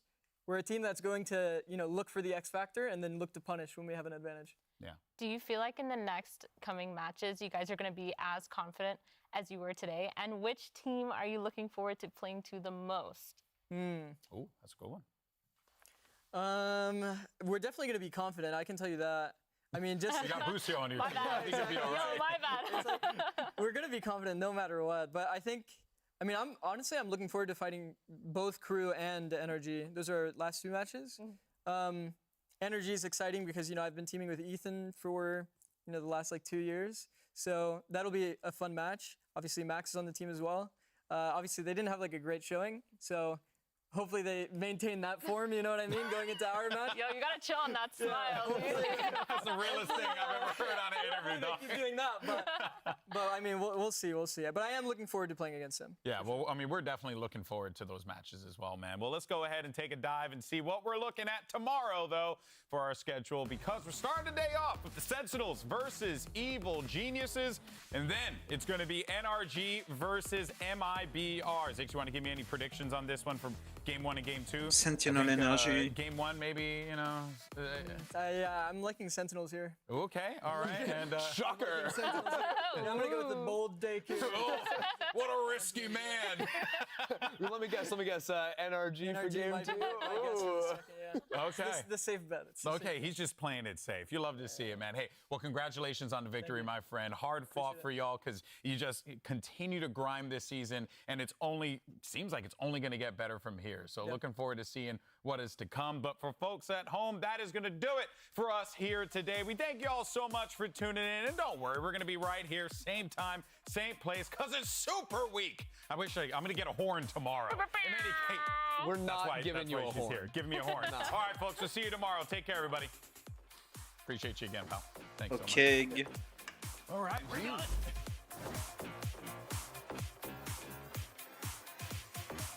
Surely here, they don't know which way to look. Stuck with not a clue and not a chance. Tough. Havoc looking the wrong way. That is almost a clean sweep. 13-3. Enemy remaining. Then sticking it. He's got himself a wink on. Smoke dropped. And it's the shot. Damn me up. Let's go. Through here with a Dizzy. Eventually take it out. Shots landing from Val in a reload. Even time for it. Sky is just working them into neutral. Leaf's in a bit of trouble, but he's got to back him now for the rest of his team. And just like that, it's all toppled, it's all crumbled. That is one of the cleanest matches we've seen in quite some time. I mean, G2 just dealing with them handedly. Let me get ready. Oh, I cannot wait, bro. Feel like I don't feel like I'm more time. I'll stand too. A G7 0F.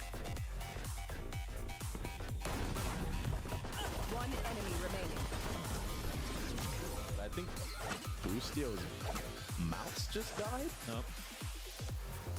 It's an IGL masterclass right now. Go, swing with me! We need to leave it on to POV. Unfortunately, nice. They might win the round anyway. It's the craziest round. They won 4v5. Oh, he's gonna run into the trip. No way! Oxy's getting wrapped. He's the last one alive. Asuna cleans him up 13-7 in favor of 100 Thieves. And he considers going in. A short. He dashes into his lap. You see how they play off of each other. It's all a setup. There's the multiple you were looking for. He lands a third. Swing out behind it. They've gotten it down to 2. No way! And that's all it'll be. Rooney cannot. 100 Thieves obliterate Cloud9.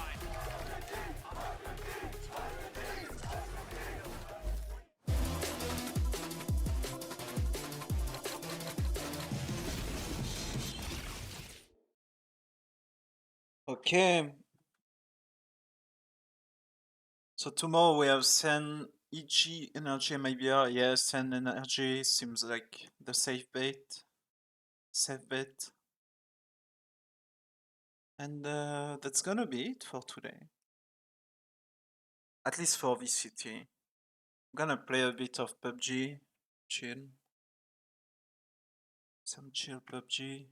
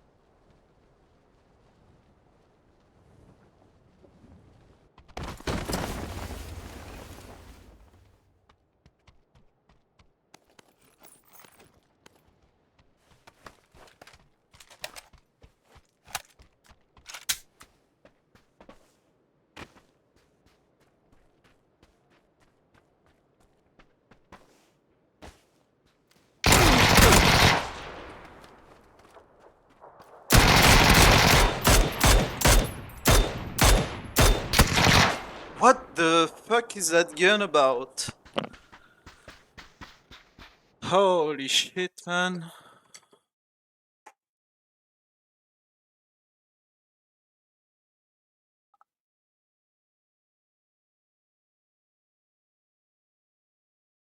I don't hit him once.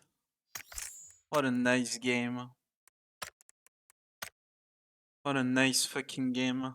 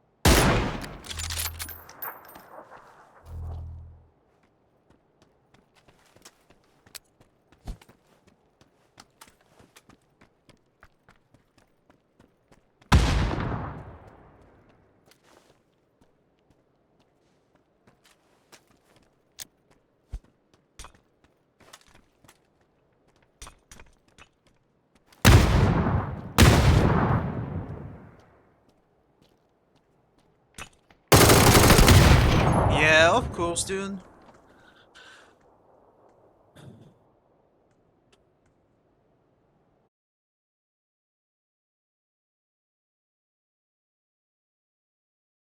Like, he can throw a nade, move, aim, shoot me. Like...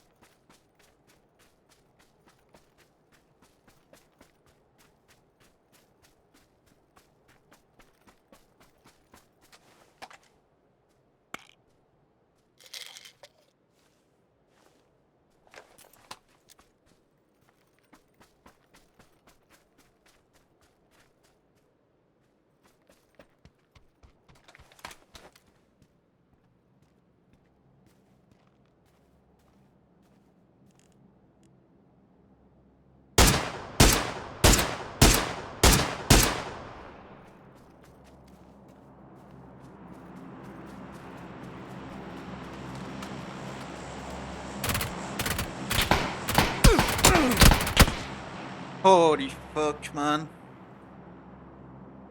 I hate the fucking Rosa.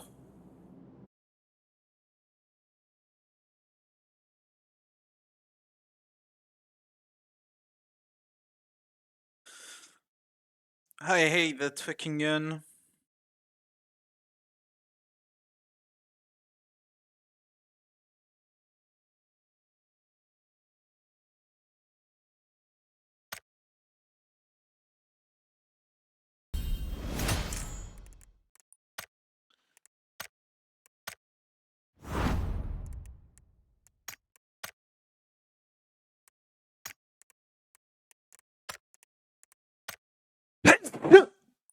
Wow.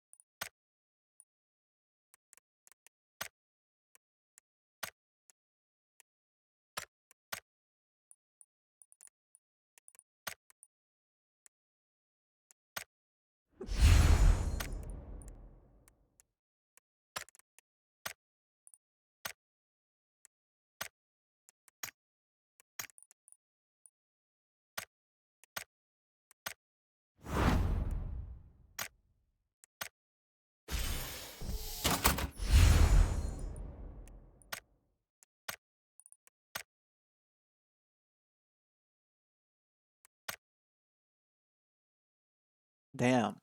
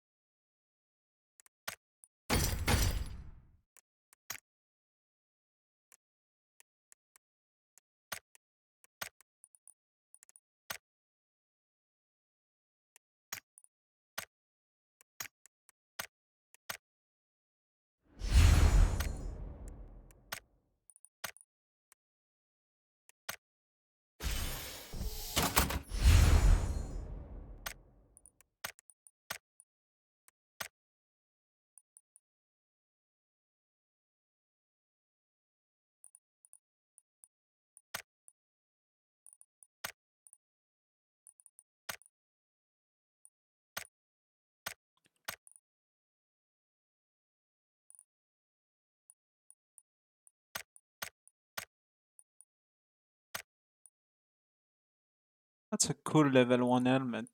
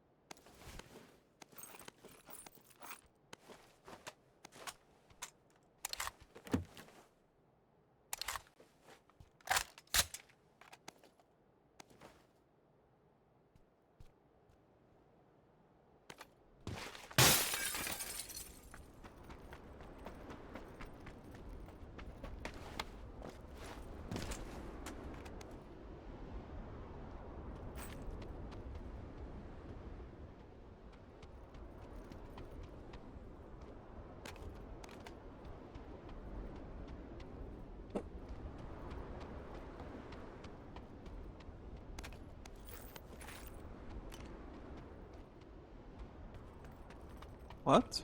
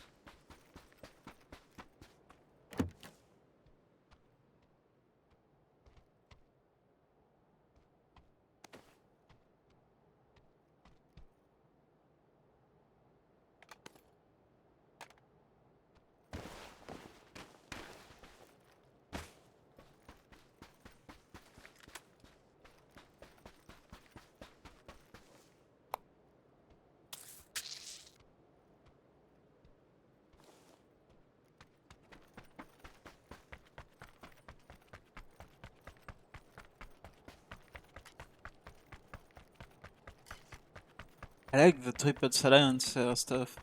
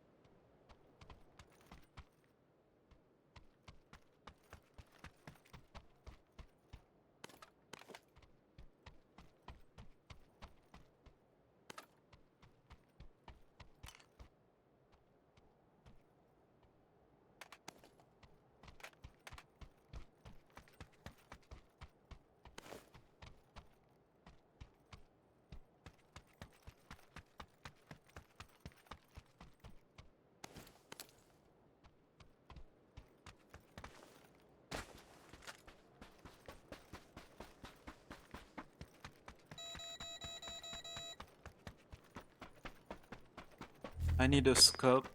Time 4 is like way too small for this map. I need at least a time 6.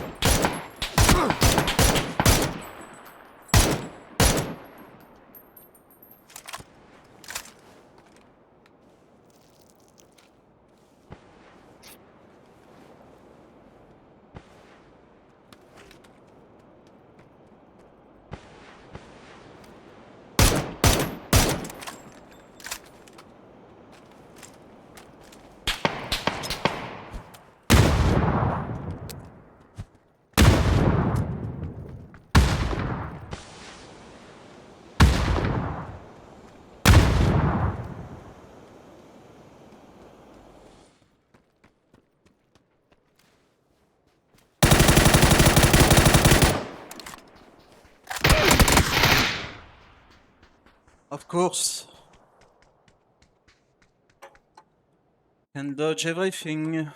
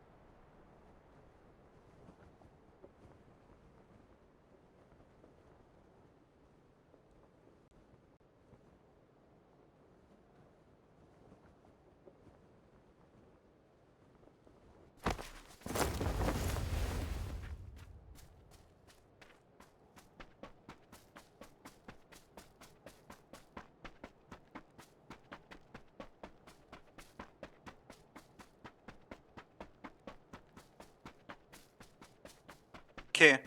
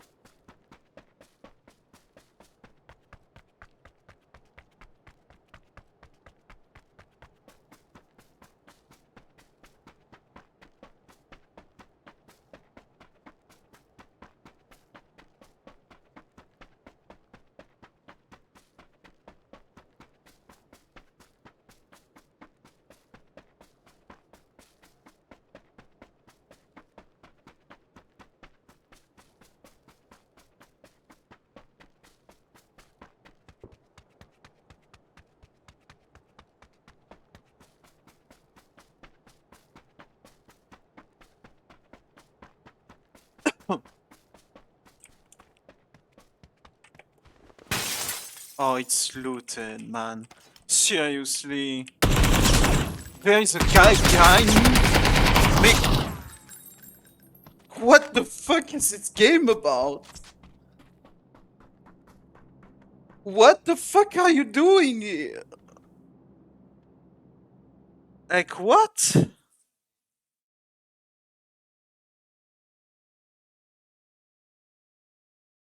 I AFK'd and I saw 4 people.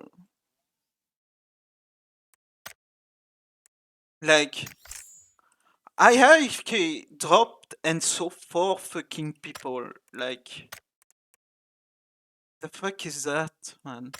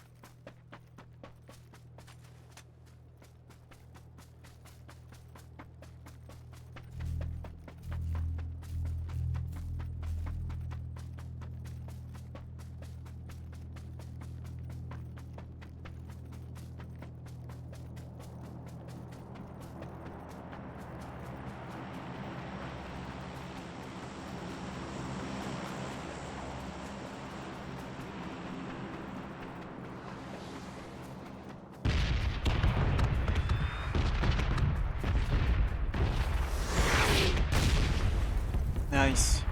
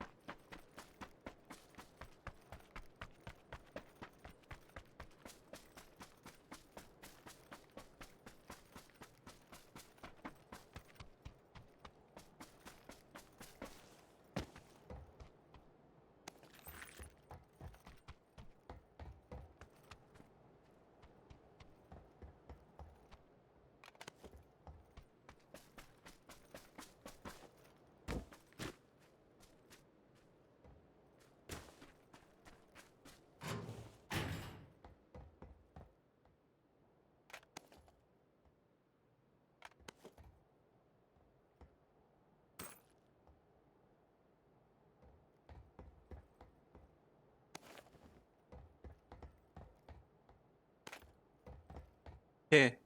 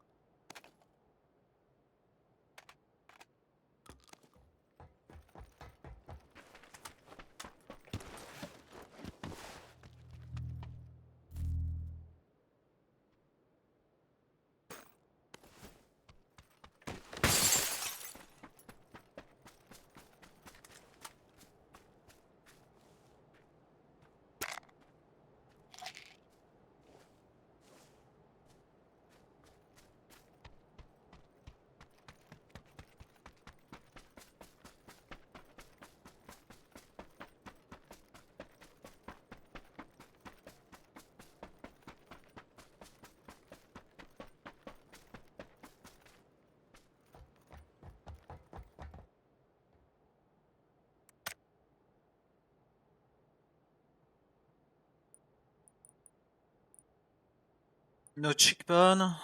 Fuck me.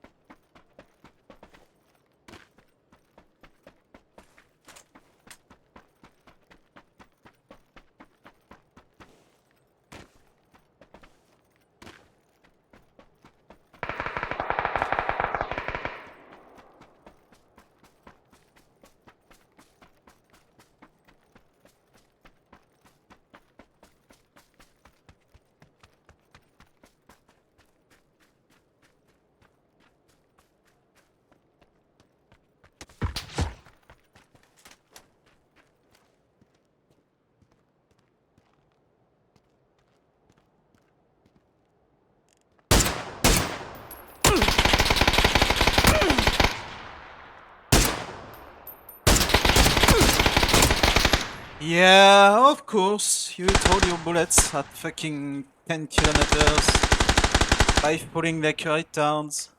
Like fucking retard.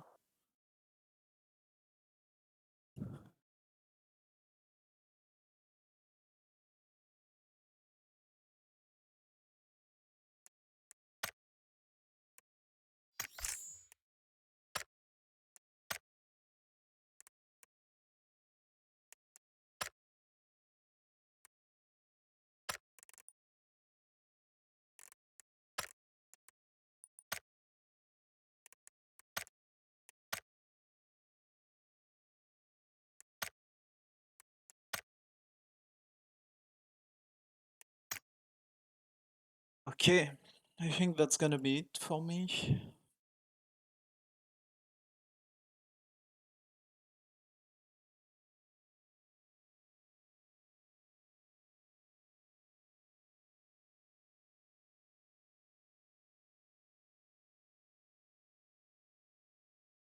Um, yeah, I think I'm gonna call it.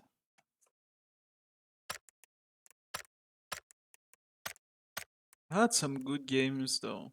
Had some really bad ones. Yeah, I had fucking rank 1. This one was like questionable.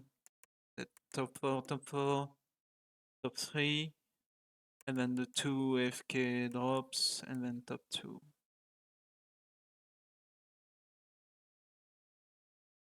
Not bad. Not bad, not bad.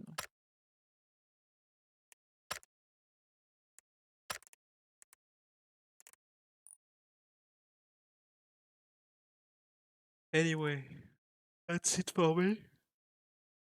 I'll see you tomorrow for the games, the VCT games.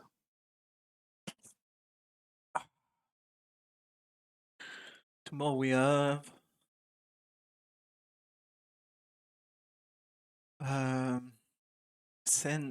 Evil Geniuses, Sentinels, Evil Geniuses, and then we have NRG, MIBR. Right. And then the 24th, so Wednesday, we have the big day.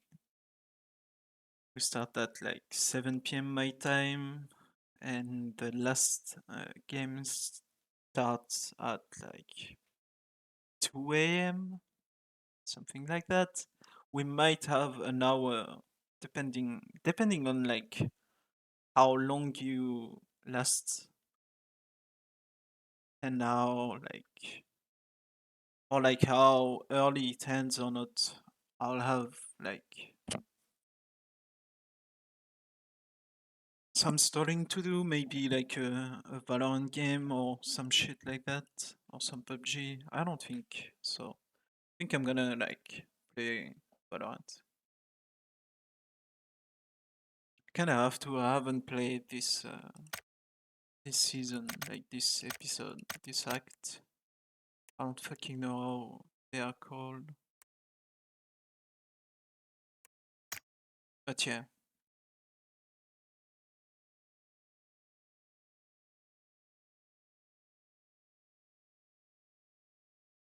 Anyways, see you tomorrow. Stay safe. And yeah, bye bye.